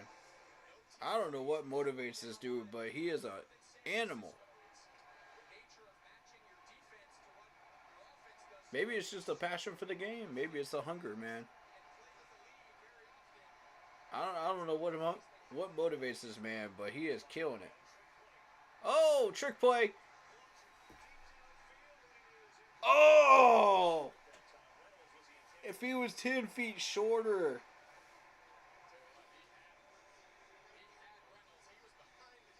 Bro, he had Reynolds, man. Whoa.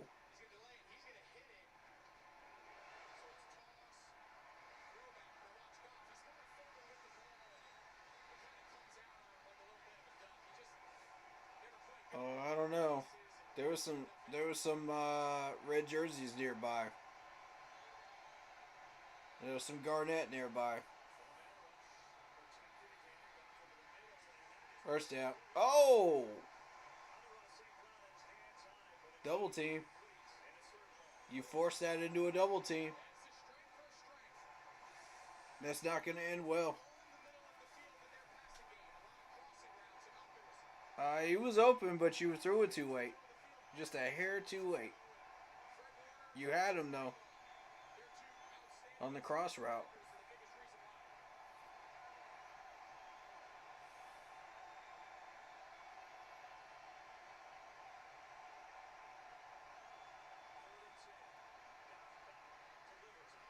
Nice. Nice. And that's Amon-Ra St. Brown for you right there. He's got that extra motivation. He fights for yards. This is what Amon-Ra St. Brown has done since arriving here in Detroit. It's his ability to operate primarily out of the slot. He's the Yep. inside receiver. Facts. Mostly today against Diamador Lenore, the slot corner. And Facts. another third down pickup, Kev, where they throw it short of the sticks. And they trust their receivers both times now, Amon-Ra St. Brown, to pick up the first after the catch. Not this time.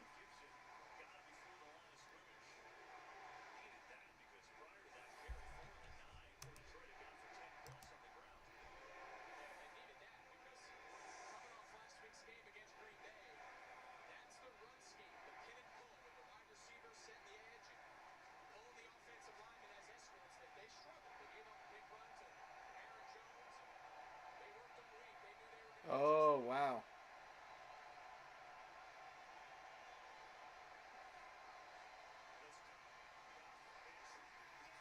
Whoa! There, Nick Bosa. Big boy Nick Bosa has entered the game and got his sack. Oh, man. He just made Penei Sewell look like a clown. Woo! Penei, what you doing, man? What was that? You were invisible on that play, bro.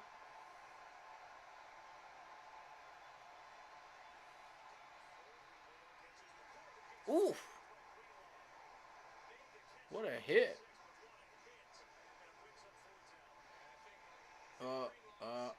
Yep. Oh! That shoulder got him. I like the sonic sound. I like the sonic sound. He lost all his rings because he ran into the trap.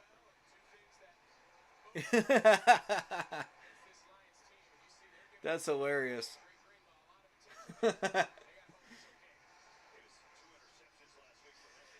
As a gamer, I could appreciate that one. That was great. Whoever's running the audio, good job.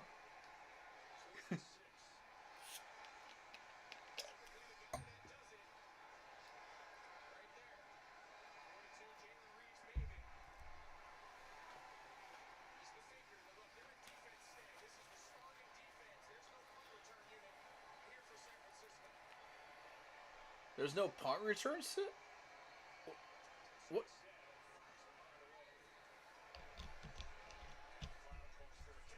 Okay, I was about to say that. Yeah, they have to have a punt returner. Ray, my man Ray, with the punt return. Sorry, Sue, I can't get the Wi-Fi. No one can. We got rid of cable internet. Rising prices, equipment charges. Ray playing in the NFC Championship, man. I love it. That's a beautiful sight.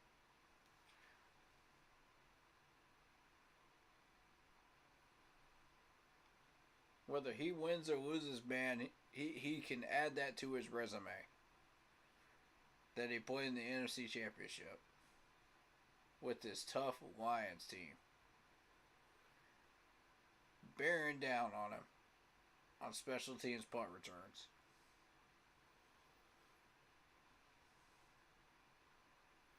Gotta love that, man. That's what's up.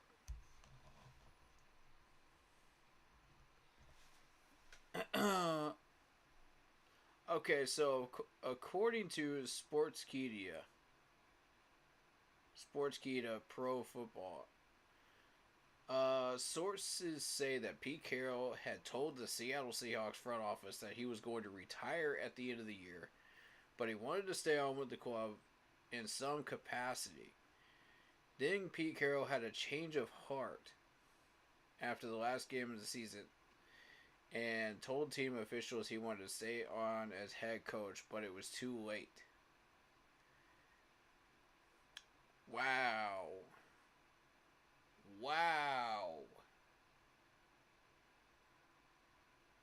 Wow, y'all. This is big.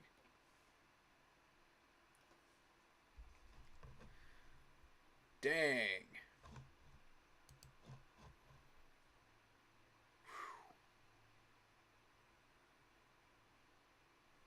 Ken Dorsey's going to the Browns?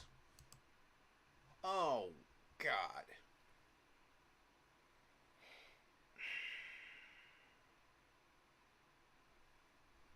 Alright. Alright, well. Could be worse. Could be worse.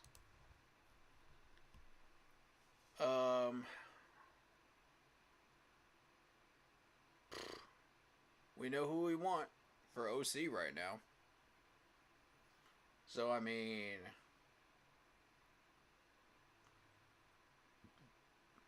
that's not the greatest thing to happen right now, but that's alright. That was my second choice.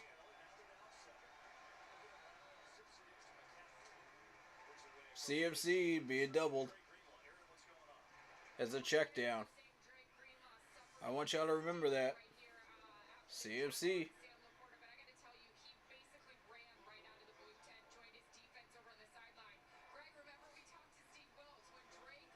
How good of a hire was that guy from the Chiefs? An excellent hire. An excellent hire.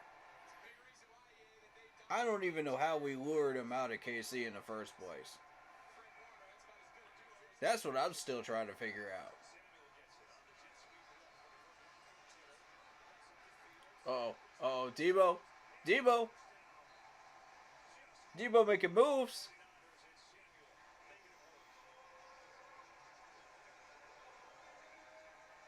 They're still working on that shoulder. Oof.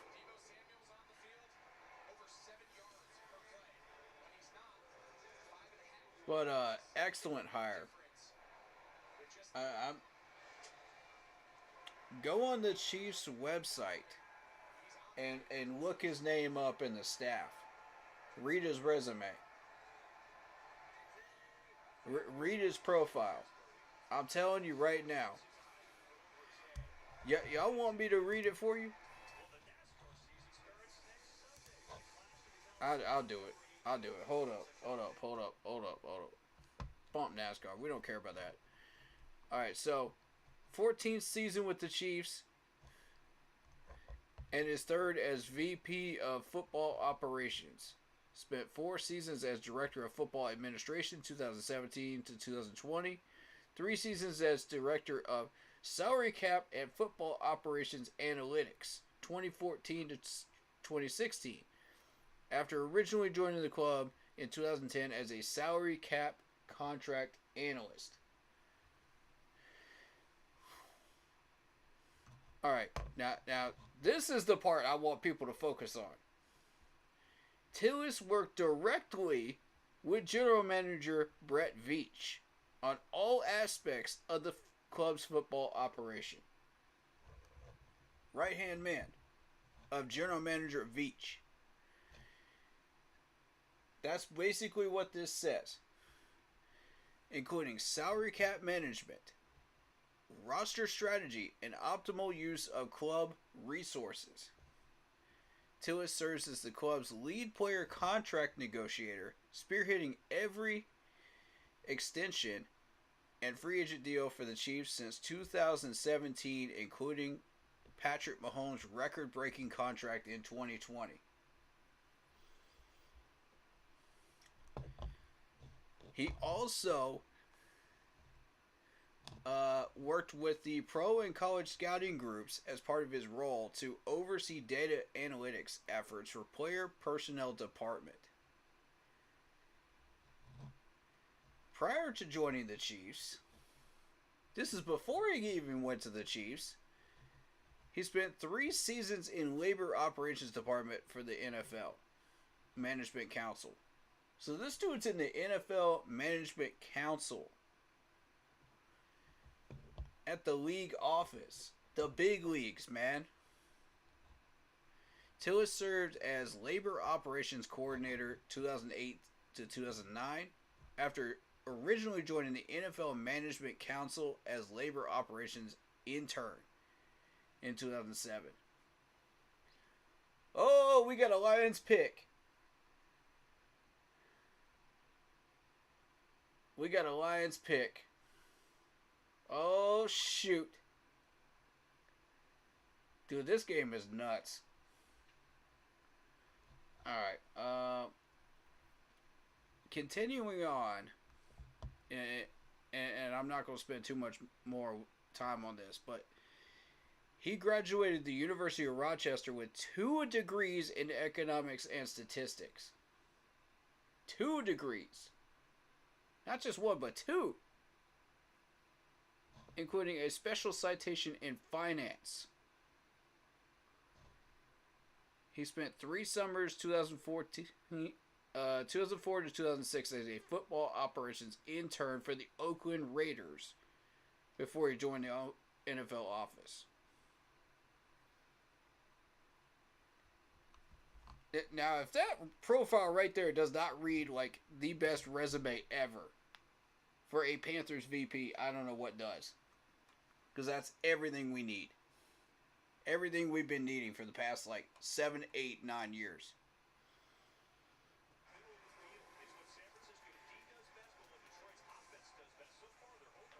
This is Brett Veach's right-hand man.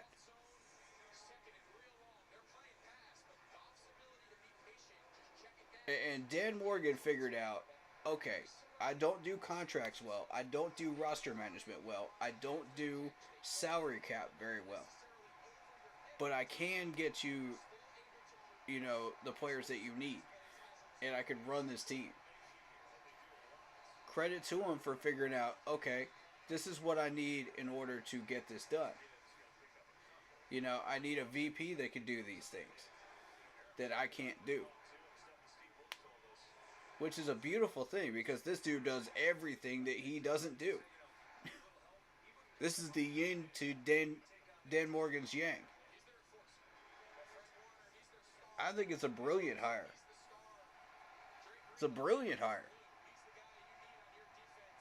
And the first thing that Tillis is going to do once he gets into the office is say, okay, you, and you are not getting... Oh my God! Goff, what a throw! Jeez, dude! What a throw! Look at the double team on this man. Look at the window he has to throw that into. My goodness. Alright, anyway. But yeah, first thing Tillis is gonna do is he's gonna call up all these personnel people that were in charge of developing players into his office and say, did you do this? Did you do this? Did you do this? And they didn't do it, so they're going to get fired. Jahmyr Gibbs with the touchdown. Look at this, man. Look at this. Bro.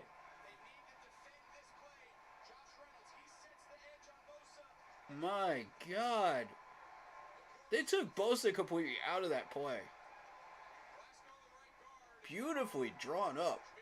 Gorgeous. Wow.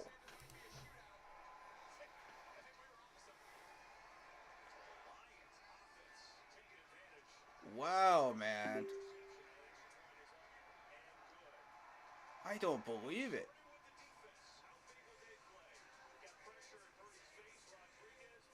Oh, the pick.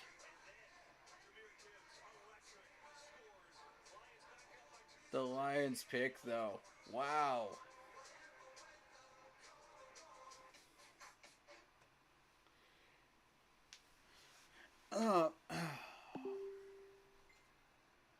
So, yeah. Detroit stunned the Niners. They hit them early. Yep. They hit them in the mouth and they just haven't recovered. Niners are on the ropes. How are y'all going to respond?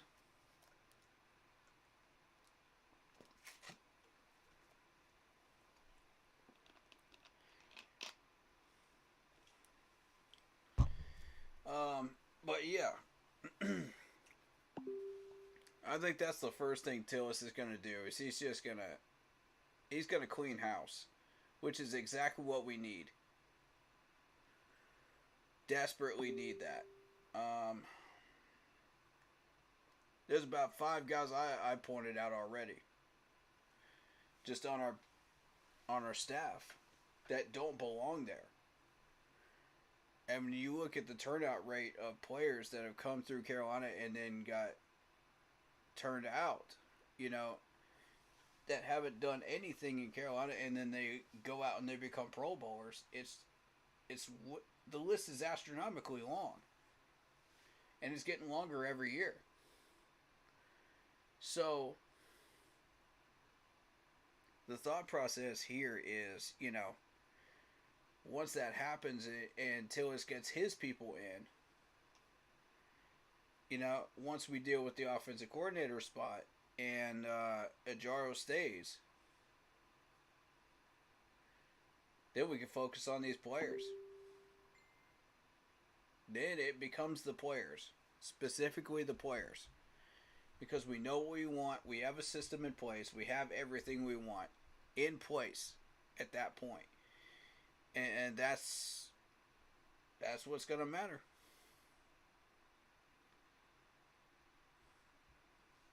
This game is about to be a shootout.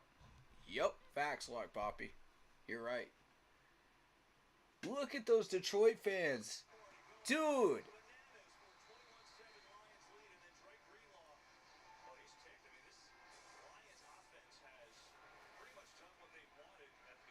Look at Ford Field, man. These guys are going nuts. I love it. I love it, dude. This is awesome to watch.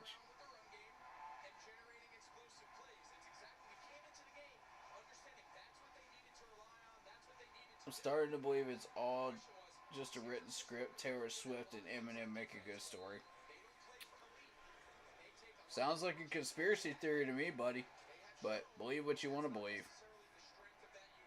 I'm not going to stop you from believing what you want to believe.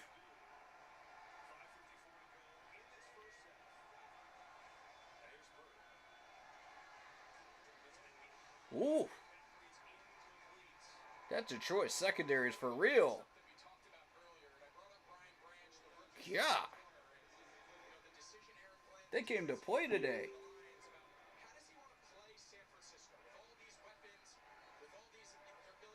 Man, shout out to that Detroit defensive coordinator, man.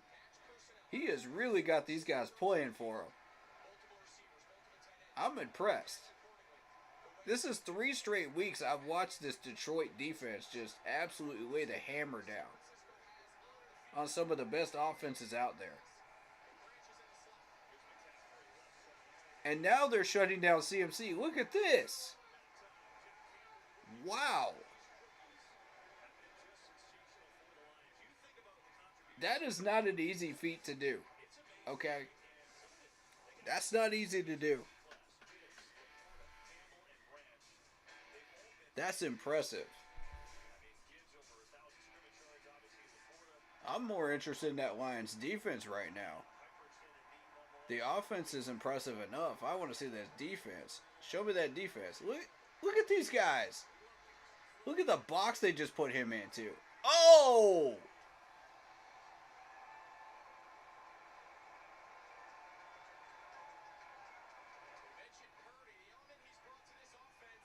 Wow.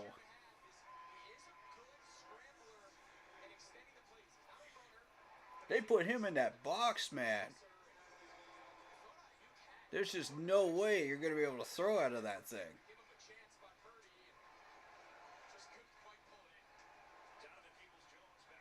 You got lucky to find him, but I mean, there was literally nobody else.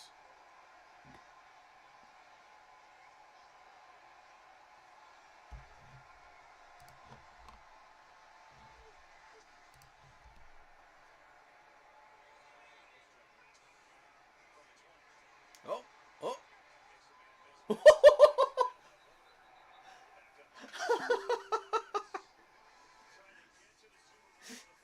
You got flipped into next year, man. Oh my God.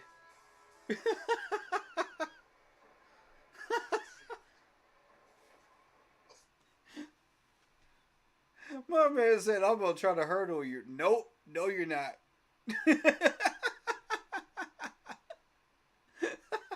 Not today, you're not. I'm going to flip you into the stand, son. Bro.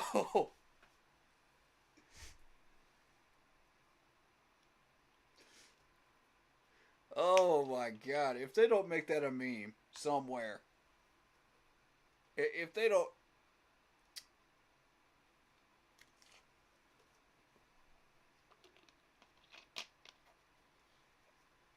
Oh.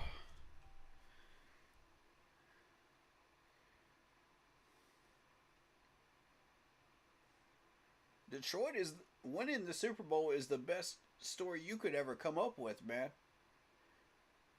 Because I mean, you're looking at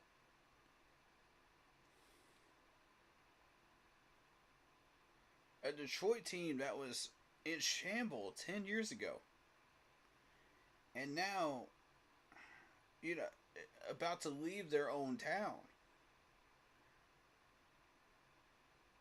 and destroy their own stadium. And now look at them. They've got a big lead on San Francisco, who was favored to be in the Super Bowl and possibly win it. I mean, if you want a fairy tale ending, that's how you get it. Right there. Detroit winning that Lombardi. Now that's a story.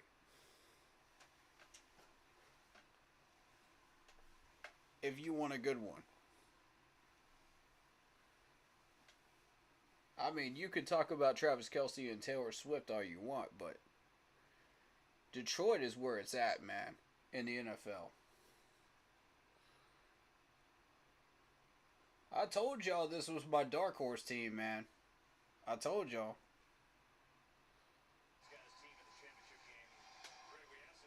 And this dark horse team is about to go to the Super Bowl.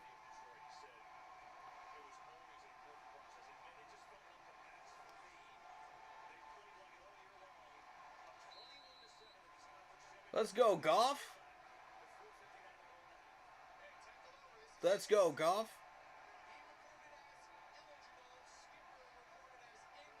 San Fran will always have another shot at it next year, man.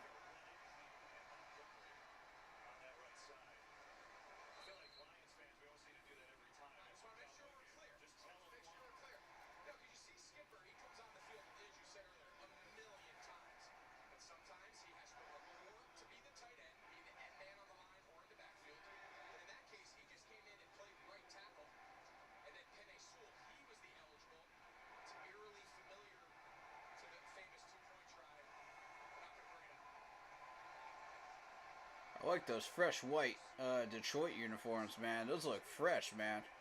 For real. Oh, yeah.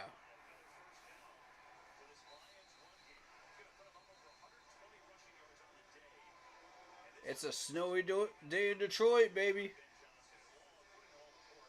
With those snow white uniforms. I love it.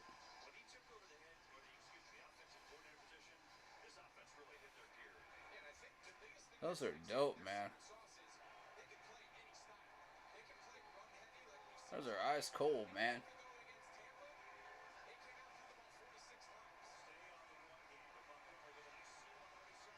God, Montgomery's such an animal.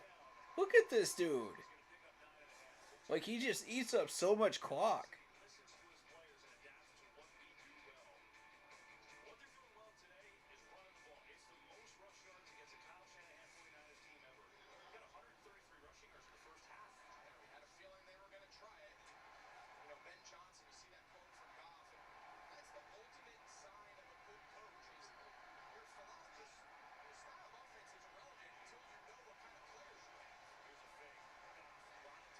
Beautifully drawn up fake.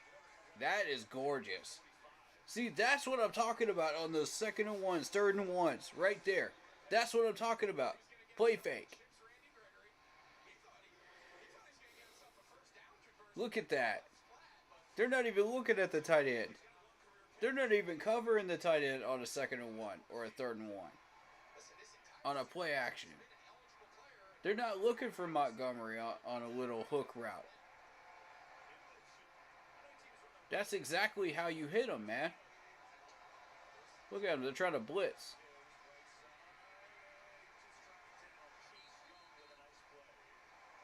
And that is the typical Steve Wilkes blitz right there. Because Steve Wilkes is just like, I've had enough of this crap. I'm going to plug these gaps. Our guys are going to plug those gaps.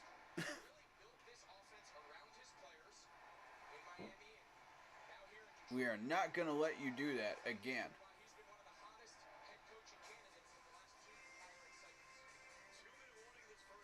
Wow, what a first half for Detroit, man. Wow.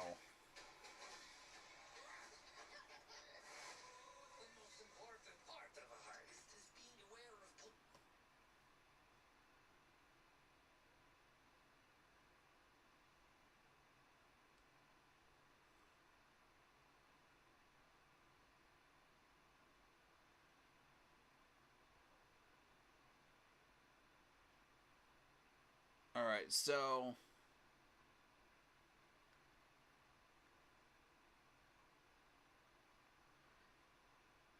for all you people shouting, oh, it's rigged, it's Baltimore and San Fran. Where y'all at right now? Where y'all at right now? No, it ain't. I heard so many people say it's rigged, and then they said San Francisco and Baltimore. Nah, bro. Then why is Detroit winning right now?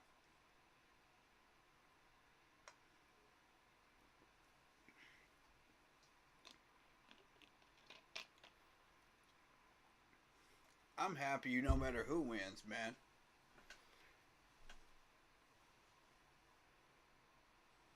Honestly, I'm happy no matter who wins. I like all 4 of these championship teams.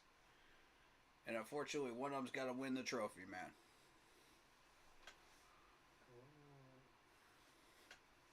So,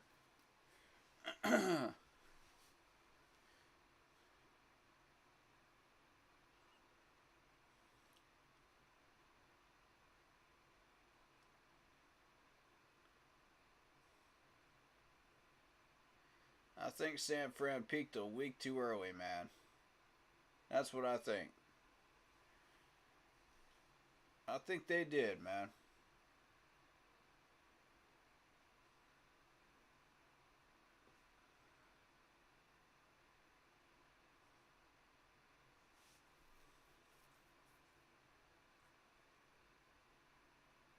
I always love football. My all-time favorite sport. True. True, man. True.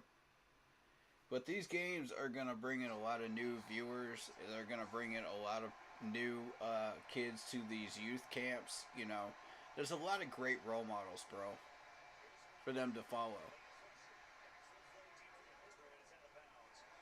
And it's just so fun to watch. People just rediscover their passion for this game, you know, and or discover it for the first time watching these games. Because I've heard countless stories of people just like starting to get into the game because of like championship games and stuff like that. I've heard of people from like other countries start to get into the game because they watched us in the Super Bowl, you know what I mean? And it's so cool. Oh, he's got so much running room. My goodness. Those run blocks. On a 3rd and 12?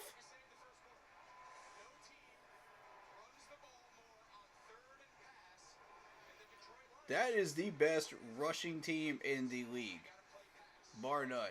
Look at Sewell, man. Sewell is so big, dude. There's your run block. There's your lead blocker right there. That dude will plow through a defensive lineman on a lead block. I'm still mad about that one. I still wanted Sewell. Uh-oh. Oh, snap. Oh, 58. Mr. 58. Let go of his block.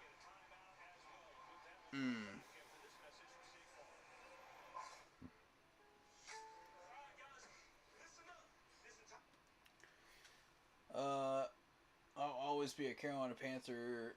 Hopefully they win a Super Bowl before I die. Yeah, I hope so too, man. We're finally starting to get this office right, though. Front office is starting to get right. We still got some cleaning to do, but I mean, we're starting the upward trend. We're finally starting to dig our way out of the cavern of hell, you know, that we've dug ourselves into. So that's the realistically the only way I could put it, because that's what it is. Nobody would ever think the 49ers would give up 21 like it was nothing. They were running the defense. Yep. Oh, there we go. Niners D is finally starting to wake up.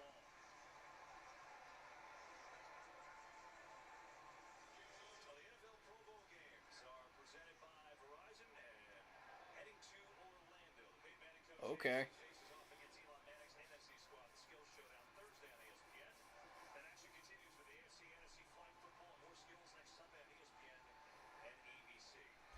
That reminds me, I didn't check the poll. Hold up. Let me check that poll real quick.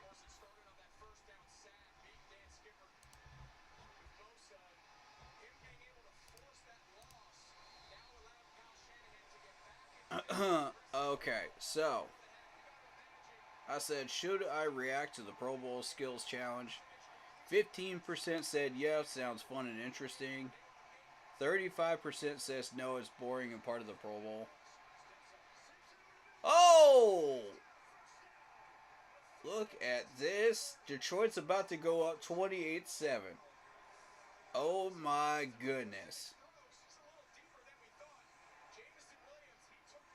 Or at least 24.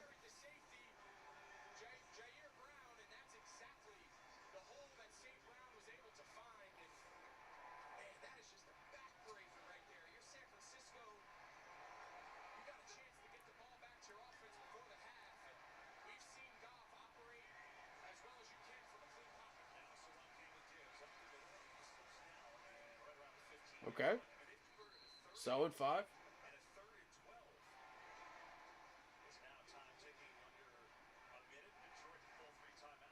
You got 3 timeouts, Detroit. Be smart. Be smart now.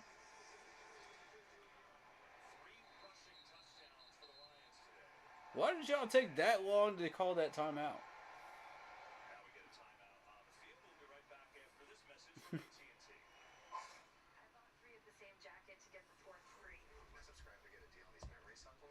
Didn't we have a chance to draft St. Brown? What round was he? If we did, what round was he? Okay.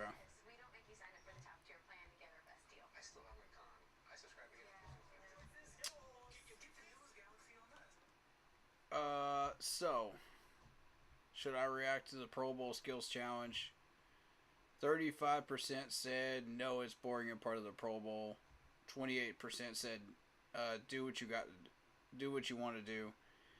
And 22% said no, I'd rather watch paint dry. Yikes. I mean,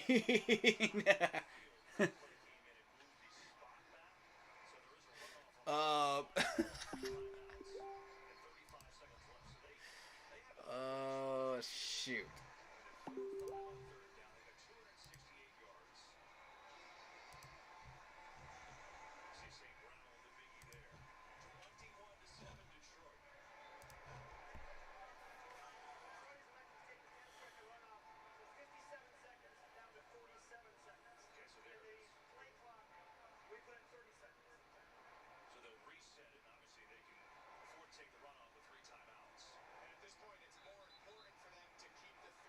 What? He didn't call the timeout until 35 seconds. What happened? Did I miss something here?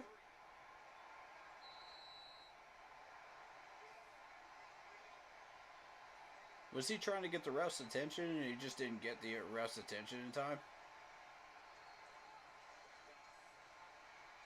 Oh.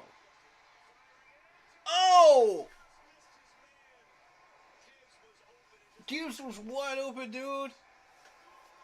Oh my god.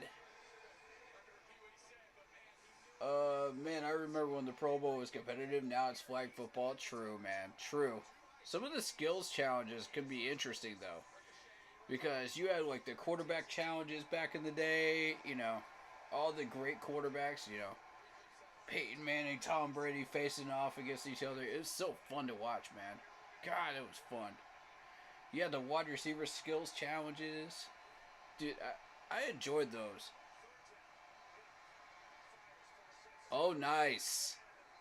Oh, nice. Detroit is set up to take a shot at the end zone now. This is beautiful.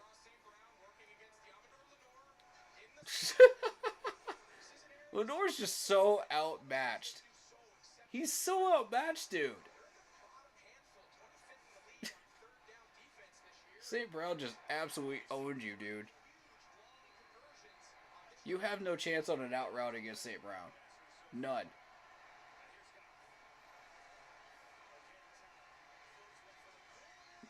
Flag? Nope. Nope. Nope. Overthrown. Overthrown.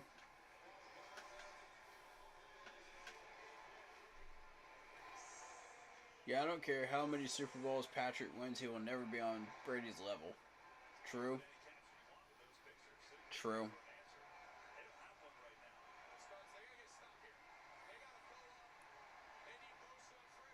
Except he's doing it legally.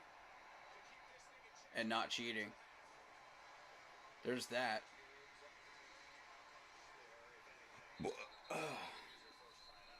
That's gutsy. Okay, so that didn't work. Now what are you going to do? You got 17 seconds. You got 2 timeouts.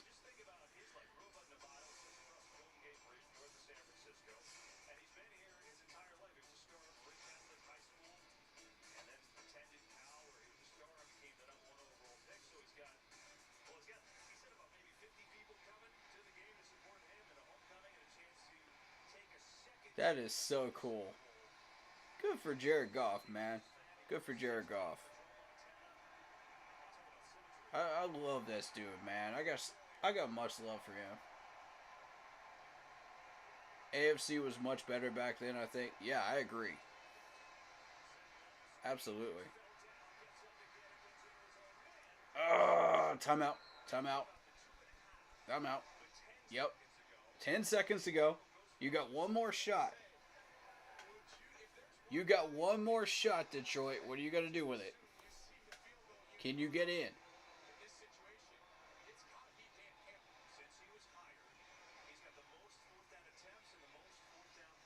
This could really put a dagger in the heart of San Francisco if he gets this touchdown. This could really do it. San Francisco would really be digging their way out of the deepest hole ever.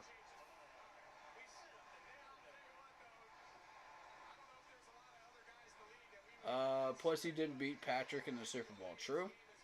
True.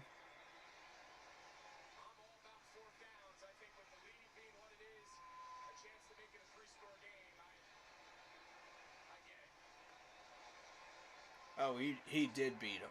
I'm sorry. I misread it. I mean, true. Who hasn't Tom Brady beaten in the Super Bowl, honestly?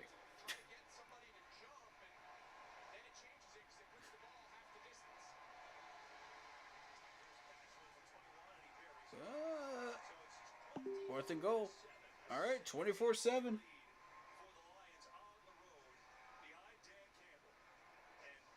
Wow, San Fran. Where y'all at today? Where y'all at?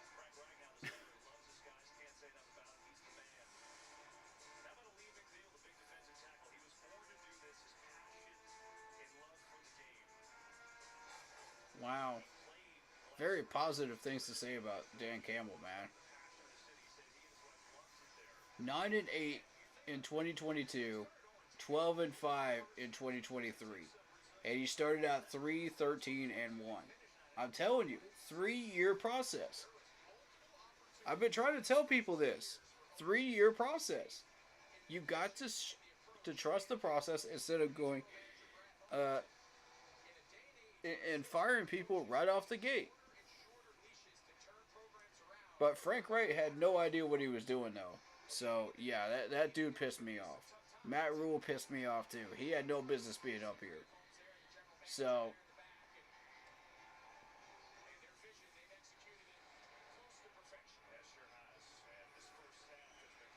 that's why you need to hire somebody that actually knows what they're doing and then give them the 3 years. Ray! What a return, man. Dang, that's a shame. You better have that call back, man. That's a holding. Frustrating. Oh, God. Cleet Blakeman. Cleet Blakeman is reffing this game, ladies and gentlemen. And if you don't know who this dude is, he refed the Super Bowl 50 game that we were in. Let that sink in for a second.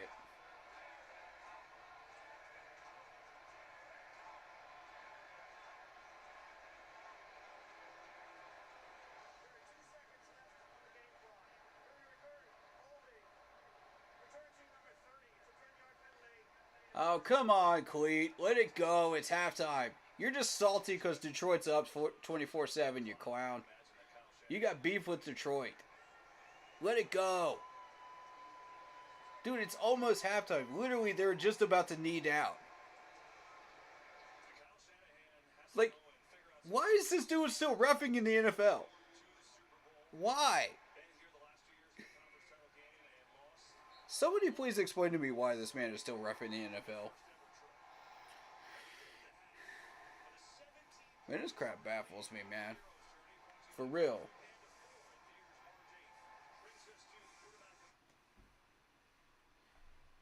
You literally had 2 seconds left. You put 2 seconds back on the clock just for them to knee it down. Like, what a clown, man. That's an example of what Cleet Blakeman actually does as a ref.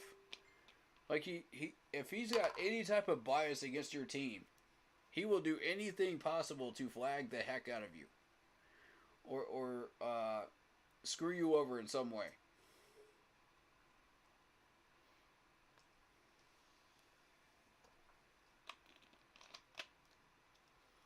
And he's just salty that Detroit's actually winning.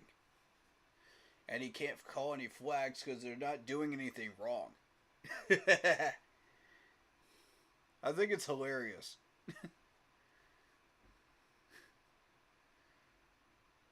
Oh, gosh.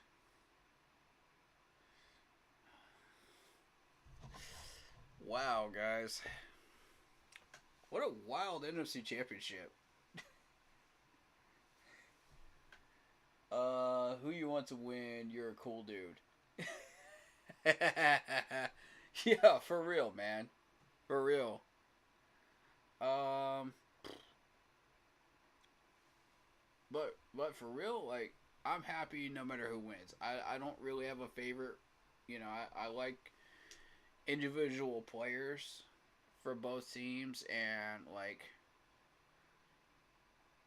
you know, I like the coaching staffs. I like everything that they've done to build those coaching staffs, and everything that they've created, both teams. So, I mean, like, well, I can play favorites because CMC, Steve Wilkes, and Ray McLeod are 49ers, you know. I'd also like to see Detroit win their first Super Bowl, you know, since 57. That would be cool, you know. Really, really cool. So, yeah, honestly, I'm conflicted, y'all. I'm conflicted. So, I like them both, man. I'm happy no matter who wins. Because, I mean, San Fran will just come back next year and try to get a ring, you know? And a Lombardi. You know how these guys are. They're not going to slow down. They're not going to stop. They're going to come back next year. Even if they get knocked out. But it would be really, really interesting to see Detroit actually get the Lombardi. I think the internet would break. I legit think the internet would break. Because no one's expecting this throughout the entire year. You know Detroit's dangerous. You know they're a tough team. But you never expected them to get all the way to the Super Bowl and win it. You know? So, I mean...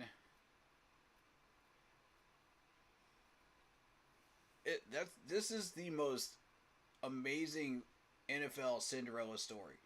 Because this Detroit team just came from almost selling their team, you know, out of Detroit and destroying their stadium to where they are now within a 10-year period. I mean, Detroit fans have been through chaos. And now, dude, just look at them, man. Look how happy these people are. Like, I don't even have words for how happy I am for Detroit fans right now.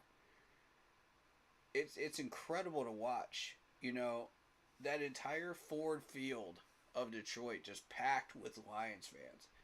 Just sends chills down my spine. For real.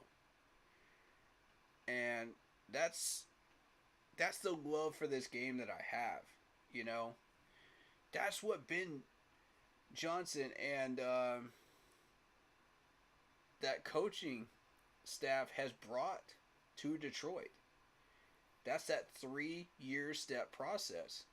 That if you have the right head coach, you have the right staff, 3 years. That's what it takes. This is a perfect example of this. Look at that. Look at that Detroit crowd, man. How can you not be happy for these people? Like, they have gone through 40 years of just people ridiculing them and their organization. 40, 50 years. Can you imagine being a fan of a team and just being ridiculed for 40 or 50 years in the NFL? And all of a sudden now, you know, within 3 years, that's all it takes.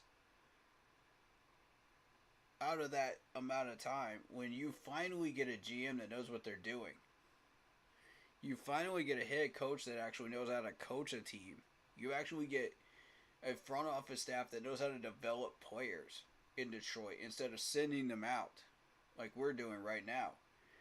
You know? And a scheme, a game plan, an identity, a culture. It's got to be an incredible feeling. And we don't know what that feels like. In the past 9 years, we have no clue what that feels like. Because we haven't been there since 2014 or 2015. So, I mean...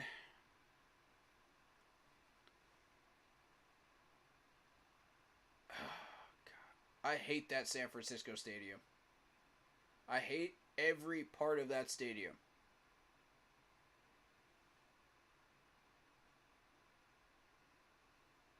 God, the walk-up ramps look like crap. It looks like playing Tetris. It literally looks like either Tetris or you're rolling a ball down during a Plinko machine. It looks so terrible. But yeah. And now Detroit's where they are right now. Like, and you watch Detroit's crowd in Detroit watching this game. Like, the reaction is just...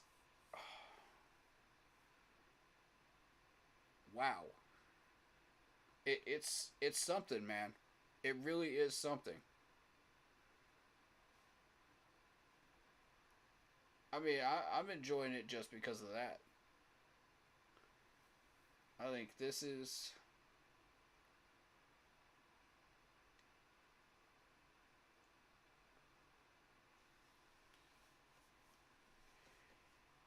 something I'd like the Panthers to discover, you know? But, don't take 40, 50 years to do it. You know what I mean?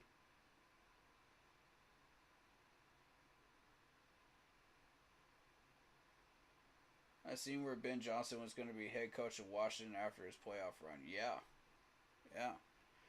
And I mean, you got Eric Bieniemy over there in Washington still as offensive coordinator for you. My God, can you imagine those two working together? Dude, that offense is about to go off in Washington. Once they build it correctly, it, I hope those two don't end up butting heads too much. But if they don't, that offense is going to go off, dude.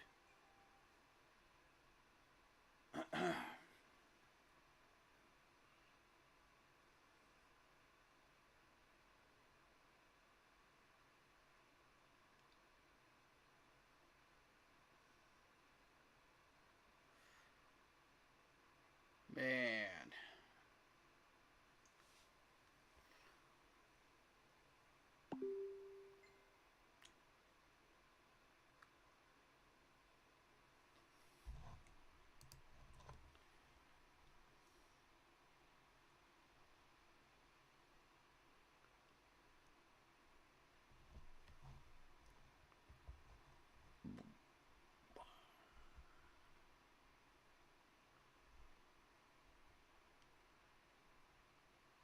What team did uh, Dan Campbell play for in the NFL? I want to say Washington.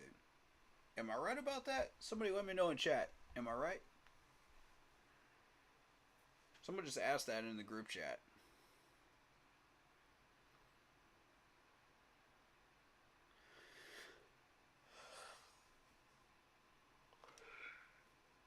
First quarterback to start 4 Super Bowls in the first 6 seasons. Patrick Mahomes. Not even Tom Brady managed to do that.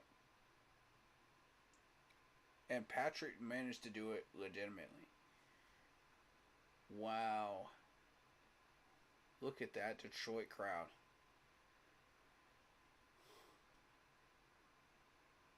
That's, man. I can't wait for that to be us one day. I can't wait.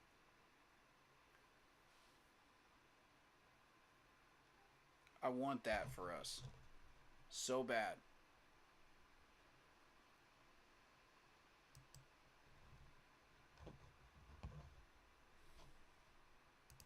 Yeah, I'm about to look it up. Dan Campbell.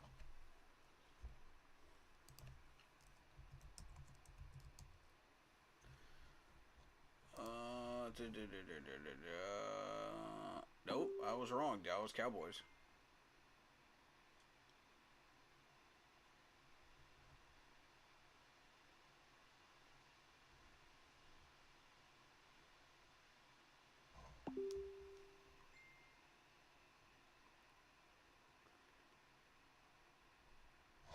No, he was the tight end for Detroit too. Career. Hold on.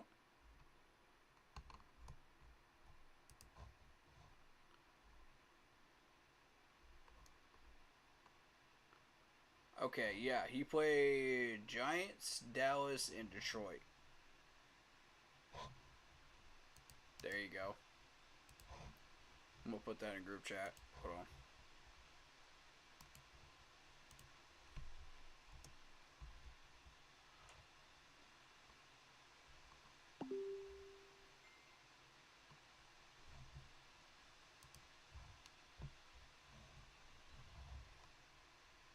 I got y'all. I got you.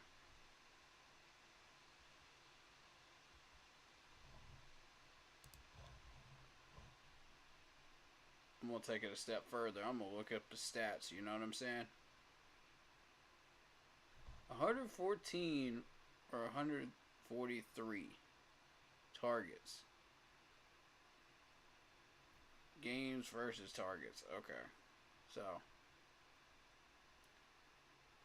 So he had 91 career receptions, 143 targets during that time of his 10-year career. 934 yards total. 10.3. He had 11 touchdowns.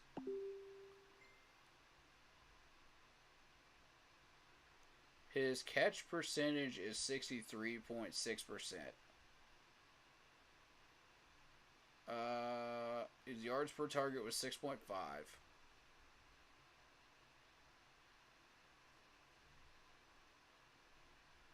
Yeah. So I mean that's interesting. It looks like his top year was with Dallas with 195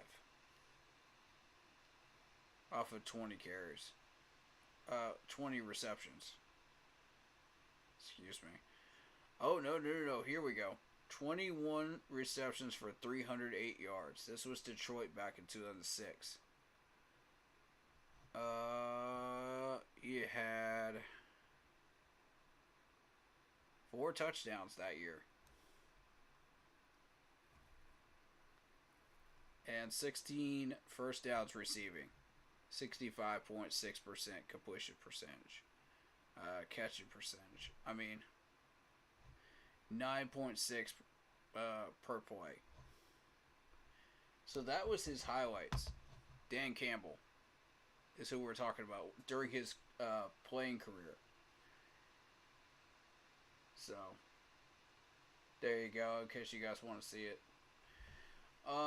Detroit now has 280 yards, 1 takeaway, 7 points off of that. 18 first downs, 148 yards total.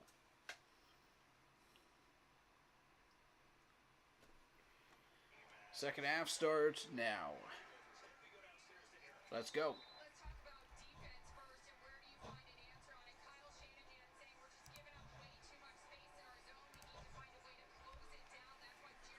David Screw says, can't wait.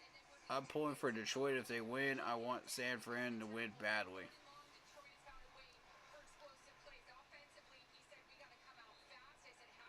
Detroit would legit break the internet, man. If they won the Lombardi, man, I'm telling you right now, they wouldn't know what to do with that.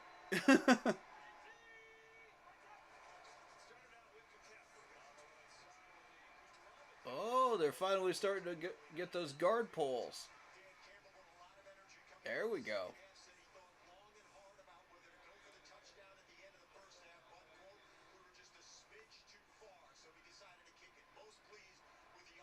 Smart call, Dan. Smart call. Smidge too short. I respect it, though. How in the world did you find Brock Purdy? There's no way you found Debo within all of that white jersey. There's no way. Look at all these people. 1, 2, 3, 4, 5 white jerseys. How the heck? Bruh.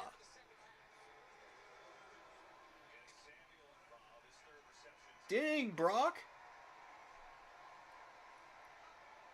This man done woke up during halftime, came out firing. Look at it. Whoop. Oh. Oh. Okay. Debo finally woke up. Look at this. Whoop. Debo said, come on, man. Quit playing. Quit playing. You know I'm about to get this first down. Marcos Cash says, what up, Panther Nation? David Screw says, I hate to say this about Mahomes, but I don't like him like Brady unless my team does that good. I don't like him.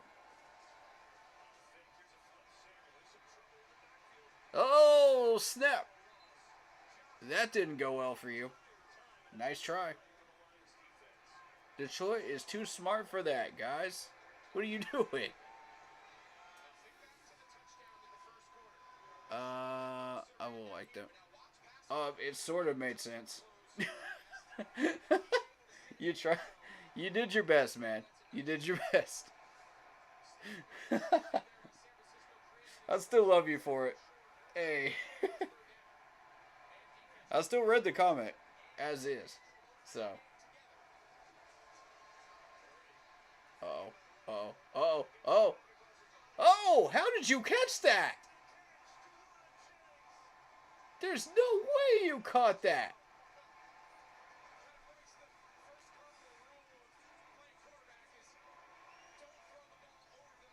Look at this catch, dude.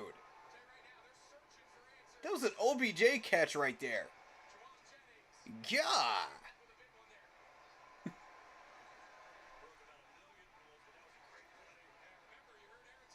Gigi's got some hands. All right.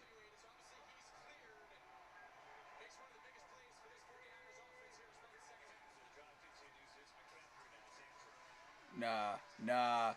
You ran into a wall, bro. Just go down. Take a look here. John Jennings, he starts way out here on the far left side of your screen. Man coverage, nowhere to go, and it's just the late scramble of Purdy. That catch, though. Man, we had him. I love the energy, man. I love the energy. That was great. Detroit does look like a strong, I believe they're going to do something to San Francisco. I'm hoping for a comeback.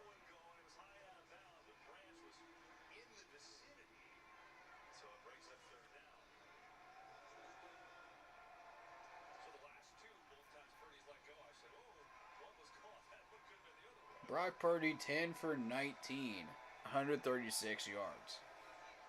And yes, he does have a pick, but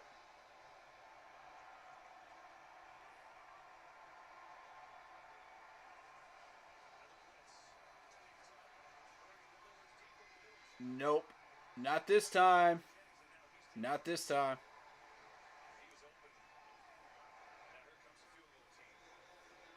Oh, shoot. You don't want to give this ball back to Detroit right now. You don't want to do that.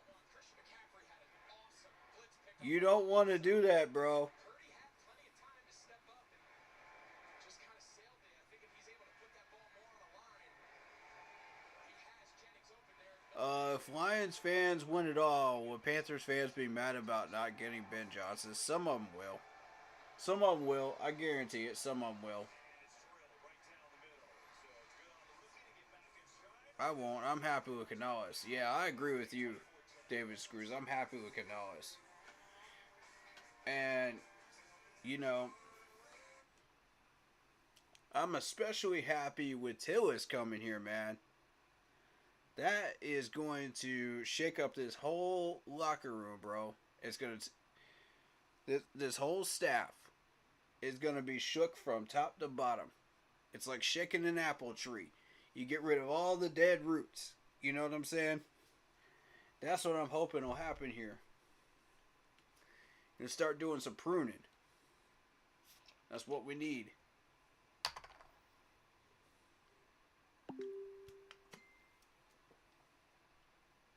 Get rid of some of these people that don't belong here, man. Bring in who Tillis wants. And then focus on that offensive coordinator job. Tepper is trying to take credit for Tillis, by the way. What? No. Tepper, stop it. No, you don't get to take credit for Tillis. You don't get to take credit for Tillis. You didn't do that, sir. Dan Morgan did. Sit your drink throwing butt down somewhere and take an ego check. Because no. You don't get to do that today, sir.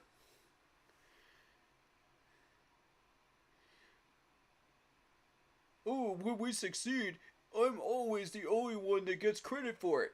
Man, sit down somewhere with that crap.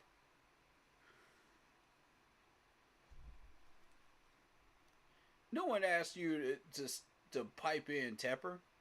No one asked you. Man, bull crap. Tepper lying like a snake. He is lying like a snake. Talking about something he's been eyeing him for years. Man, what? Ain't nobody buying that crock, man. Ain't nobody buying that. Stop it, Tepper. You egotistical clown butt, man. Get some help. Stop lying, bro. We got Pinocchio as an owner. Darn. Where's your long nose at? Because we all know you've been lying for a number of years. As an owner for us. Where's your nose at?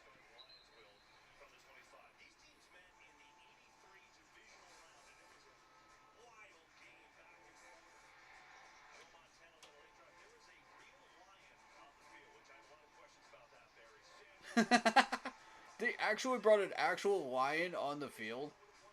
What?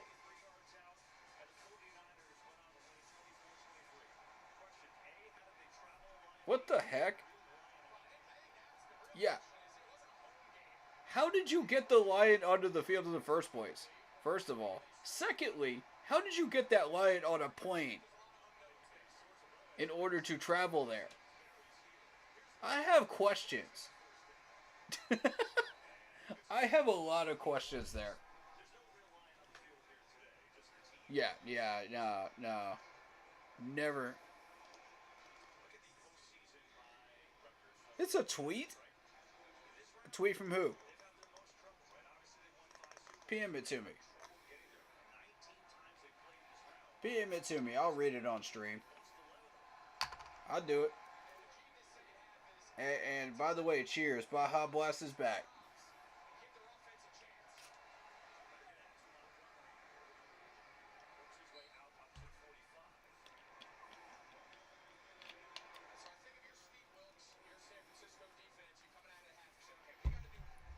Does he know how to ever make this fan base happy? Facts, man. No, he does not. I'm sitting here looking at Steve Wilkes right now. God, man. That one still hurts. That one still hurts. CMC still hurts.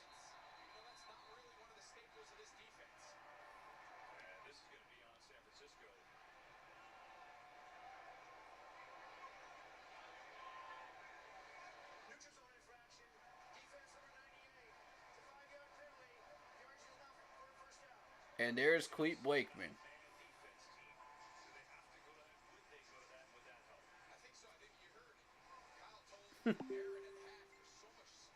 As if you're not mad enough today. Sam Darnold still hurts. Facts. Joe Person said it? Okay, it's legit. It's legit. Okay. Let me see this junk. Let me see this junk, man. I swear, Tepper's about to piss me off.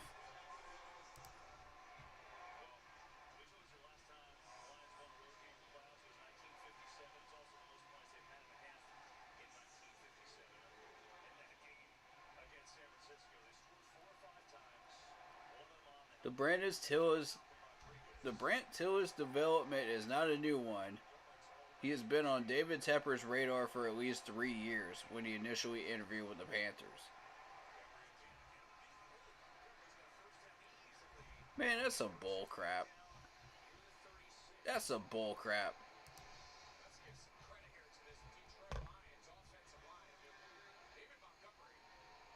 That is some bull crap, man. Oh my God. Tepper trying to take credit for that crap. Okay, then why didn't you hire him 5 or 6 years ago then? Why didn't you hire him then?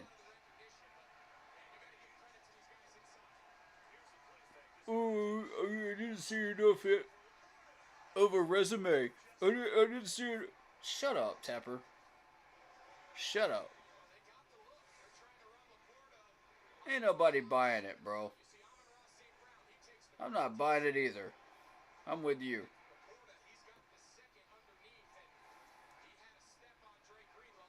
Oh, snap. Alright, Lions. What you doing, man? Oh, Sam. Oh, you were trolling.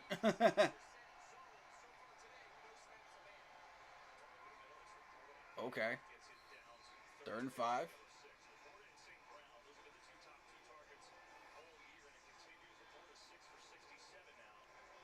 Third and short.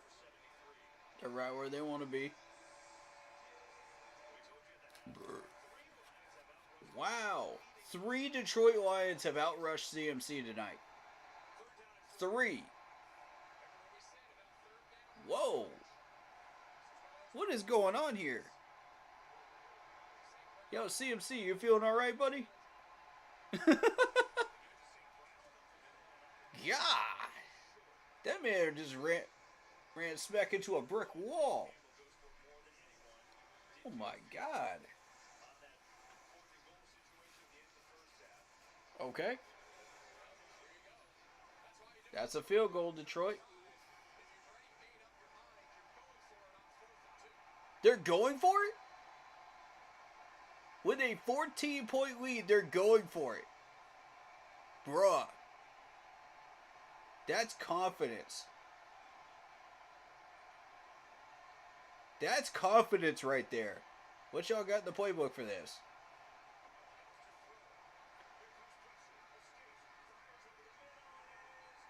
Whoa! That was a good play, though. But bad throw. Oh, Reynolds dropped it. Oh. Yeah. He's like, man, no, there ain't no harm in that, man. It's a 14-point game. We got control right now.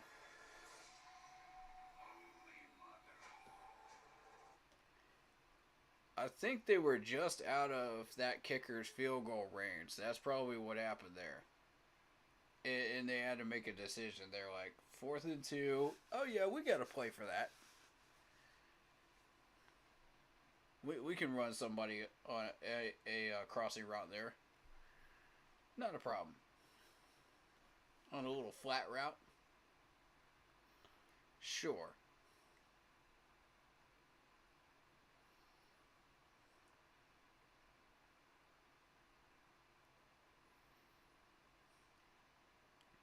I hope Morgan comes out and tweets something about this garbage. Yeah, me too. Me too, bro. Riddle me this, Tepper. If this man was on your radar before and you interviewed him, why didn't you hire him? Why didn't you hire him then? Because you're an idiot? That's why. When it comes to football, you're an idiot. When it comes to stock market stuff, you're probably very, very smart. But when it comes to football, you're an idiot. And you need to start from the bottom and learn. Please. Make yourself look less like an idiot, please. Educate yourself. I've said this a number of times, Mr. Tepper. Educate yourself. If you want to run your organization properly. That's why I'm frustrated. You gotta hire Sportsocracy to run your franchise for you. What a joke. But that's why these people exist, though. That's why they got you for all that money, though. Whoa, look at that sky. It's crazy. I haven't heard anything about Tepper being interested in this guy until today. Yeah, exactly. Same. Same here. I think it's a crock.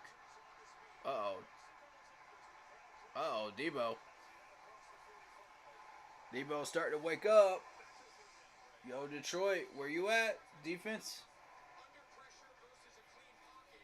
And you'll see the second he hits his back foot, that pressure from Bosa just moves him up the pocket off his spot enough. And listen, Reynolds got to catch that ball, but They've mostly been taking Bosa out of these plays with different ways of doing it.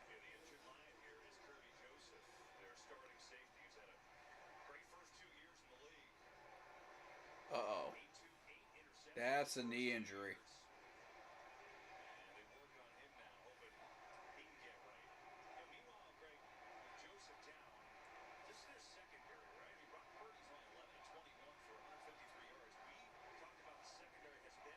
Hmm.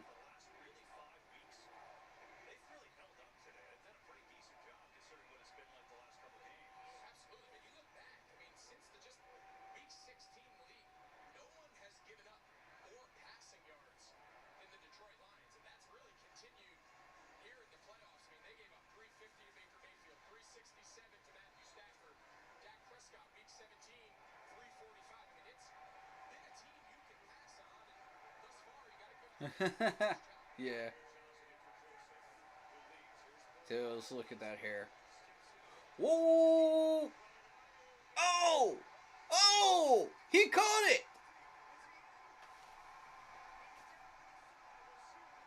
Bruh!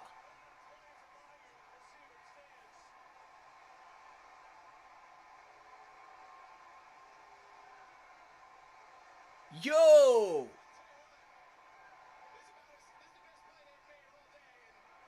Look at that tip, though! Look at that tip!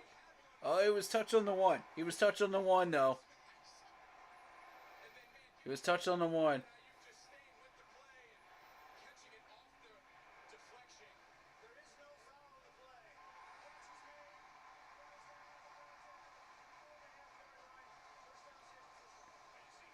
Of course there isn't. It's pass interference, you idiot.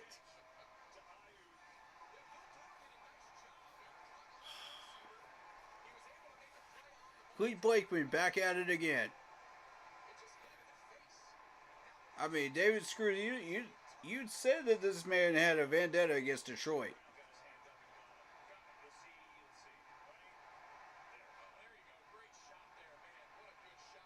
Yep, right there.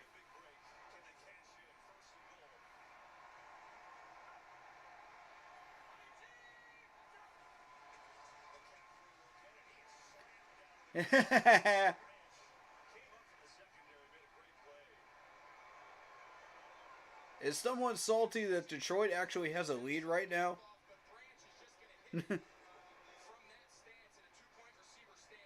God, Cleat.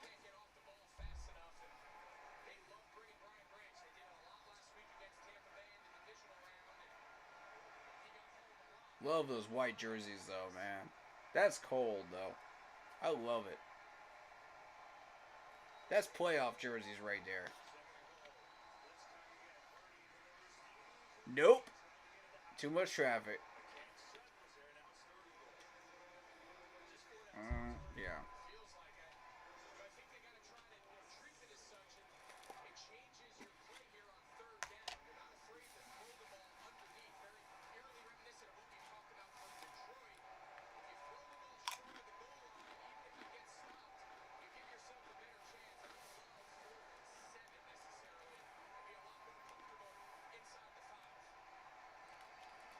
George Kittle, no catches, 1 target. Wow.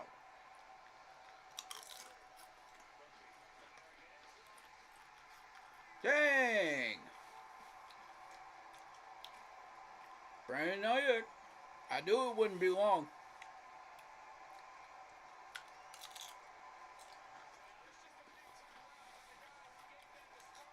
And Detroit's secondary just gave them away.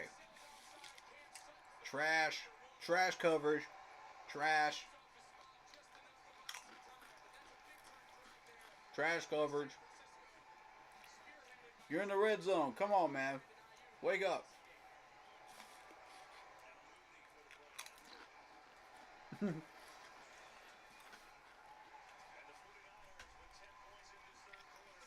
they're back in it.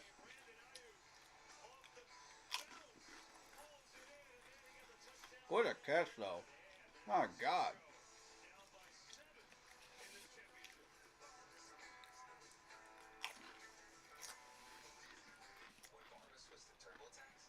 I hope 4 generations of family tradition with 5 little words.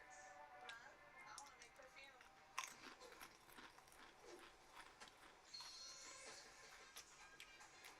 Getting my business off the ground. Detroit, you're pulling at Atlanta right now. You literally had a 28-10 lead, man. You're pulling at Atlanta. Stop it.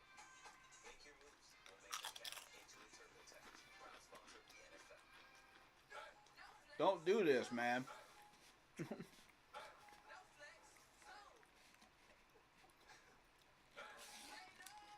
Don't do this, man. Don't take your foot off the gas.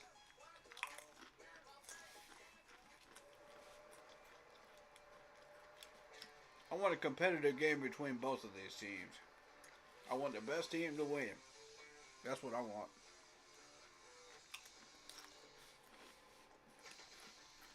Whoever that might be. Introducing the new 2024 Ford F-150. Tough this smart can only be called F-150.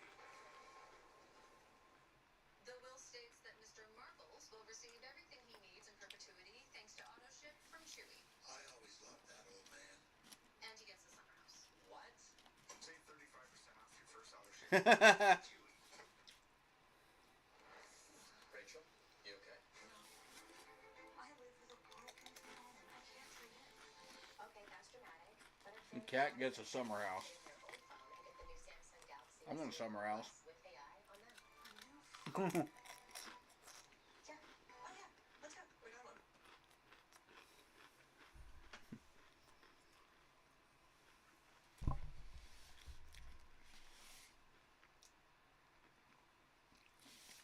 I'm joking. No, if I had a summer house, I'd have to pay taxes on that.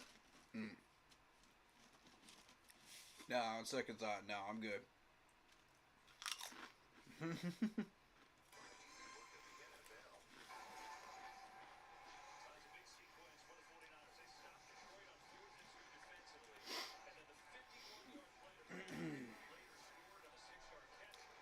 Brandon Oya.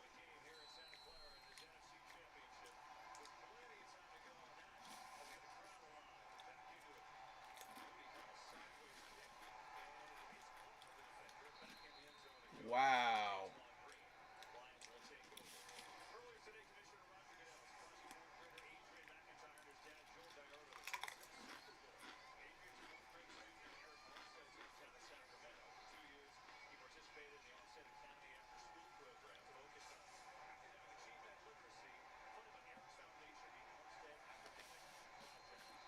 That's cool.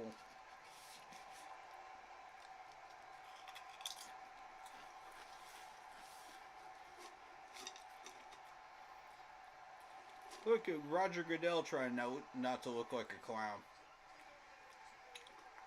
Oh!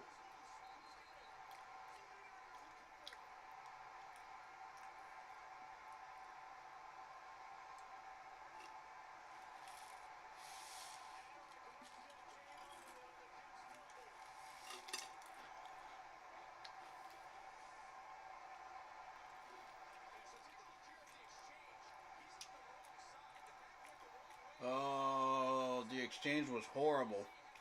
Oh, man. Yep. He never had it.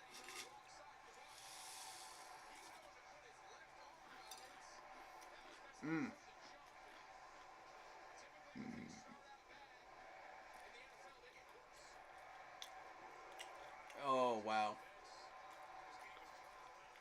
That's bad.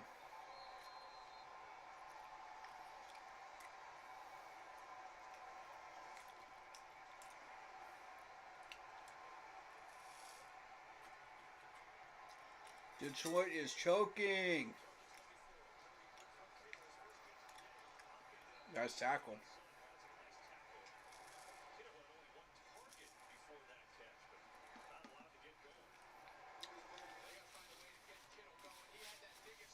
Wish our guys knew how to tackle like that. Against the Packers, he's had quite the year. He's been known for a long time as he does a lot of the dirty work, but man, he's been a 1,000-yard receiver numerous times in his career, and he added another one to that list this year. He's as good as it gets in the NFL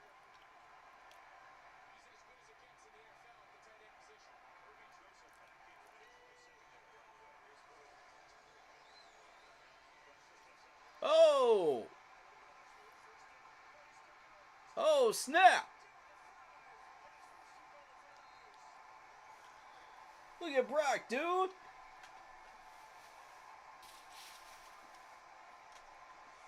Wow.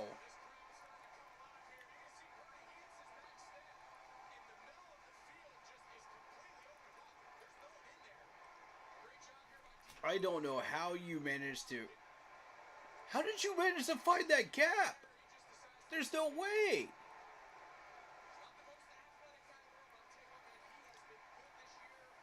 With that defensive tackle just like right on your butt, man. How in the world did you... Oh. Here we go.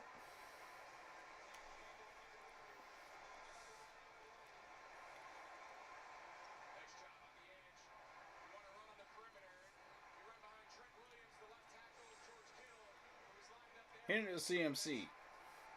Hand it to CMC. San Fran, hand it to CMC. Hand it to CMC. That's what I wanted. That's what I wanted. Let this man get a touchdown. Yes, sir. Yes, sir.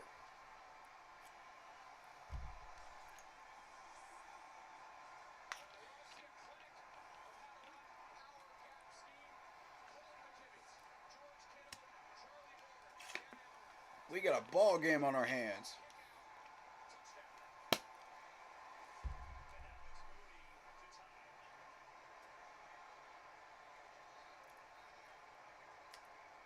Detroit, you just blew a 14-point lead.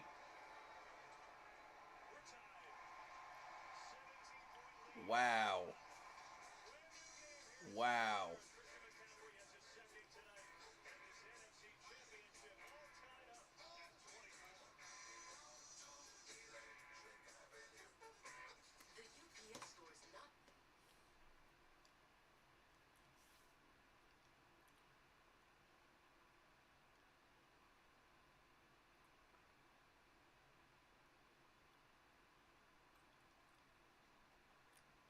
Bruh. Is that 14 points unanswered right there? 17 points unanswered? Detroit, what are y'all doing?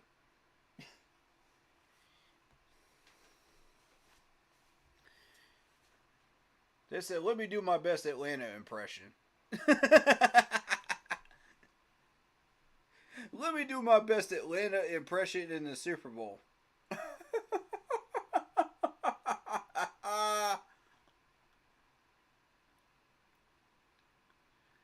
Bro, y'all had a 14-point lead. And it's gone just like that.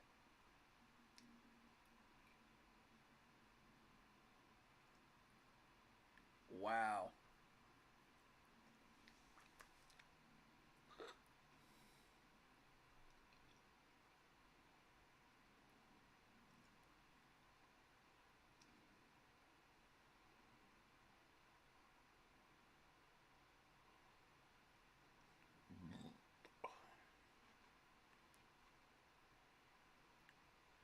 Y'all had a 14-point lead. And it's gone just like that.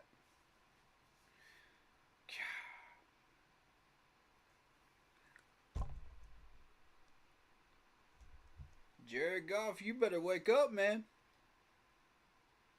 This game is slipping out of your hands. You better wake up.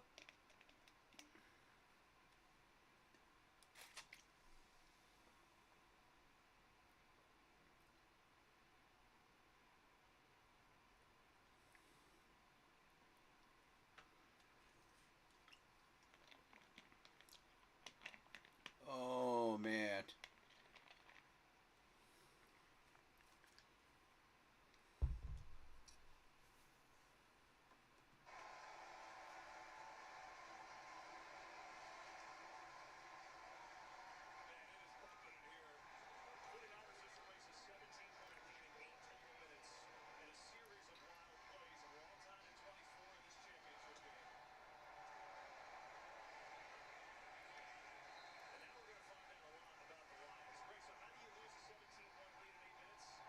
Seventeen-point lead.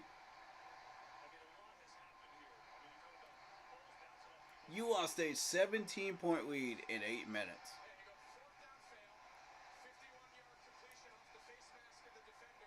That's even worse than the Falcons. That's even worse than the Falcons.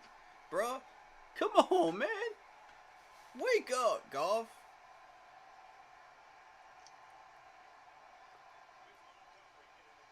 Oh, my God.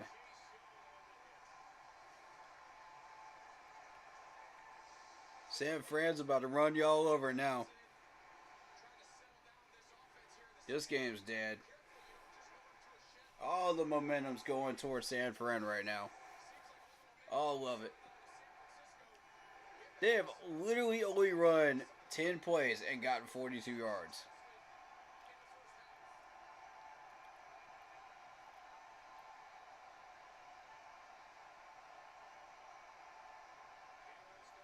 Uh-oh. Uh-oh. He got it. Oh, it hit the ground.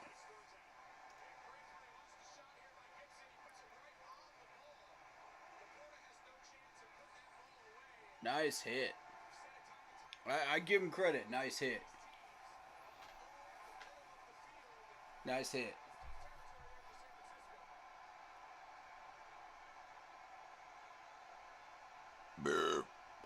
Excuse me.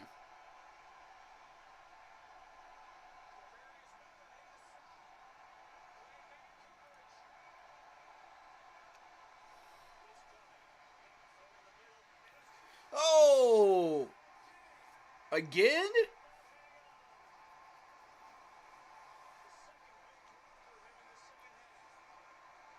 Looks as boys are popping you.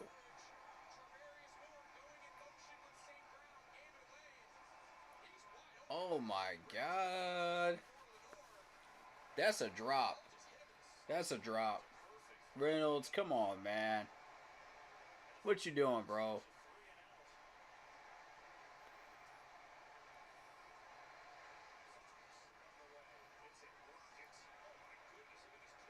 Nice punt. Holy cow. Oh! It's on the wood.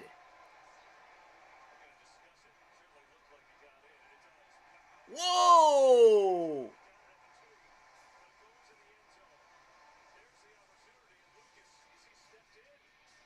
Yeah, he stepped in.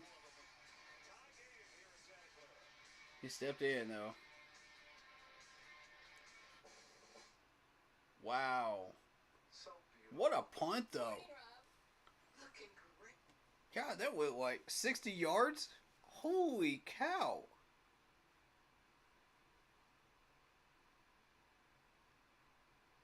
There are kickers that can't even make 60-yard kicks. This man just punted at 60 yards. God dang.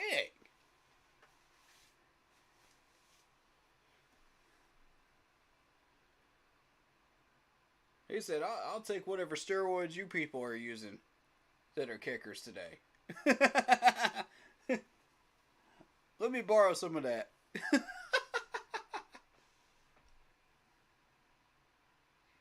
I'm telling you, dude. I don't know how in the world these guys have the leg strength today to make these 60-yard kicks. And I mean, the league highest was like 63 or something like that. It's insane. How in the world, dude?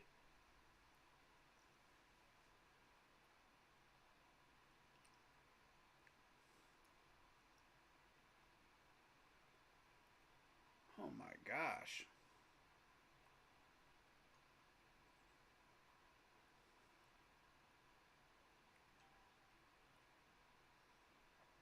That punter's just like, yeah, I'll have whatever he's having.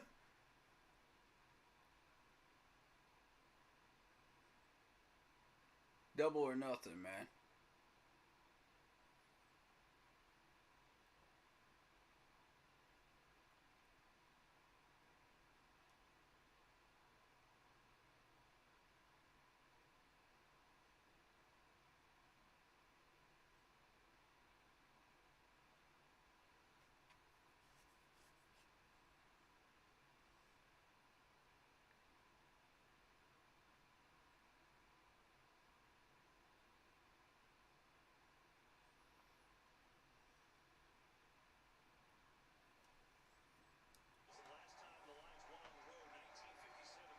Oh, God, I hate that stadium.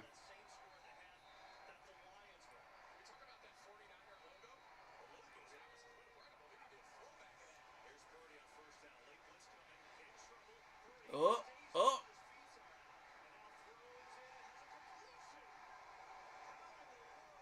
What? How? Bruh.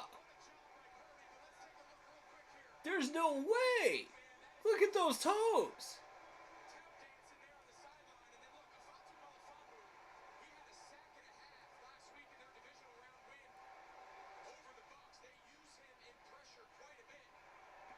That's incredible.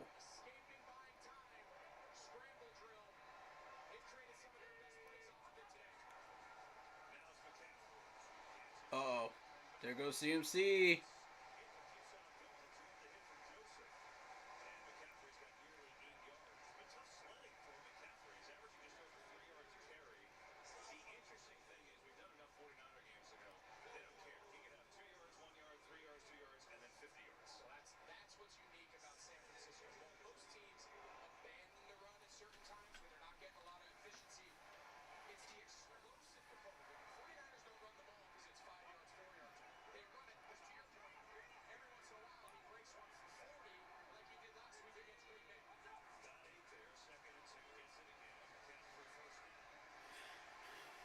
Yep, they knew he was going to get that first, too.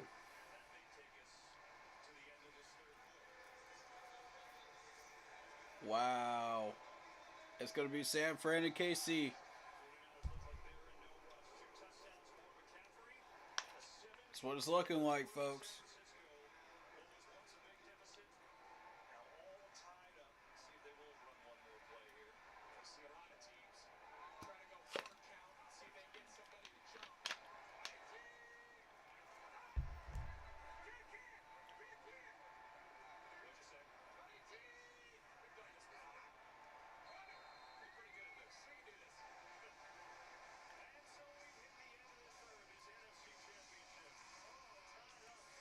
Wow. What a game. Detroit has just become dead after that one play. It's like they sucked the life out of them. That's incredible.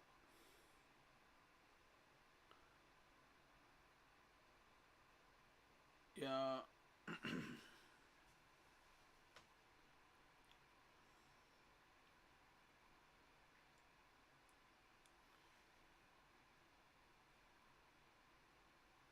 This is a wild game, man. It's a wild game. Wild championships this year. It's interesting.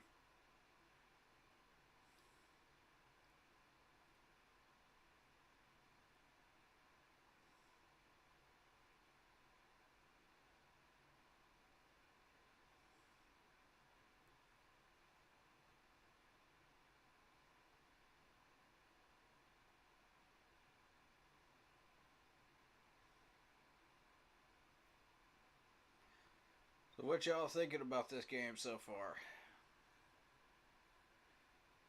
What's some opinions, man? What you got? How y'all feeling?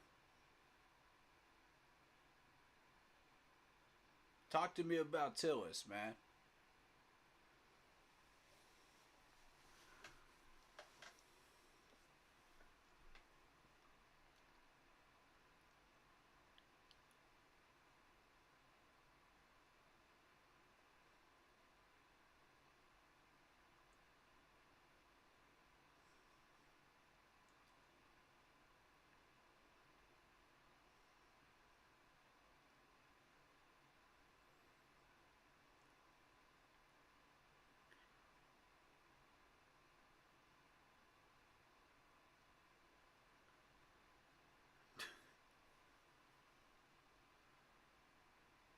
All right, let's go.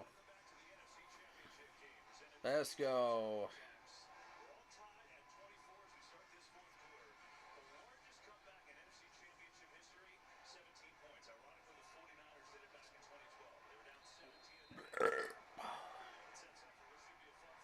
Excuse me. Nope. Nope. Debo, shut down.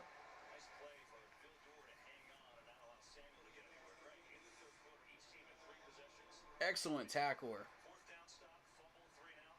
I really like Veller. That's how things change, right? Things can change fast in the NFL. And we mentioned we thought this was a race to 30. We're getting pretty close. Yeah, it's number 20, isn't it? Every possession is just critical. No more so here. In the fourth quarter, you find yourself 24 all square. Each team's got to take advantage of possessing the ball and maximize every opportunity.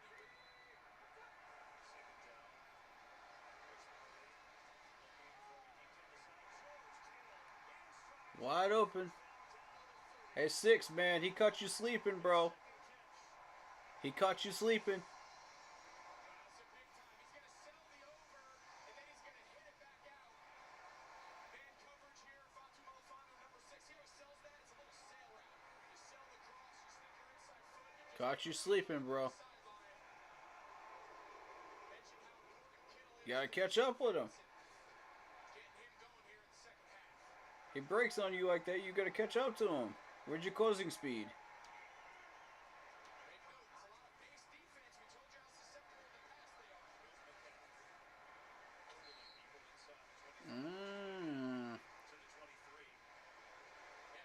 Stanford moving the ball. We told you that they were matching based on down and distance. So first and 10, whatever they determined as pass downs versus run downs, it had no bearing on who San Francisco had in the game. Now, there's been a big flip from Aaron Glenn. They're matching the personnel. So when they have Juszczyk, Kittle, Debo, Ayuk, that's their 21 personnel, right? Okay. One tight end. How you gonna adjust to that? Brock Purdy now has been 5 of 6 for 175 against base personnel. Greg is just so smart, man. He just knows everything about this stuff, man. It's so fascinating to listen to him.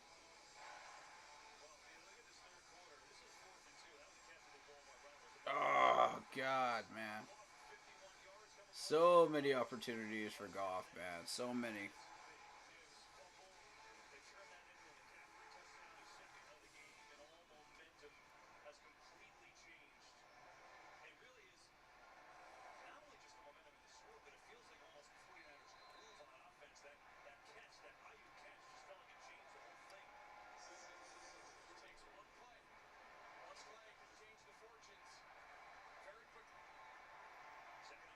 It's true. One play, man.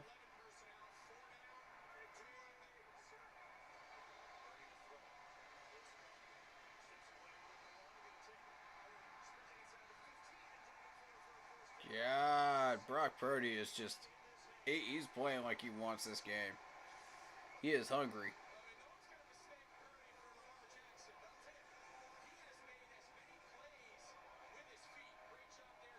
Whoop. Oh my goodness.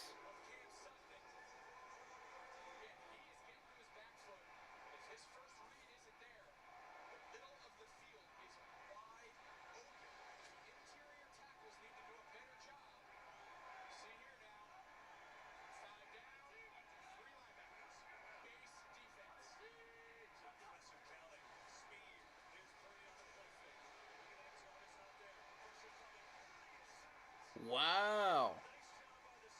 There it is. Took him long enough. I think this one's on Purdy. He's going to get this ball out of his hand. He gets the one-on-one matchups that he wants. Nice job there in the back end by Detroit. This is good protection. They didn't get the on the blitz, and that ball needs to be thrown out of the Oh, back of the end zone over everybody's head or at somebody's excuse me. to not take that sack and force second and long. Big time for the first sack for the Lions. Lost him 7 yards.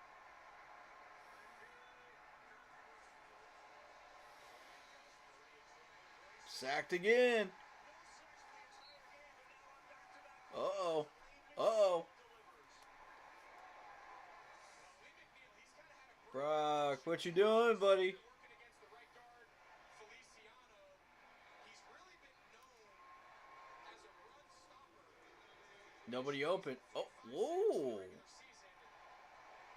Run bigger than that one. God. That has to hurt Purdy on the ground with that. Yeah, McNeil had 3 sacks first 2 years in the league. They can't get him for roughing for that? You can hear the crowd. That was close to a personal foul, roughing the passer. Yeah. I was about to say the same thing. Oh, they tripped him. They tripped him. 15, nowhere near a first down, but certainly a lot closer on a field goal attempt. Yeah, it's a field goal. Try here on 4th down to take the lead. 49ers haven't had the lead the entire day. Detroit got the opening kick, went right down the field and scored. So now, Jake Moody will Just goes to show you how quickly you can get that lead, though.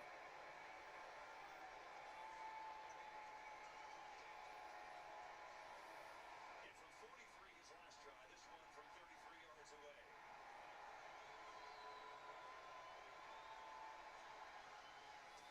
Moody up and good. And the 49ers with their first lead here tonight. So the drive stalls. 10 minutes. 49ers thought maybe this was a penalty. Maybe Detroit gets away with one there. Ooh, yeah. Yeah. That's a penalty. Yep. Looking at it. Definitely a penalty.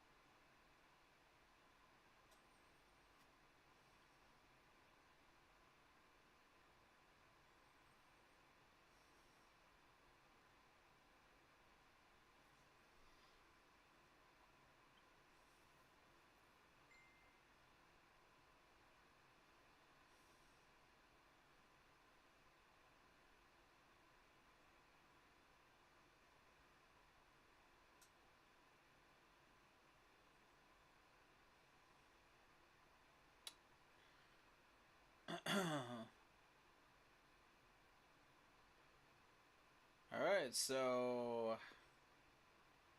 what are y'all thinking? Like what you see? Happy with it? Not happy with it? How you feeling? Let me know, people.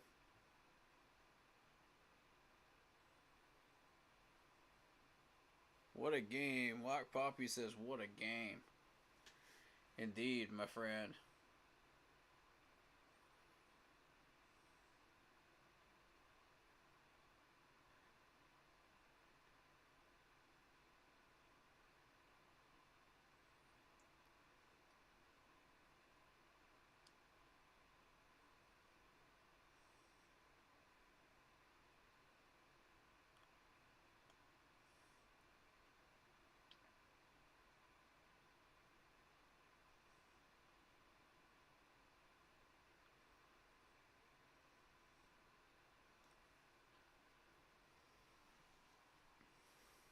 In Santa Clara, in the booth with Dean Blanzier, our rules expert. You look at that replay.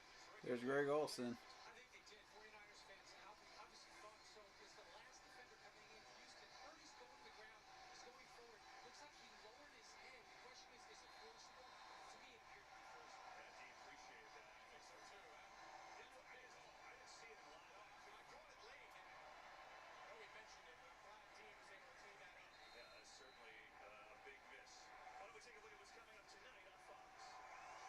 Hey, Cleat, I hope that haunts you, bro.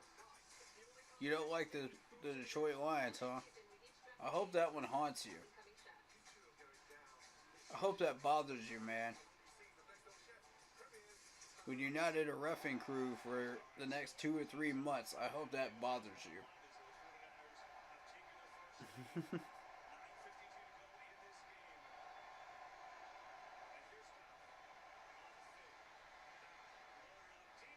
Oh my god!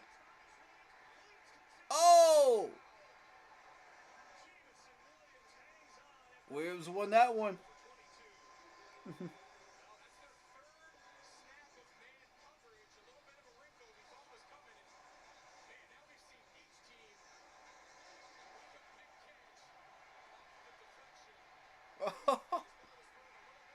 What a crazy catch to Williams. Wow.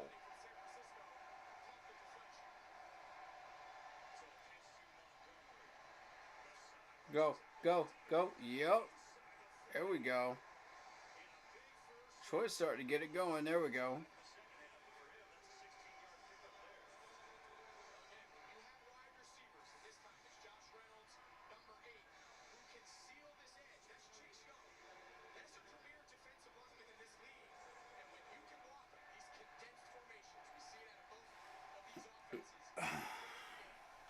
All right. Let's see if Detroit brings this thing back, man.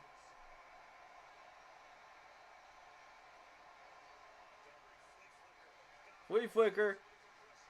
Oh! Oh! Oh! Bro!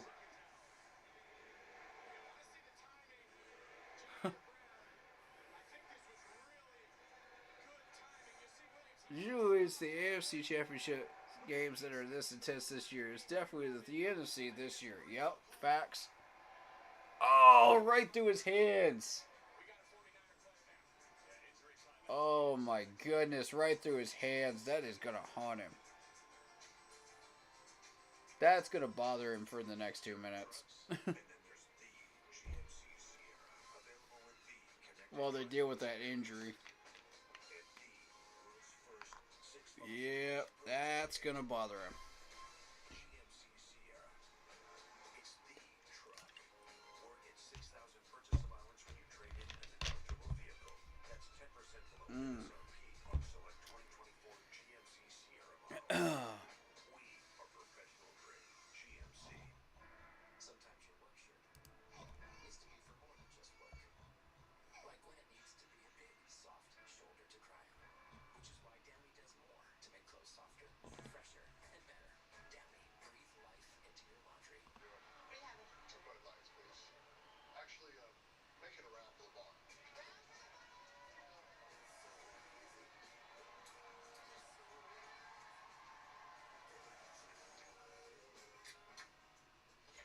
Attention Walmart shoppers, here's some straight talk for you. Use your loved ones to save money on wireless. So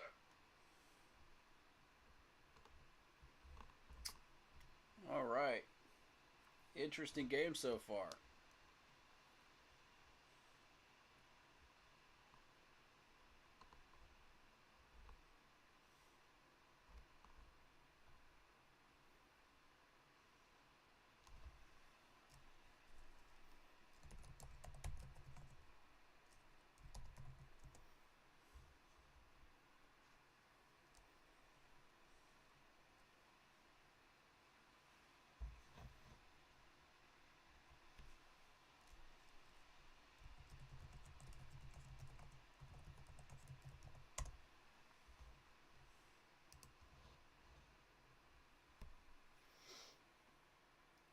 So, how we feeling?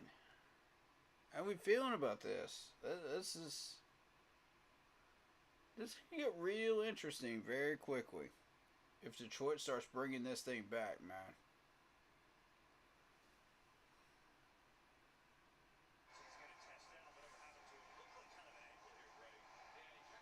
Oh,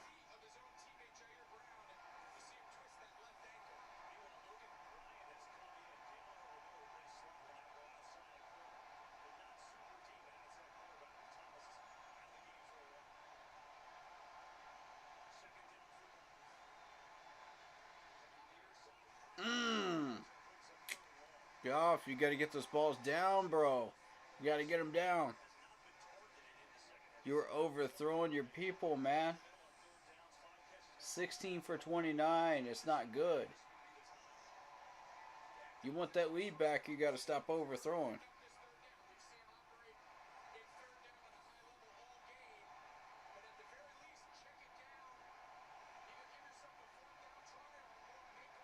Third and 10. Here we go. We go see another tip pass.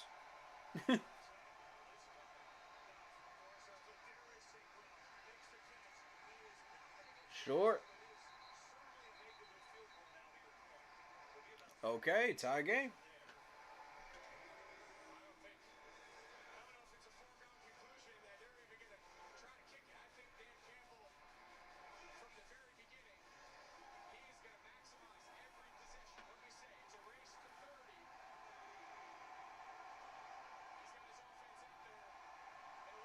Are you sure about this, Dan? Are you sure about this? This is ballsy. This is really ballsy. I don't know if I would do this.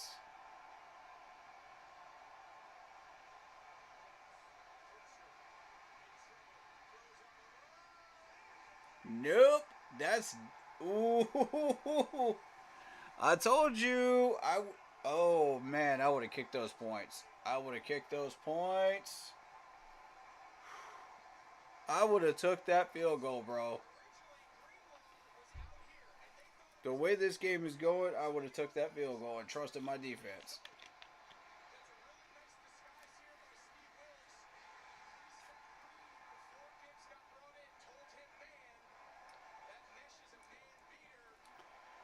Oh, boy. Goff, you've been underthrowing and overthrowing people all day. That's why I'd be like, are you sure?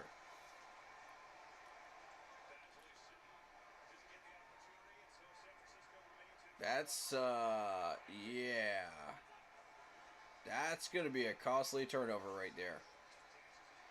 And this man's about to make you pay for it. Yep. CMC is making you pay for it. You were dumb enough to do that.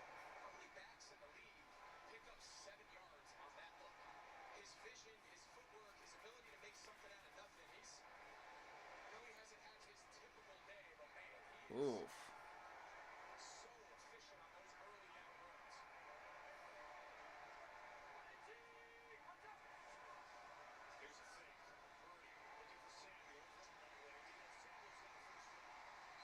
Yeah, San Fran's gonna win this thing, man. –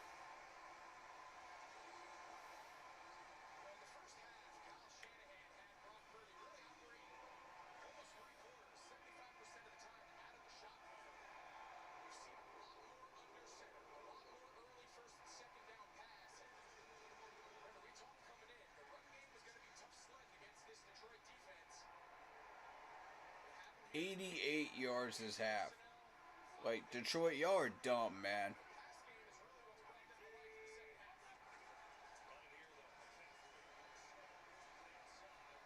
Brick wall.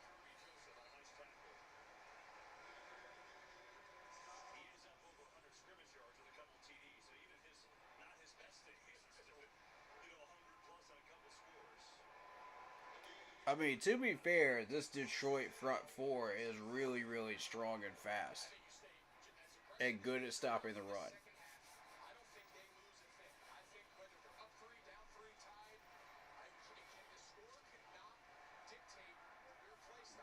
Excuse me.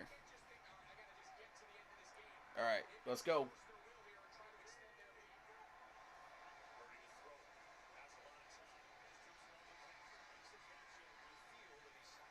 Yeah, easy 5 right there.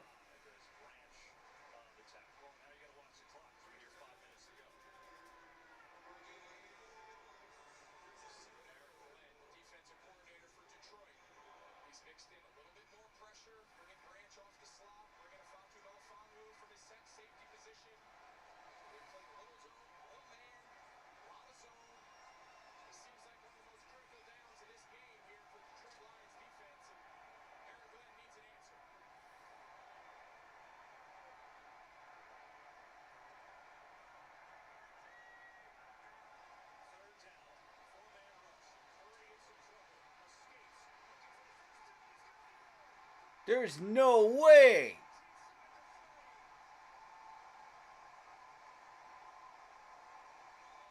How many rushing yards does this man have today?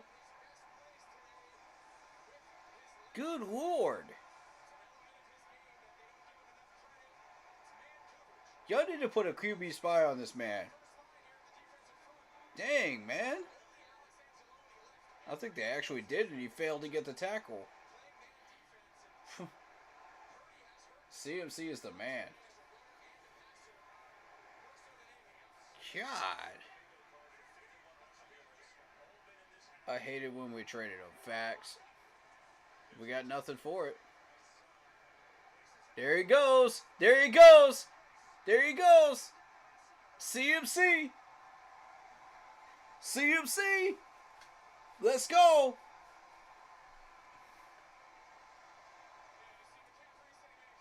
God, I miss when he was doing that in a Panthers uniform. I miss that so much, man. You have no idea. Still breaks my heart. Look at that George Kittle block, dude.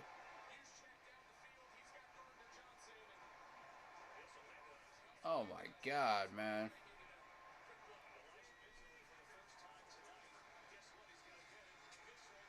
Third one today.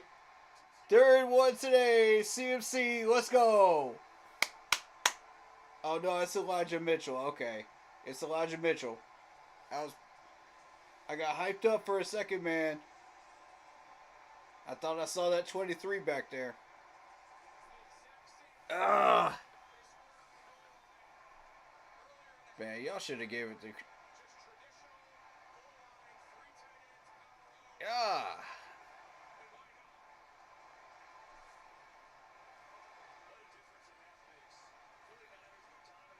Detroit, you messed up. You messed up. You should not have gone for it on fourth down. I don't know what these guys were thinking. With the numbers that they're putting up right now on offense, that just cost you the game, y'all.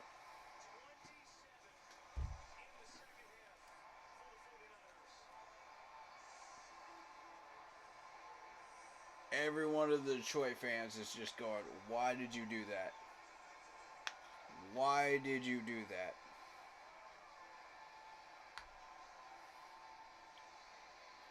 We had a 17-point lead. Why did you do that?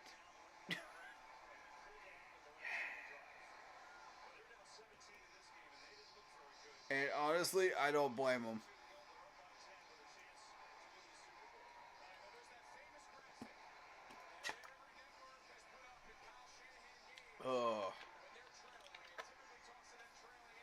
Detroit, y'all put up a valiant effort.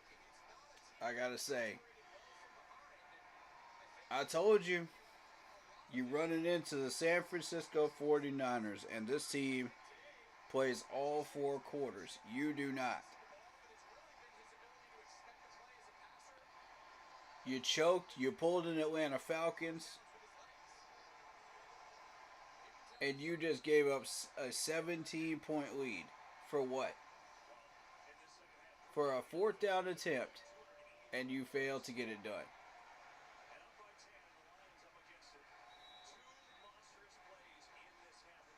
Ten-point game. Goff, you better stop overthrowing and underthrowing people if you want a shot. If you don't stop doing that, you're done. You got one more drive, son. Goose egg in the second half. Goff, what in the world are you doing?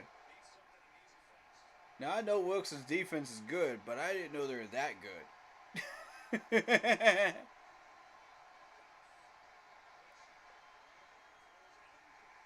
Wow. They took him out of his rhythm.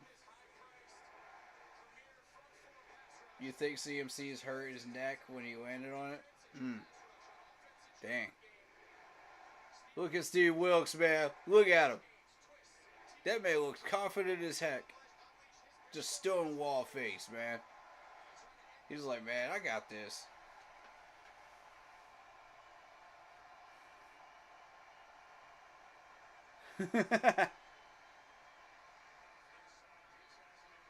Nah, nah, nah. You got three. You got three. That's all you got. Oh, we got four.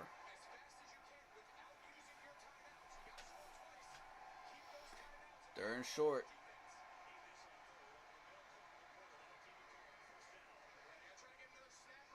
Okay. Better hurry. Better hurry. Clock's running, Detroit. What you gonna do? What you gonna do?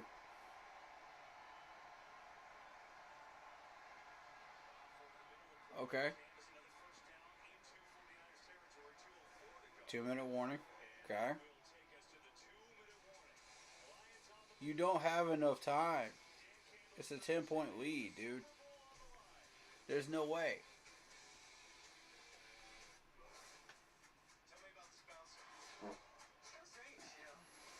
You don't have the time to come back from this. San Fran's got this. Steve Wilkes should be our coach, but I think this other coach would be good that we signed. Yeah, agreed. Yeah.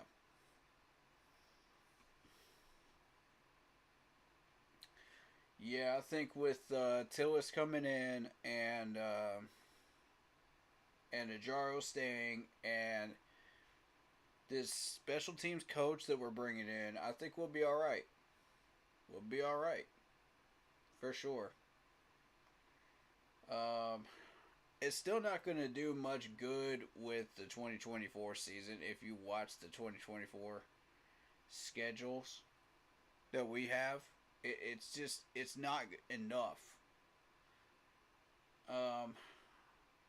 So the first year is going to be trash. The second year is going to be what you're going to expect to see some progress on. But yeah, first year you won't see any scoring changes. You won't see any win-loss changes. You know, it's just going to be more trash. So, I mean, that it is what it is with a new coach and a new system. But, and we're in cap trouble, so.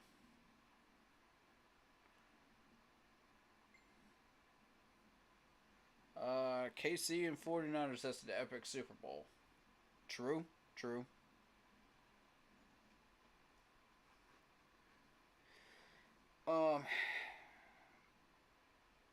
But yeah, I'm still. That Houston offensive coordinator still interests me. I mean, if we can get him as OC over here, and I mean, it looks like a better situation than Houston right now. We might be able to lure him. But you got to get the players set up, and you could start from scratch. You know, with Houston, you've already got these players already locked in, you know, before you got there.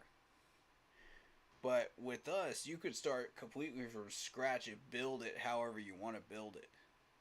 And that's a plus, you know, for an offensive coordinator. Yeah, anything's better than Thomas Brown, exactly. Nice pass. There we go. Where was that pass earlier, Goff? About time.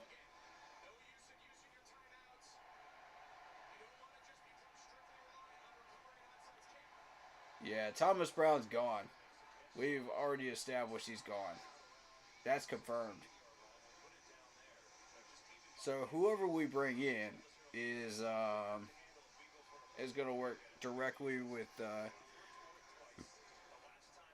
Canales and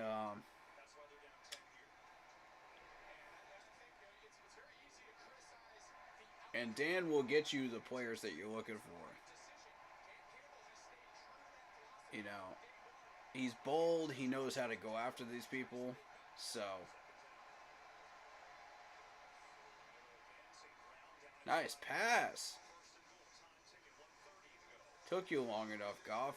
Finally woke up. Oh, now you want to play? Now you want to try to pull a rabbit out of the hat? Look at this blitz. Look at this blitz. Touchdown. Touchdown.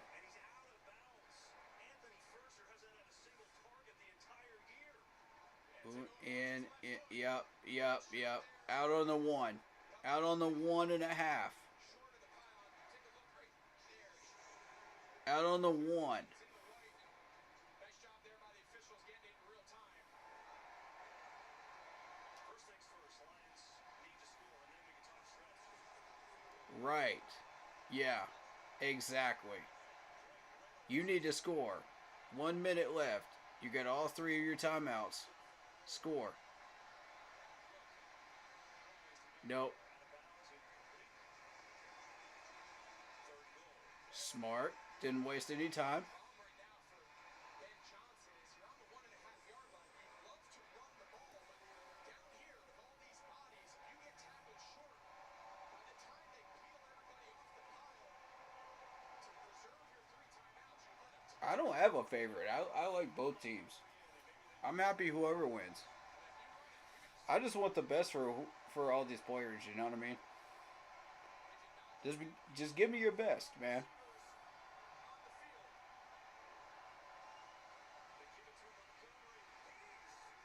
Wow.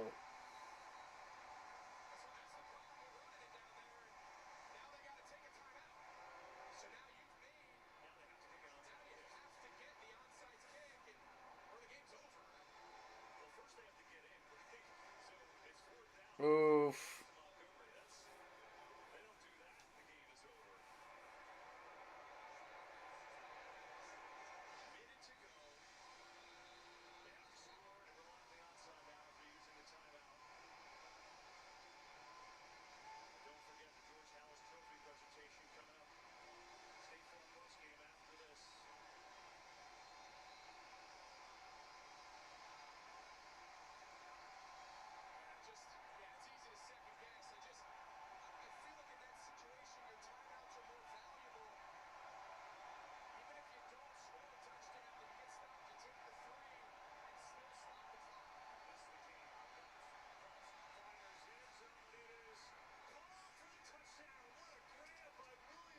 Nice. Nice.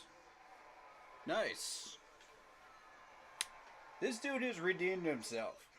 You know, he was responsible for the tip past interception earlier. So,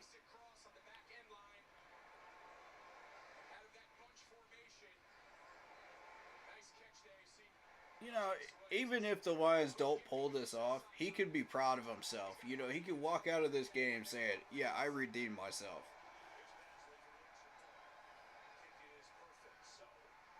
Nice. 3-point game. Let's go.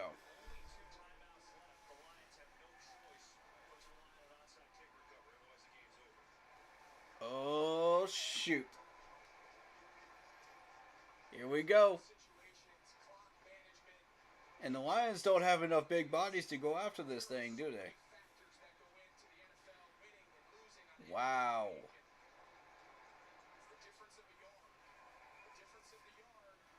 The difference of a yard.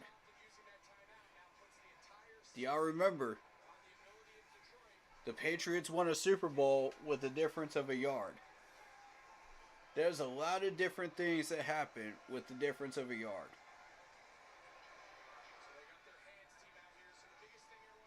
Remember, it would be a tie game right now if Campen kicked that field goal. Exactly. Exactly, Lock Poppy. That's what I was just about to say.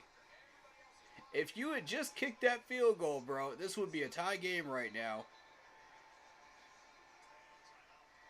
And you'd be playing defense, Detroit. But no, you had to be dumb and go for it on 4th down and not convert. That's going to haunt them. I told you it was gonna haunt him. The moment I saw him go for it, I was just like, this ain't it. This ain't it. This ain't it. With the numbers they were putting up the whole game, this ain't it. You're not gonna get this. We've had so many overthrows and underthrows by Jared Goff the entire game. And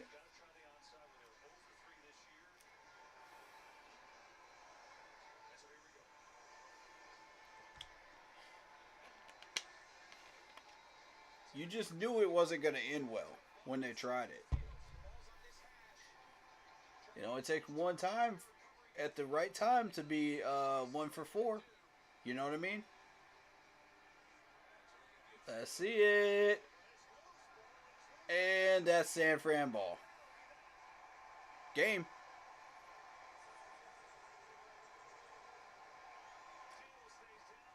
The tip balls, man. The tip balls is what killed you in this game. Look at this. Look at this. Tip. That's another tip. How many tip balls in this game? How many? I count a half dozen.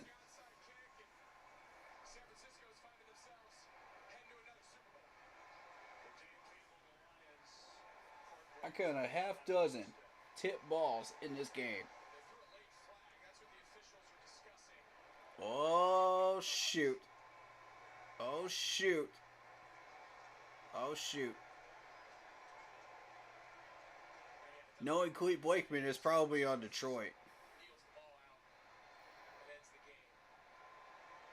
Oh, San Fran.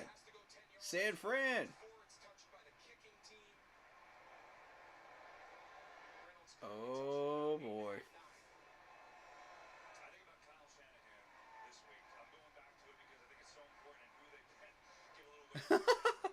I love how they're just like, hi. Hi.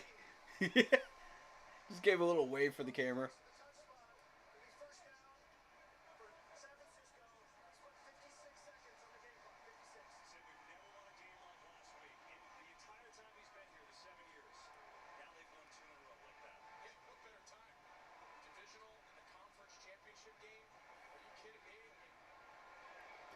Refs, get off the field. Get off the field. Stop talking about your new yacht. Let us get on with our lives, please. God, man. Freaking Clete Blakeman. Can't stand that dude, man.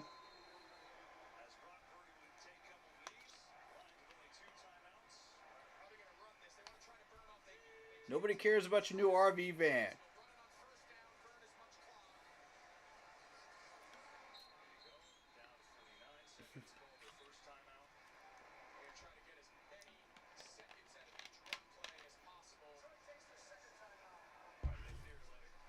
Oh yeah, we did such a great job minimizing Detroit's success today. We did such a great job. Hey. Tell me about your boat. Tell me about your new yacht that you just bought for like $50,000, right? With San Fran's money. Oh, I did that for free. I hated Detroit. That's that roughing conversation with Clete Blakeman right there. 100%. That's exactly what it was. They're just like, no. We're gonna let San Fran savor this moment. Let's give them a few minutes longer here. Yeah. Let's play some tic-tac-toe.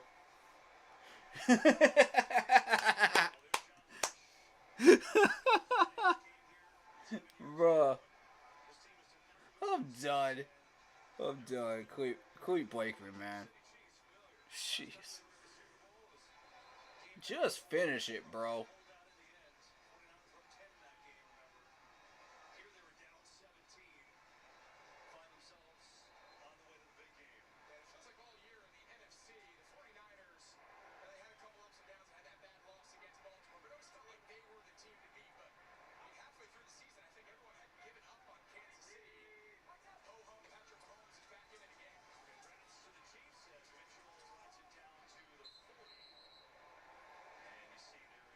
Can't stop the clock. That's it.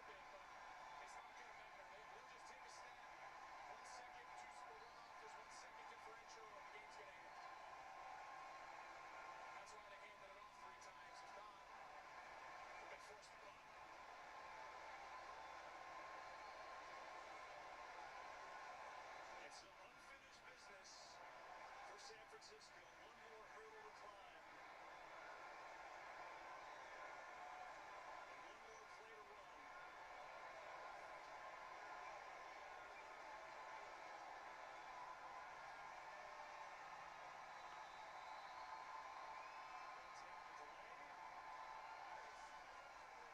Heck of a season, Detroit. Heck of a season. But, you know, you ran into San Fran, and San Fran took care of business. You know what I'm saying? Like, they did what they do. But, you guys played a heck of a first half, though. I'll give you that.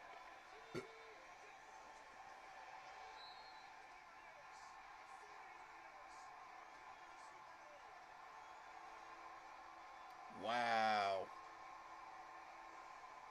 San Fran and Kansas City.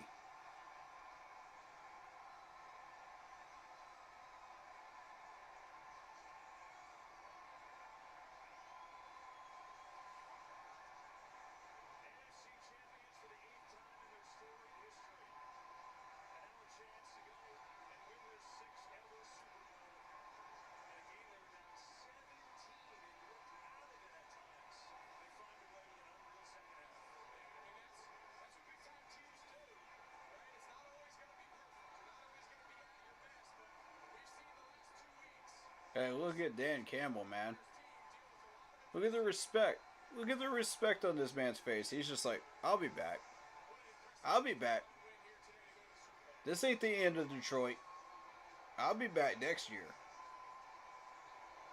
We're not selling this. We're not selling these people. We're going in next year. We got a young team.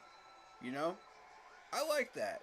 I like that attitude of Dan Campbell right there. Just taking that loss humbly, man. He's just not got any, like, frustrated or emotions on his face, but, you know, it is what it is, you know? He said, okay. Next year then. Next year then, bet.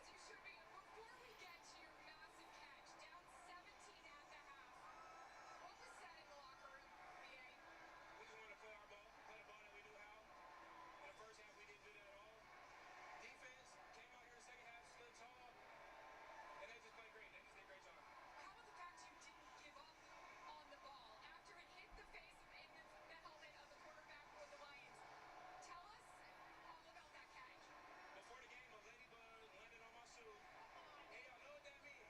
So that's all I can say, because other than that, I don't know. I don't know. Just great luck. God was with us today. Great win. Bang, bang, Niner gang. It's crazy. You better take that like you're going to be down there to see the Kansas City Chiefs. Congratulations.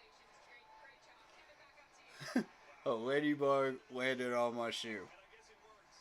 Because Ayuk, Okay. that was the biggest play of the game. 51 yards off the face mask. They scored. 49ers turned it on, and they're headed back to the Super Bowl. Stay for our postgame show. All right. Cool. San Fran and KC. I'll stick around for the trophy presentation. I gotta see that, you know. CMC is just one game away from getting a ring, y'all. One game away. And so is Steve Wilkes. Think about that. And they're not getting a ring with us.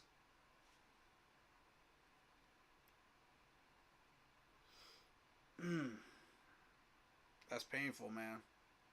It's a hard pill to swallow for Panthers fans, but hey, at least they're getting one, right? They're gonna get one. If you really think San Fran is gonna beat KC, then yes, they will get one.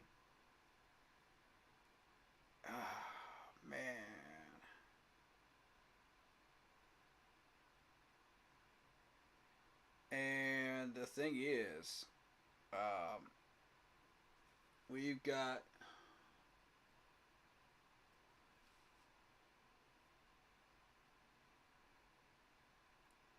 we've got Detroit, who had a heck of a year, man. And kudos to this man for taking that loss humbly, man. I love Dan Campbell, man. That's respect on put some respect on Dan Campbell's name, man.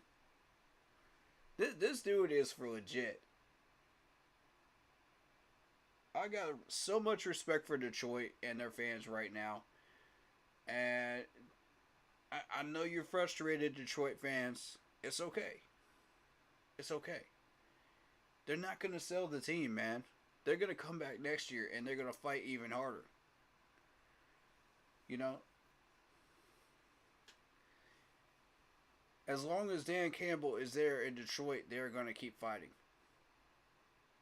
They're going to get a new offensive coordinator that's going to be really good for you and a good fit for you. And they're going to be back. Bet on it. So, you know, take that loss on the chin, though. Hey, you guys made it that far, though. You guys made it that far, though. I'm impressed. Like, for real. That takes spirit, man. That takes guts to make it that far. And, you know, I can respect that. I can respect what they built there. I can respect what they created and what they're trying to do. And they're on that stepladder process, man. They're on the way up. Keep fighting, Detroit. Keep fighting. You get there. This year was just a year too early. You know what I'm saying? That's the mindset of Detroit fans right now. That's what y'all gotta think, man. Y'all gotta be proud of what you did. Y'all gotta be proud of what you did this year. So, take that to heart. Be happy. You know that you got this far. Be proud of yourselves. You know? This is the first really, really solid Detroit year that y'all have had in a long time. Be happy with that. You know? Be satisfied with that. You know, if I'm going to bed, as a Detroit fan, I'm not going to bed mad. I'm saying, you know what? We fought to the last second against the leading contender for the Super Bowl trophy. And we gave them a fight to remember. That's a heck of a finish. You know what I mean? That's a heck of a finish to a great season. Even if you didn't make it to the Super Bowl, and you didn't, that's still a heck of a finish.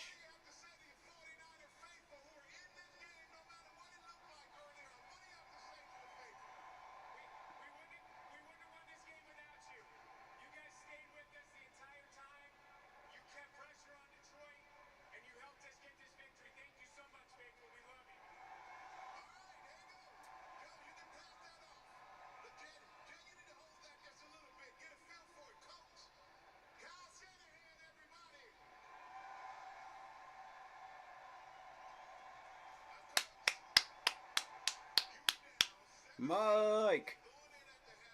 I love Mike Shanahan. That's what I want to know.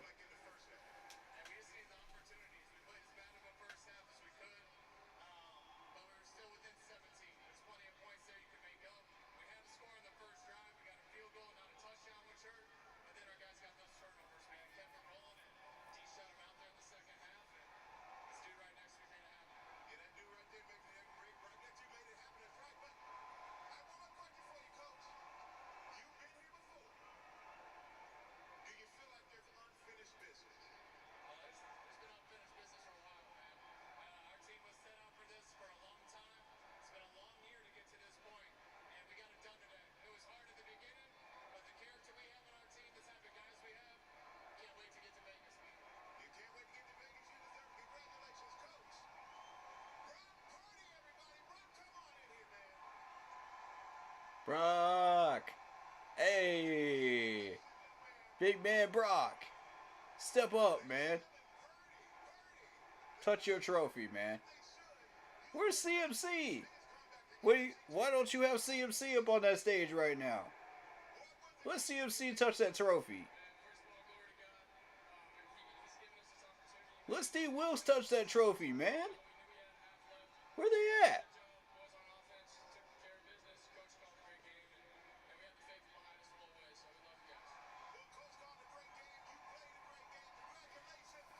Neither one of them are up there. Neither one. There he is. There he is, baby. CMC. CMC. Touch that trophy, big dog.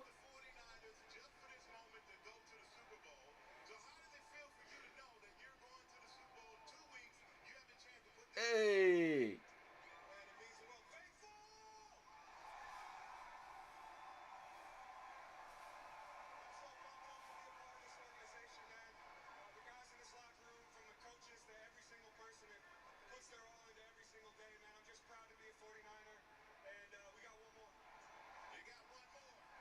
CMC.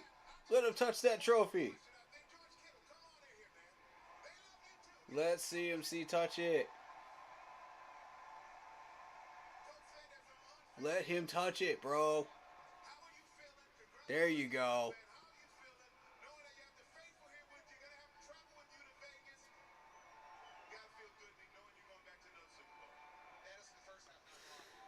Oh, man.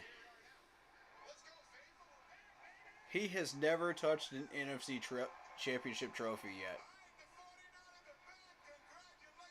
I want him to have that joy. Just for 5 seconds, man. Just for even 5 seconds.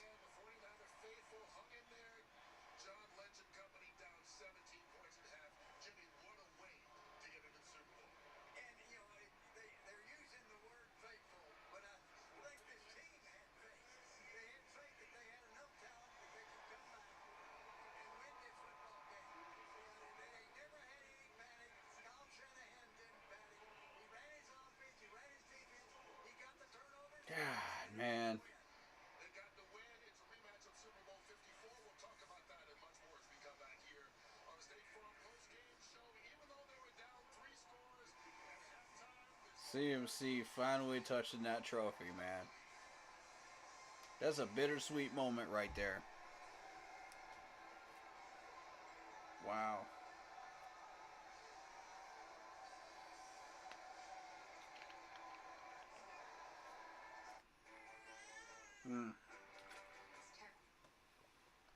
That's a bittersweet moment right there, man. I was so hoping the first NFC Championship trophy he would ever touch would be in a Panther uniform. You know what I'm saying?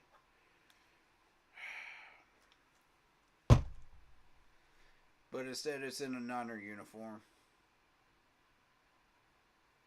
But you know what? I'm happy for him. I'm happy for him. I'm happy for Steve Wilkes. I'm happy for Shanahan and the whole crew. You know, they earned it. They played a heck of a season, and they earned it. You know? So,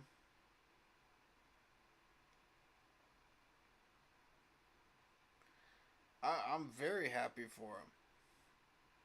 You know, it's a moment, man.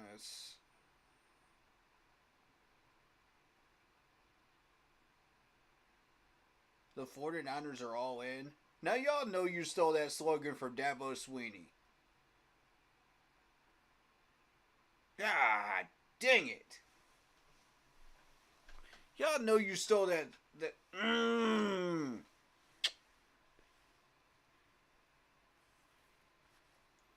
That's Dabo's slogan. You slogan thieves. Whatever. Whatever, man. Either way, I'm happy for CMC. I'm happy for Steve. They're both finally going to taste the Super Bowl. Steve Wilkes for the second time. CMC for the first time.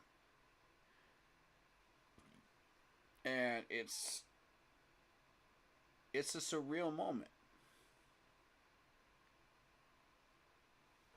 Hassan Reddick ended up with the Eagles again, you know, and he's one of those players, man, we could have had and used properly and gotten to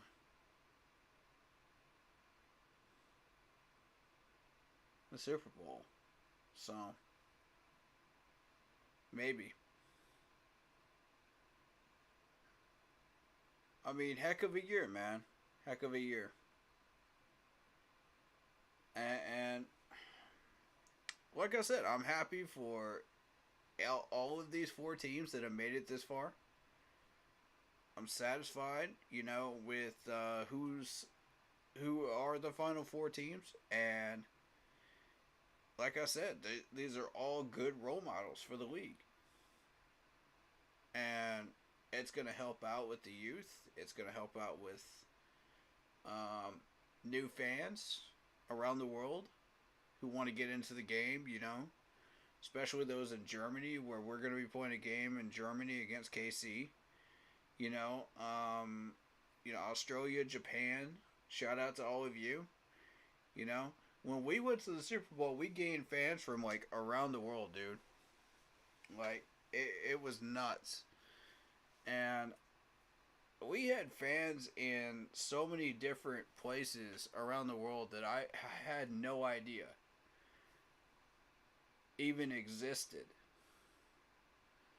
I didn't even realize that they were fans until they came into the chat, you know, and came into the comment sections and stuff like that.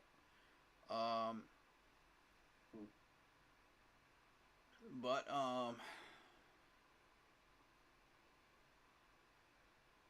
because I wasn't a YouTuber at the time, but you know, it's just wild, man. It's a wild ride. It's been a wild ride. And I look forward to it. We're going to experience this one day, folks. We will. It's going to take some time to get there, but we will. I like our new staff. I like the people that we're building right now. I like what we're doing right now. We're finally digging our way out of this deep, dark cavern. Finally. And starting to go the right direction. And I think it's going to be fun, man. Ugh.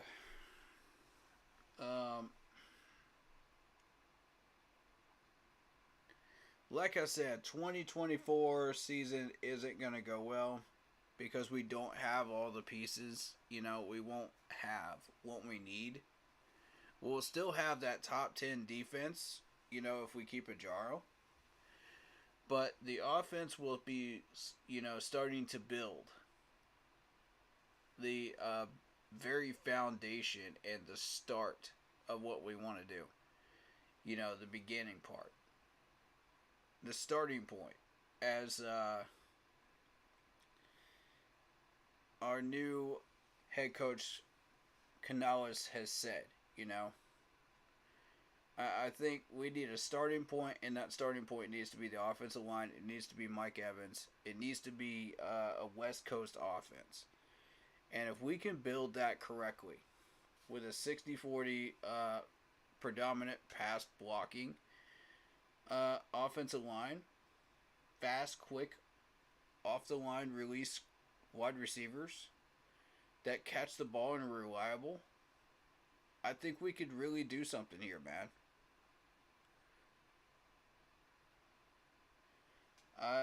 This season looks like a trash heap coming up.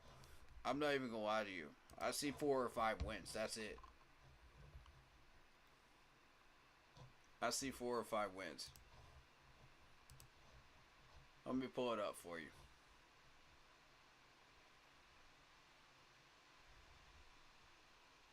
Bills GM on Dan Morgan's growth into new role.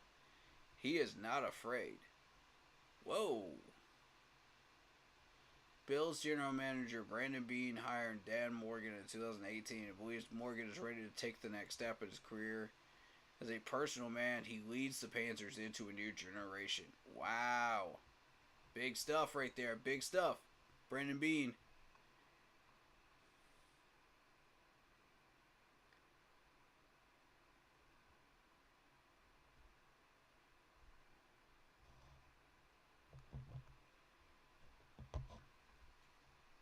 But yeah, let me look at this schedule real quick. Any given Sunday, any given team, it depends on free agents and coaching. It's a lot more than that, David. Unfortunately, you know we've got.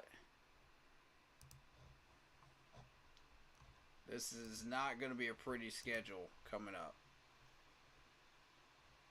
Blah, blah, blah, blah, blah. I gotta find it.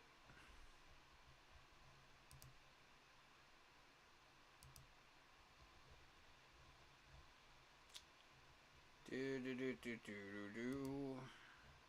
It might be in the news. I don't know.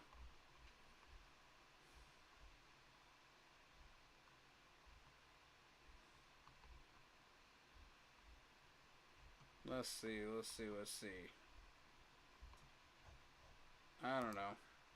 I'm not sure where it is. I'm honestly not sure where it is.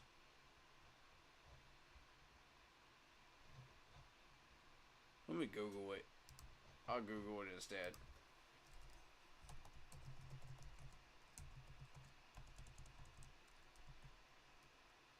Yeah, 2024 schedule. That's what I want.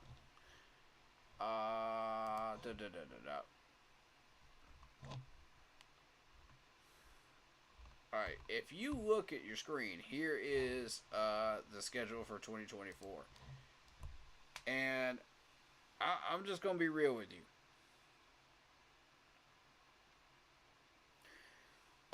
We might split with the Falcons. There's a chance we split with the Bucks. You know, that's 2 wins I see there. Giants is a win. Cardinals is a win. That's 5 wins.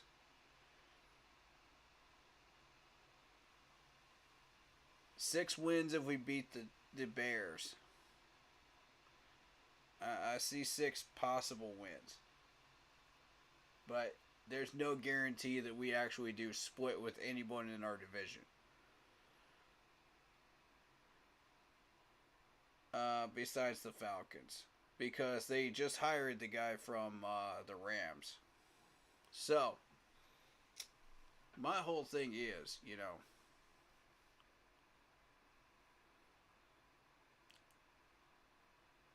we're walking into a rough schedule. And for those that don't know, we've got the Dallas Cowboys, the Chiefs in Germany, which is basically a road game away, even though they call it a home game. But that's in Frankfurt, Germany. The Chargers, who just hired Harbaugh. So within that first year, we're going to be in trouble. Once he gets his stamp going with players and management and everything else in LA, we're going to be in trouble. That's a loss. Cincinnati has been flaky. But not flaky enough that they can't beat us. Denver still has Russell Wilson down there. And Sean Payton. Don't forget about that. That's a loss. If these guys get it together, that's a loss. The Raiders still have enough firepower to take us down. That's a loss. The Eagles, that's a loss.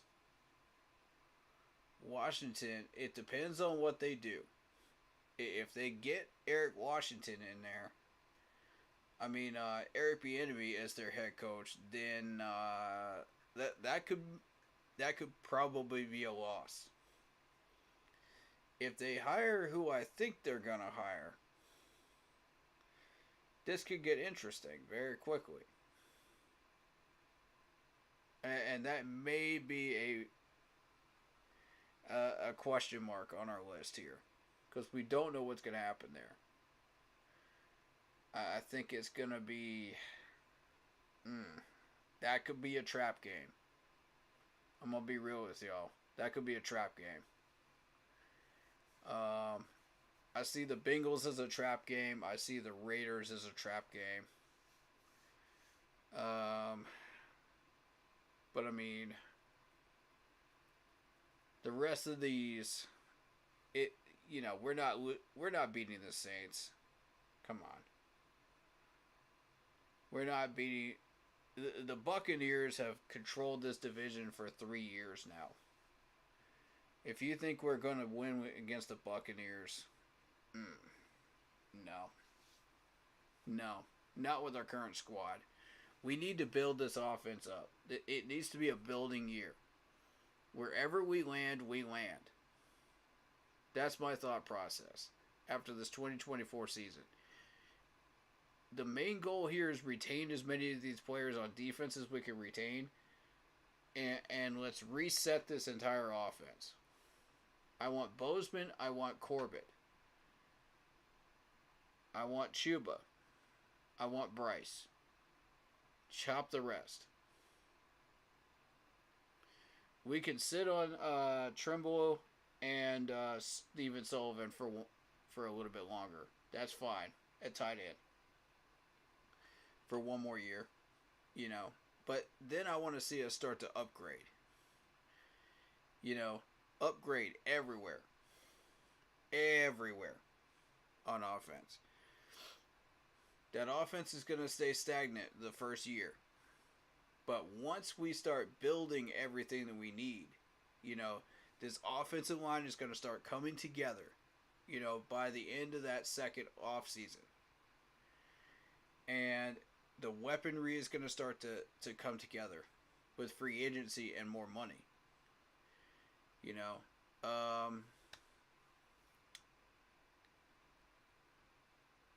Like I said, the tight ends are going to stay at the point where they are. But at some point, we need to get a more sturdy tight end than Tommy Tremble. It's not going to be enough to run this West Coast offense the way we want to run it. We need a big guy. I'm talking like Zach Ertz, Kittle, somebody like that. That's who I want, at tight end. I want somebody big. That's a big target. That can catch the ball, is reliable, can beat single coverage, double coverage, and get that extra couple of yards, on checkdowns.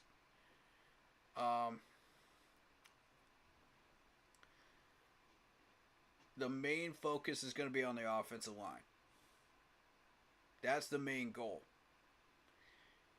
Once we've established our starting five, and it'll take 2 years to do this, and fully build our depth behind that, then we can start to really, really hone in on the specifics, like the wide receiver depth, the running back depth. We want a power back. We want a 1-2 punch. We've already got the speed with Chuba. We need the power with a power back. That's how we want to run this West Coast. So I'm on board with that. Now I'm on board with the power back that people want, because now we're running the West Coast. So before this, we had no idea we were even running. We had no clue. And that's why I was just like, no, we need to upgrade somewhere else. You know what I mean? That's just not it. So, but now that we're running the West Coast, I'm on board with the power back. But we need to get that in year 2. We need to get establish the O line first. Use whatever receivers we have this year. You know, use what we have this year. Let's get a feel for what we're doing. You know, get a feel for the playbook, learn it, get it down. We've got some pieces, we've got some wide receivers right now. Let's use those, and then we can start building from there. Whatever we're feeling, we'll keep it. Whatever we're not feeling, we toss it. You know, that's how I feel about this West Coast offense. Now, yes, this will add to the list of players that have been cycled out of Carolina. But this time, we actually know what we're doing. This is different, you know. And as it's different this time, they're going to be getting our trash can players. You know, our players that we can't use. And have been asking for too much money. In favor of players that fit this system that aren't going to ask for too much money, that we can pay a reasonable amount, and they'll be hungry and they'll be ready to play for us. You see what I'm saying? Like, that's what I want. So, from this point forward, when we talk turnover rate, once we clean the front office, and we've actually got people in here that know how to develop talent, then we can really start to work. Because we're going to have all of this drafty talent coming in, you know, from these 5 or 6 picks, and we're going to be able to develop them properly. Not waste them, but develop them properly. So, what this season is coming up is just a developmental year. It's exactly what it is.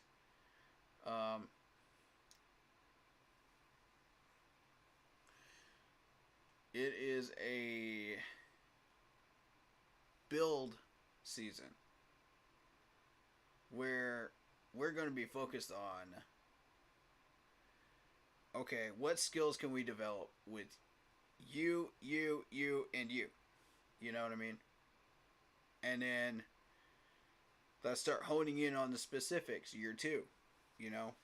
Technique, footwork, hands, all of that will be year 2. That way, once we start going into that 2025 season, we've already established the basics. We've established the bare bones. We know what players we want.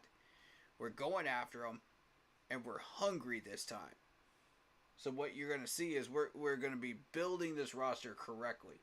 And that's when you start seeing the results on the scoreboard, on the win-loss column in 2025, depending on our schedule.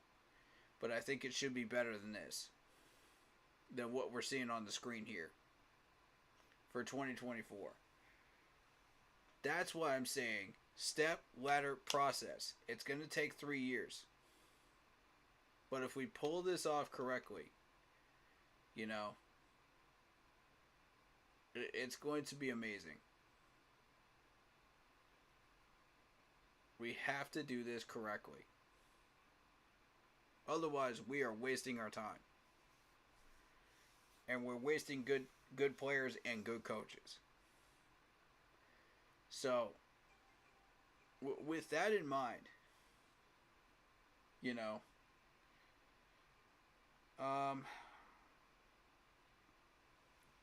when you look at how Detroit built their team, you know, it was a 3-year process. Okay, so not a 7-year process, not a 6-year process, Tepper. A 3-year process. That's why I'm in favor of a 4-year contract for our coach. You know, the 4th year would be the option. it would be the incentive year. If you manage to find success within those first those first 3 years, okay, yeah. Let's extend you an extra year. Let's see how you do. If you do well with that, here's an extra 2 years. And by that point, we will be competing for championships, for division titles, and chances to go to the Super Bowl. That is the vision. Okay, that's the vision. Now, in order to get there, we got several steps to go. Several steps to go. And the first is retaining Evero. I want Evero here. I don't care what Seattle wants. I want Evero here. We lost Ken Dorsey to Cleveland, so we're not getting him. All right, so what about Slovic? Slovic is an opportunity.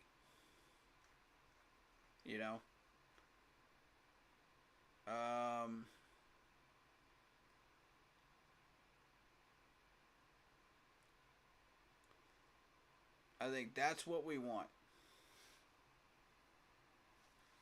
And if we get Slovic, he has to work together with Canales. We have to build the culture together. We have to be on the same page. We have to be on target. I know that Canales wants that offensive coordinator from Indianapolis. I know he wants that wide receiver from Tampa Bay coach. The wide receiver coach from Tampa Bay. I realize this. And there's nothing wrong with that. But I want an established offensive coordinator, so I would prefer to have the guy from Indianapolis. That way we have somebody to fall back on just in case this offense doesn't work. And we have somebody that can call plays and create their own playbook in that amount of time to save us and bail us out of trouble. That's what we should be learning from last year. That's what we need to be learning from last year, and we're not doing it.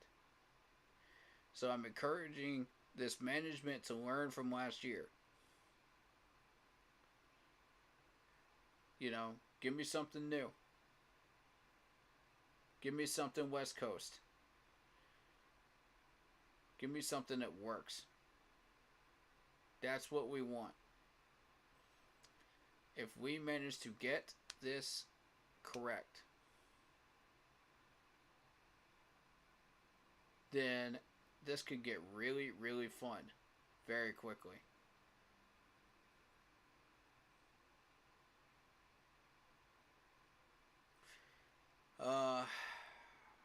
So yeah, it's about a building process. It's year 1, year 2, then year 3 is depth. And year 4 we're competing for championships.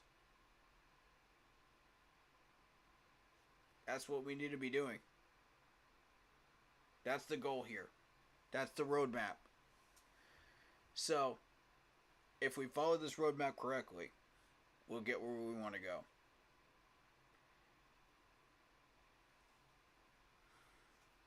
So, number 1 goal, retain Ajaro. Number 2, get an offensive coordinator that fits this system and works well with Canales.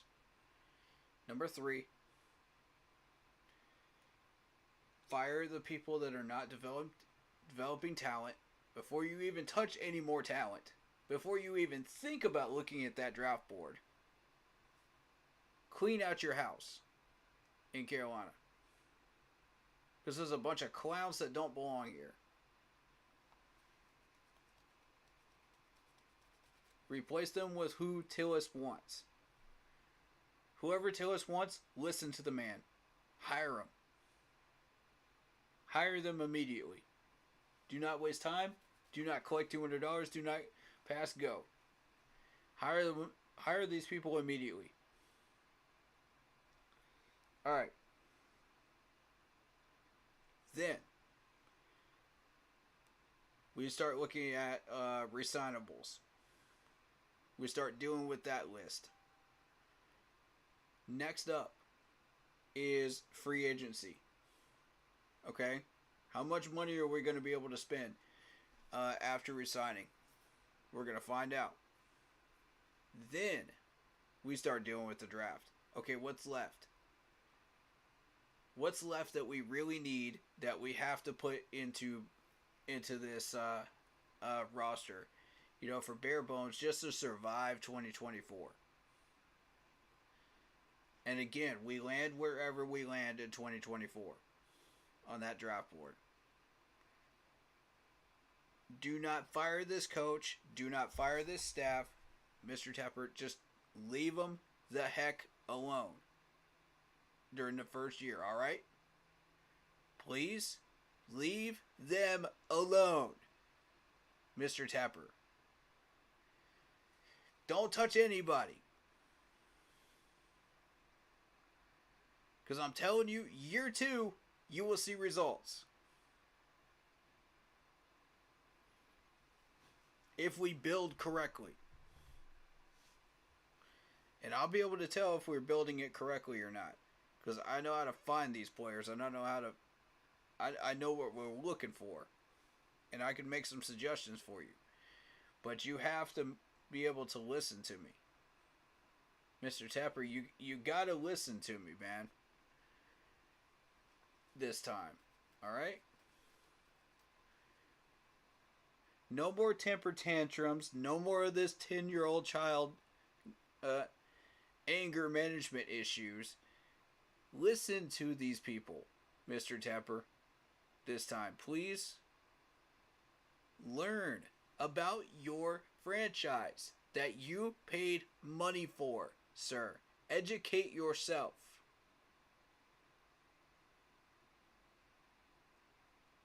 Like, this is me actually trying to give you helpful tips and be positive and actually help you. Educate yourself. Learn who these people are.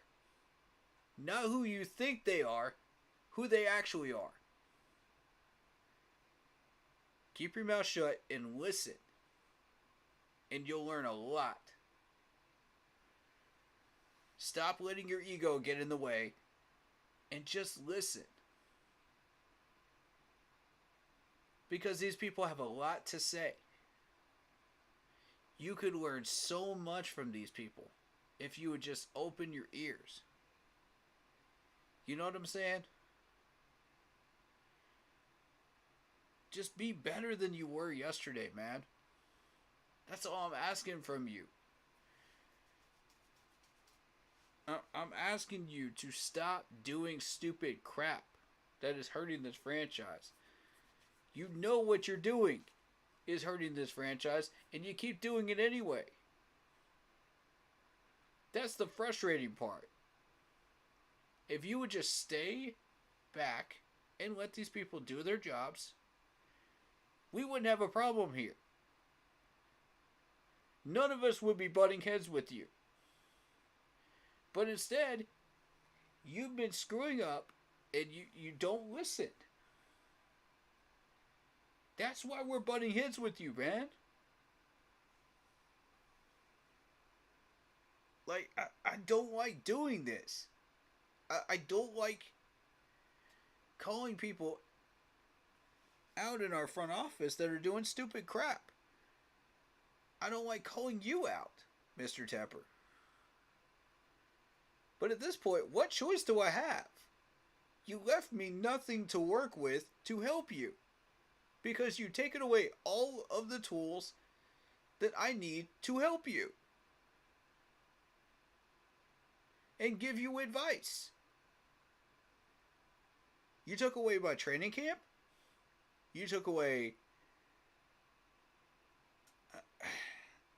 all of this stuff, man. All of this.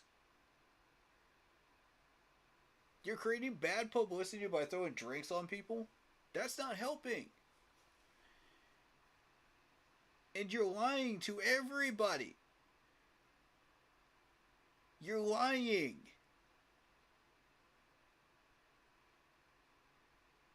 You're a liar, sir. Stop lying. Stop being that person. Turn things around, please. You can be a different person than you were yesterday if you would just try. It's not that hard to imagine this. Okay, it's not that hard to do.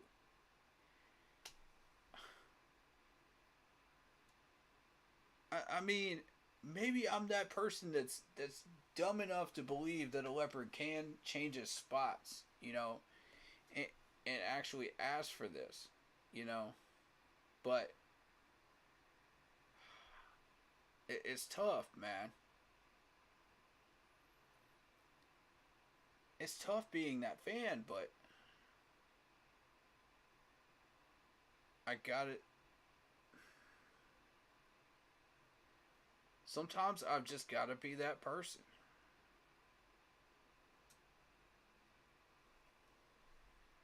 So, here's what I'm asking you to do. Let these coaches coach. Learn. Listen and learn.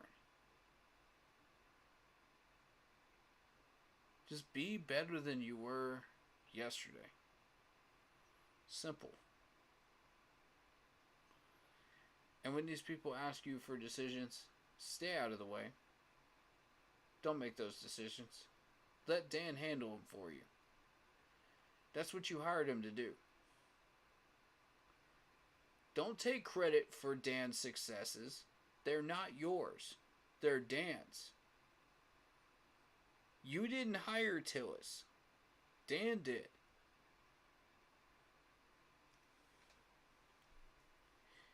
Whatever successes we have, those are not your successes. Those are Dan Morgan's successes.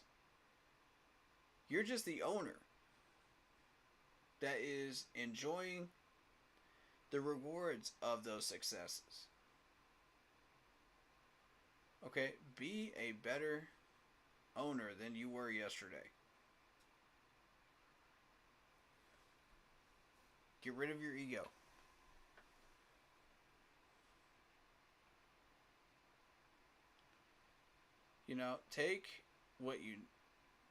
Take this info, take whatever you need to figure out. Take this time to realize that this is not where we want this franchise to go. What you're doing right now is not where we want this franchise to go. I know you're frustrated, but we have been pissed off for 9 years. Join the circus, man. Join the circus, because we've been in this circus for 9 years. It's time to get off this ride. We've been on this dead freaking roller coaster for 9 years. It's time to get off this ride. There's greener pastures, man. There's other stuff we can check out and enjoy. You know what I mean?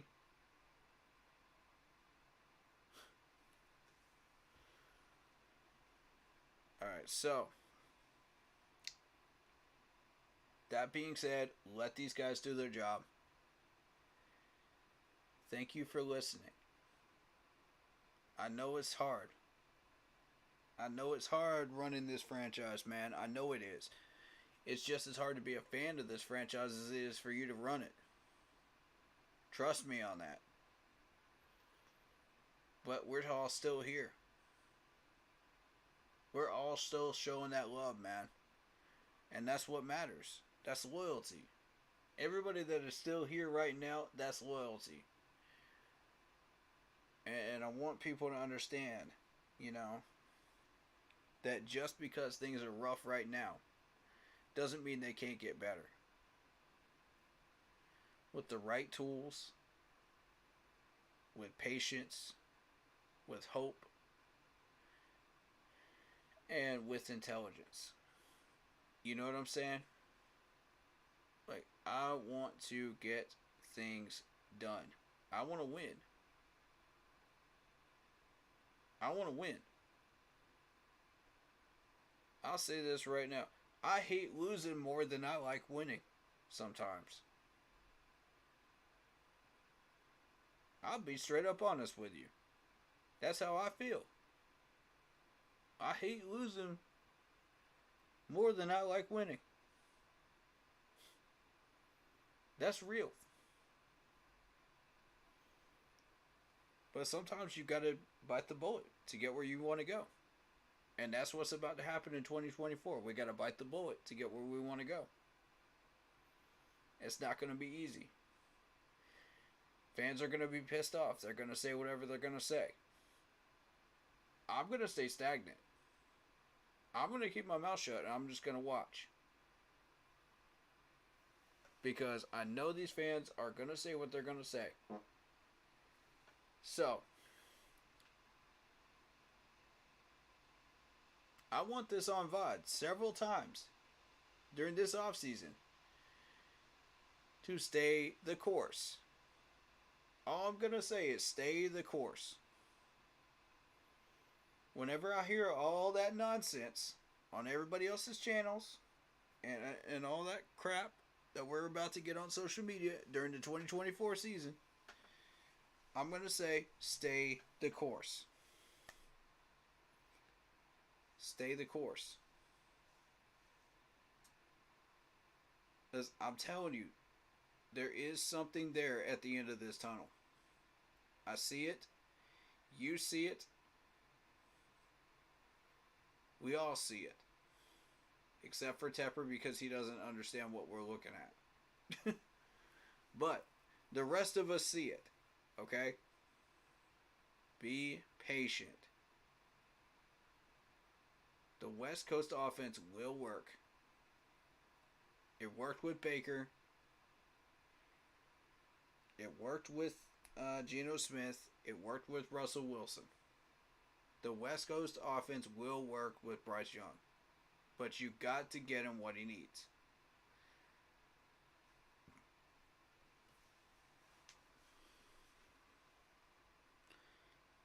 And all I'm going to say right now is stay the course. You're going to see a terrible win-loss record next year. But stay the course. I know it's going to be incredibly hard to do. That's going to be one of the hardest things Panther fans are going to have to do this coming year. Because we've seen so many bad seasons. We've seen so many coaches come in and out. And this, that, and the third. You know. And Tepper has no patience. But what I'm going to say is stay the course. I'll beat that drum as many times as I have to. Because I believe in our new head coach. I believe in our staff. I believe in Dan. I believe that what we are creating here can be successful. But we have to be patient. And that's not something Tepper's good at. That's the problem here. That's why I don't like Coach Delore. I don't like this head coach that we have now directly reporting to Tepper. I don't like that. That pisses me off. Because that says he doesn't trust anything we're trying to do. He wants things his way or the highway. Oh, I'm impatient. I'm a 10-year-old child attitude.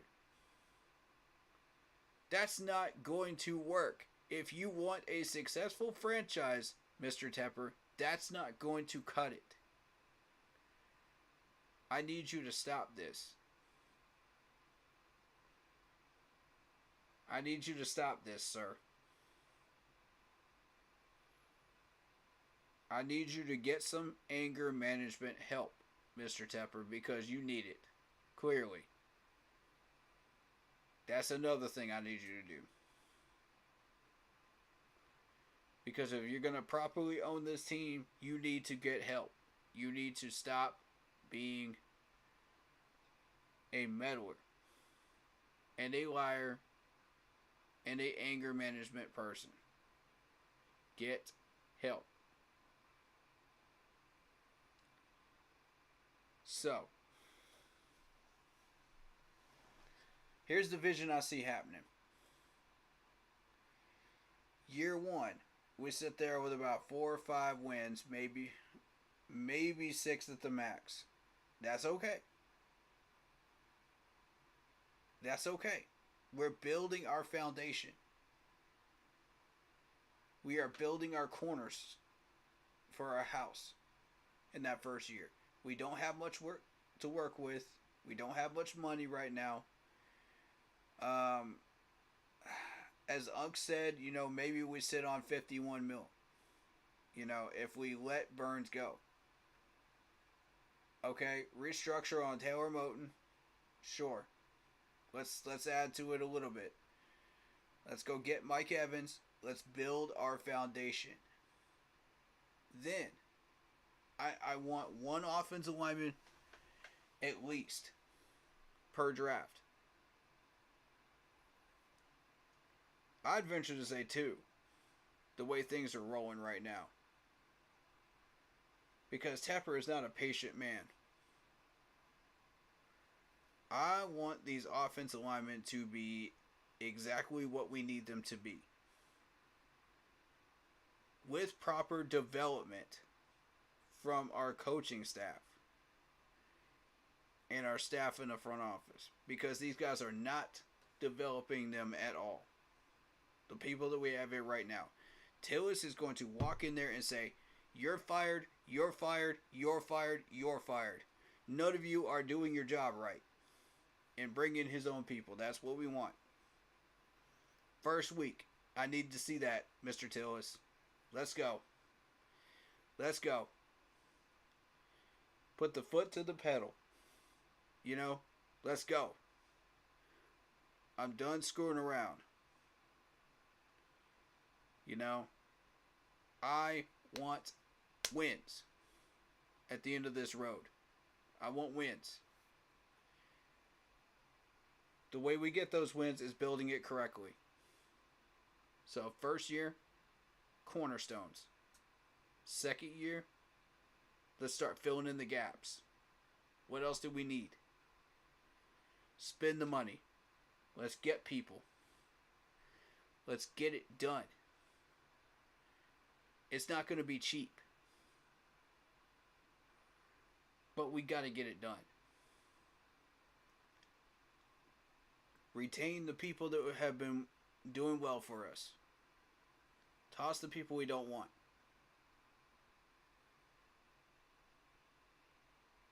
Rinse and repeat. Third year. Third year is when we really, really start kicking it up a notch.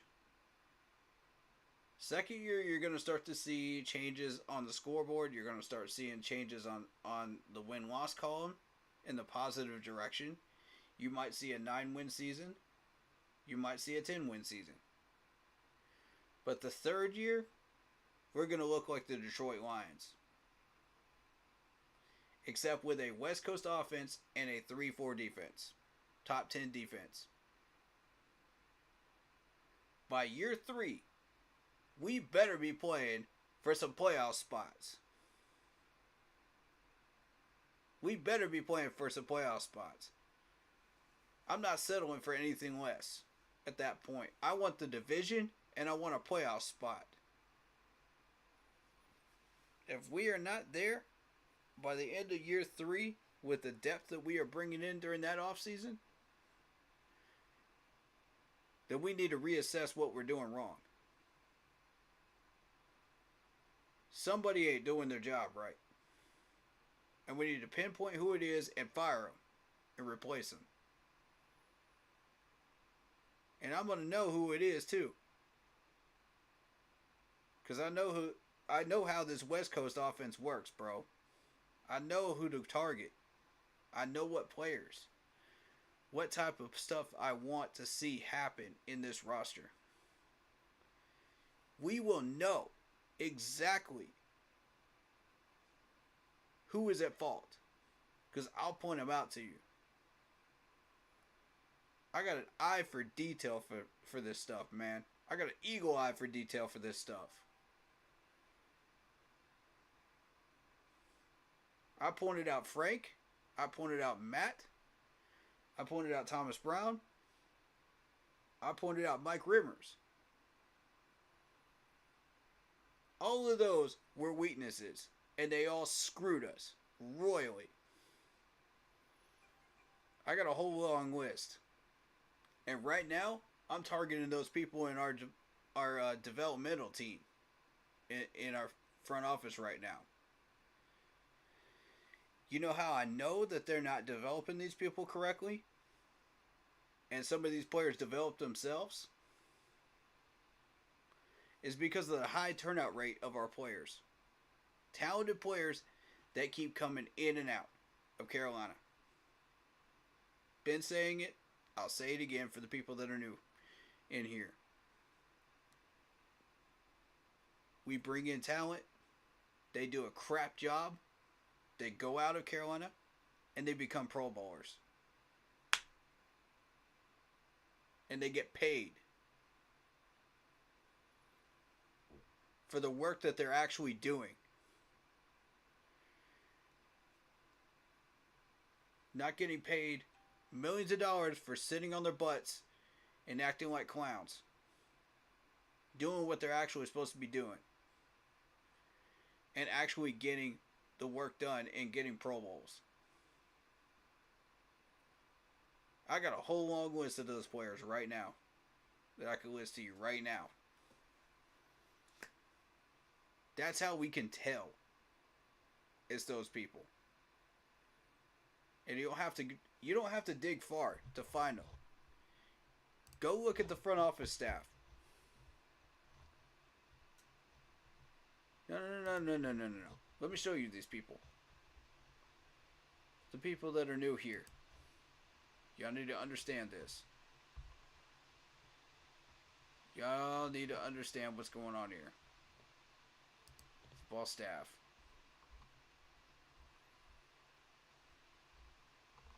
It's these people right here. Y'all see these faces? These are the faces of the people that are not developing these talented players correctly. Get them out of here. Get them the heck out of here. Now. Tillis, you're up. I want you to have a meeting with every one of these people. Every one of them. Until you pinpoint your culprits. Because you know what success is supposed to look like. Because you saw it in KC. You know what success looks like. You know what your staff is supposed to look like. Versus what this staff looks like. So fire the people that aren't doing their jobs. Simple. Simple.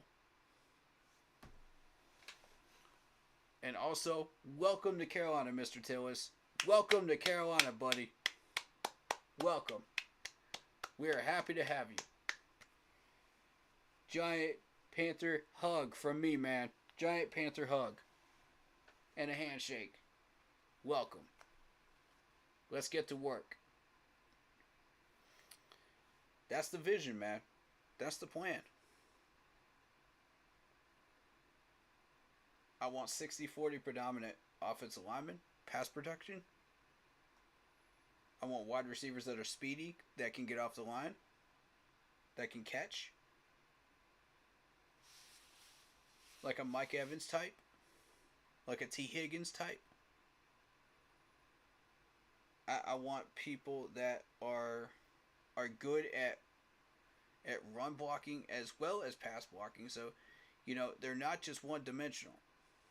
Like the people we've been drafting and signing. No. No more one-dimensionals.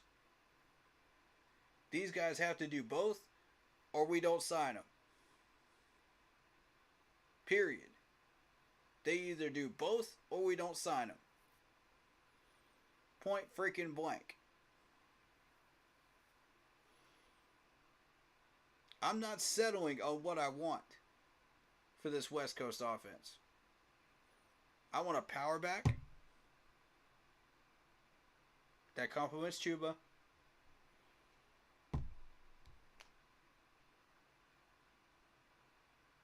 And I want a tight end that's reliable. That can get us an easy 5 check down. That's what I want. 2 tight ends that can do that.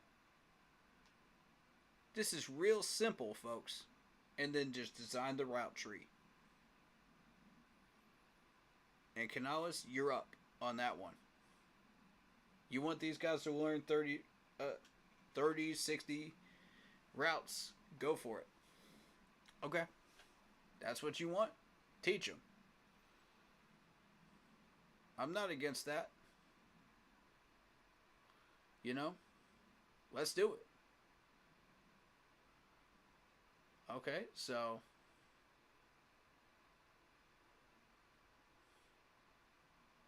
once we get what we want, then what?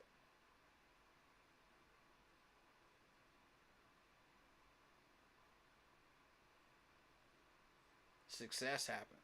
That's what.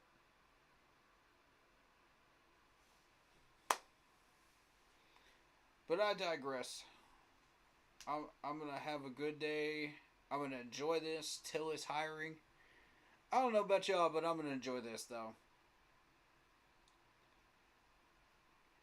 And Mr. Tepper, I'm going to need you to back off. Stop taking credit for this one. Please stop taking credit for this one. You didn't hire this man. Dan Morgan did. Dan Morgan had the balls to go after this dude on day one.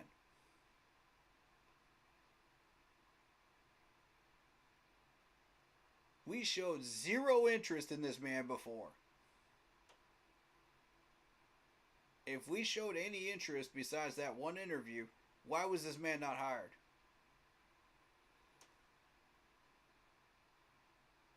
Why was he not hired? Care to explain that one?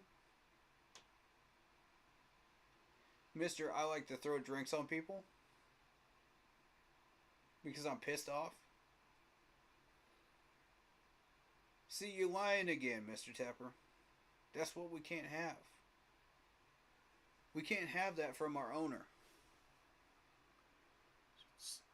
This is what I keep telling you, man. Stop doing this. Stop it. This does not help our franchise. This makes things worse. Makes things worse, man. Anyway, congrats to San Fran and Kansas City. Welcome to the Super Bowl. And much love to Baltimore and Detroit. You guys played amazing seasons. You guys did well. And you should be very, very proud of yourselves. Great year from both of these teams. And I'm just so exceptionally happy to see Detroit get as far as they did. You know, and Houston get as far as they did. You know, and keep adding to that. You know, keep building off that. Keep working. Same with Jacksonville. Keep working. You're almost there. You're so close, but you're almost there. And I feel like one more offseason, man. One more offseason, you guys might just break that glass ceiling. So, with all the love in the world, man, best of luck.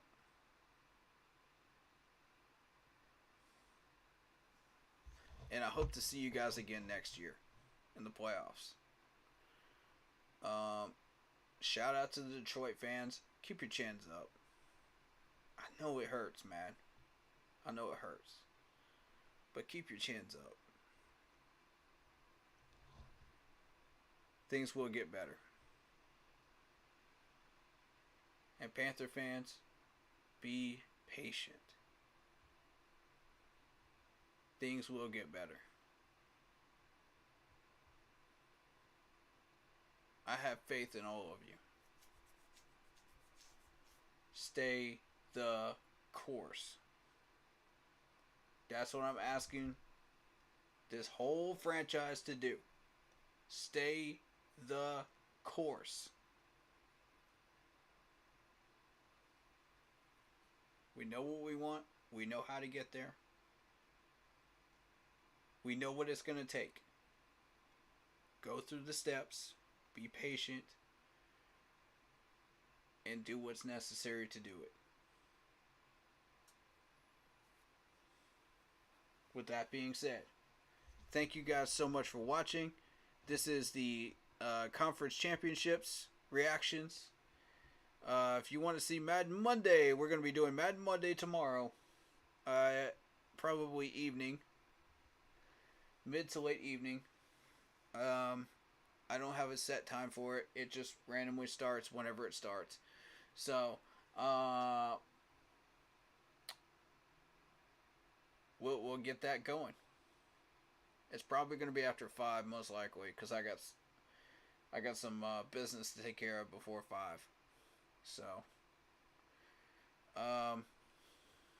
So expect it probably late evening. And we'll do Madden Monday. It'll probably extend into Tuesday, because how these Madden games, these Madden streams go. But it is what it is. But I can show you the West Coast offense. I can show you what we're doing. If you're not familiar with it, I can show you what pieces I'm picking up. I can show you what pieces and why I'm picking up those pieces. I can show you what the idea is. Yes, I'm running a power run scheme with the West Coast, but that doesn't mean we have to run the power run type West Coast. That being said, come out, check that out. Also, be sure to check out my Twitch channel, Shadow Warrior 645, for gaming. During the off season, when we're not doing anything Panthers related, you can usually find me on there, or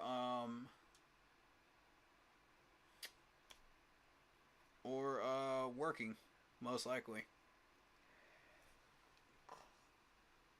Sorry, I'm tired. I just stay busy. You know what I mean? Like, this whole weekend, my phone has just been going off like a bomb, dude. It really has. Like a volcano. That's probably a better word. Sorry, YouTube. But, I know how that word algorithm is. So, they'll probably flag me for that, but I don't care.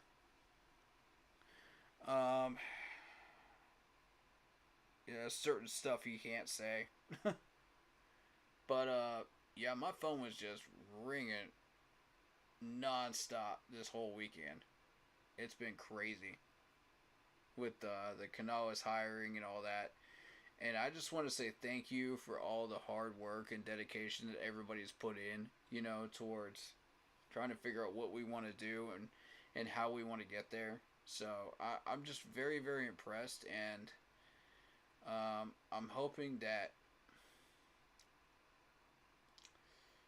the results equal out to what we want. That's really what I hope. I desperately hope for this franchise, and I'm just so thankful for Mr. Tillis coming to Carolina, man. Thank you so much. Like, it means everything to me that this man is coming here, to help save this franchise and start from the bottom up. I don't know what we did to convince you to come here, but I want to say thank you. Thank you, thank you, thank you. Thank you. Because we needed this desperately as a franchise. This is a godsend. and I'm gonna celebrate this properly today and tomorrow. And then we're gonna get to work. On trying to figure out what we want to do with this, with the free agency pool. Once we get the information in for the offensive coordinator and keeping it Jaro. So that's when we're gonna really start working. And going through this entire list and figure out what we want to do with it. It's not going to be easy. It's going to be a challenge. And this coming 2024 season is not going to be an easy one to swallow. But wherever we end up, we end up. We'll take it from there, build that foundation, and let's go from there. Let's be patient. Let's be optimistic, and let's keep the faith, and stay the course. We'll figure it out, I believe. I truly do believe we can figure this out. So,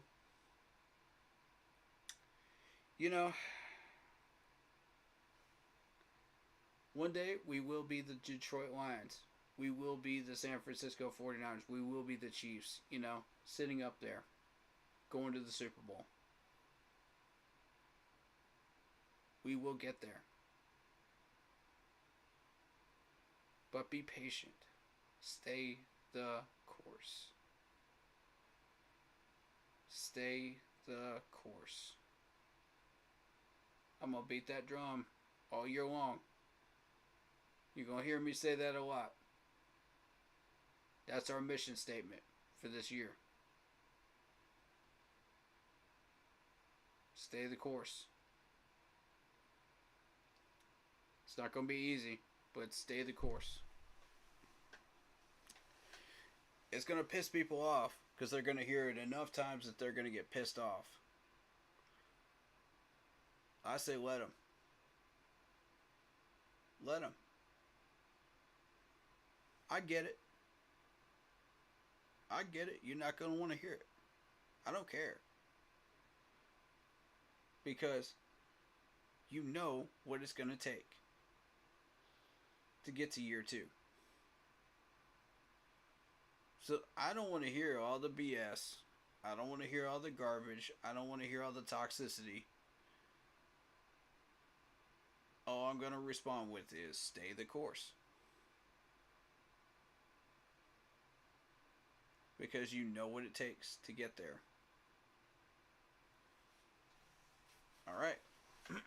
With that being said, thank you so much for watching Conference Championship Reactions. Mad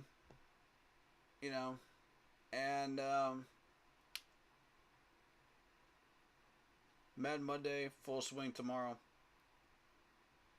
I'll post the time that I'm going to start. Maybe not. I don't know. We'll figure it out. But, Madden Mondays are always just a crapshoot. We just do whatever we want to do. It never starts on time. I never start my streams on time anyway, so let's be real. So it is what it is. But I just want to thank you guys for all your support so far, and all you likes, and all the new subs, all the new follows. I appreciate everybody. Welcome to the family. Welcome to the crew. Welcome. Welcome with open arms and love.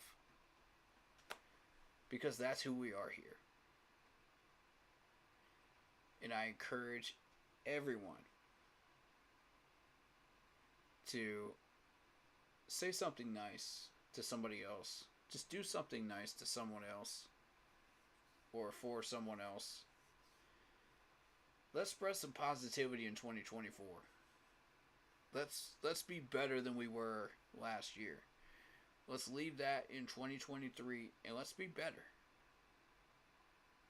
So that's my challenge for you.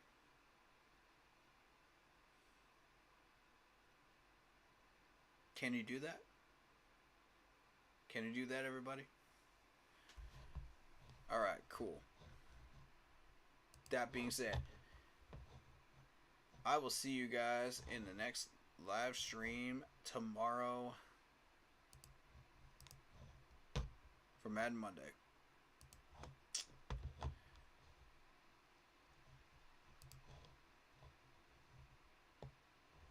And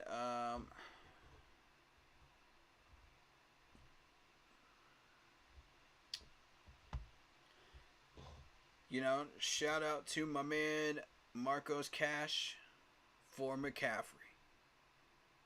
For McCaffrey. For McCaffrey. For McCaffrey. And Steve Wilkes. Good for them, man. And my man Ray too. And the Clemson player that is on the IR as well. Much love to you. Congrats. Alright. Watch for my reaction of the Seattle hiring. That's what's going to matter. Because that will determine whether we keep Ajaro or whether it goes to Seattle. Watch it closely. My reaction will go up on Facebook as soon as I see it tomorrow. Alright.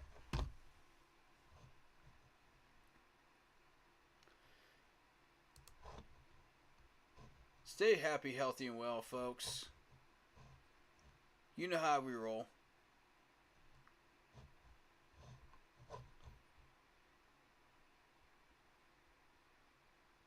It's time, man.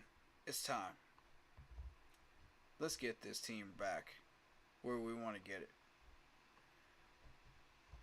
Let's put this team back.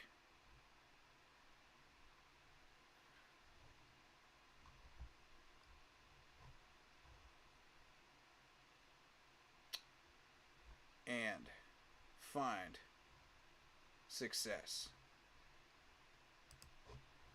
Oh my God, right. Here we go.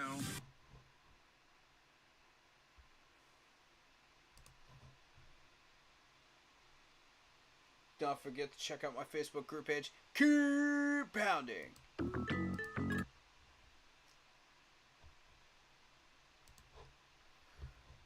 For in-game posts, polls, opinions, and reactions to NFL news. Shout out to Mason. Shout out to Daniel Cole. Shout out to Kenny. Shout out to David Fields. Shout out to Terrace Wright. Shout out to Austin Lohman. Shout out to Sage White. Shout out to Jamal Bird. Shout out to Andy Bailey. And shout out to I saw your name on here. I saw your name. Hold up. This chat is weird. If I miss your name, I'm sorry. It's just this Facebook chat is really weird. No. I don't want to do that. But yeah. I saw him. I saw the person I wanted to shout out, and then it just won't let me do it. Well, it won't let me find it, so. Alright. Well, if I missed your name, yeah, I missed your name, so I'm sorry. But, that's Facebook. On YouTube, shout out to Vietnam. Shout out to Lock Poppy, our mod over there, who does a fantastic job and puts up with me like all the time when I'm streaming. And you know, I realize I'm not the easiest to put up with, but hey, it is what it is, man. It is what it is. But hey, man, I just appreciate you, man. Thank you so much for the work you do. And everybody in the group chats, everybody. You know, we all work together and we all put in everything we want to put in and get it done. So, shout out to Isaiah. Shout out to the Real Sunchild. Shout out to let's see. Marcos Cash and David Screws. All right. That'll do it, folks. Thank you so much. Once again, final congratulations to San Francisco and Kansas City. Looking forward to the Super Bowl in 2 weeks. But until then, Madden Mondays. And one more stream to announce the offensive coordinator and our defensive coordinator. So, looking forward to that.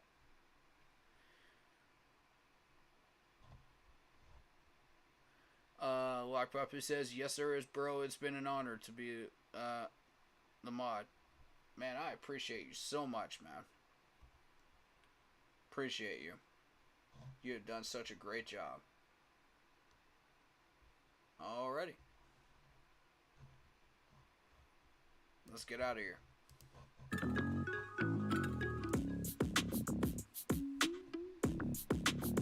Keep pounding.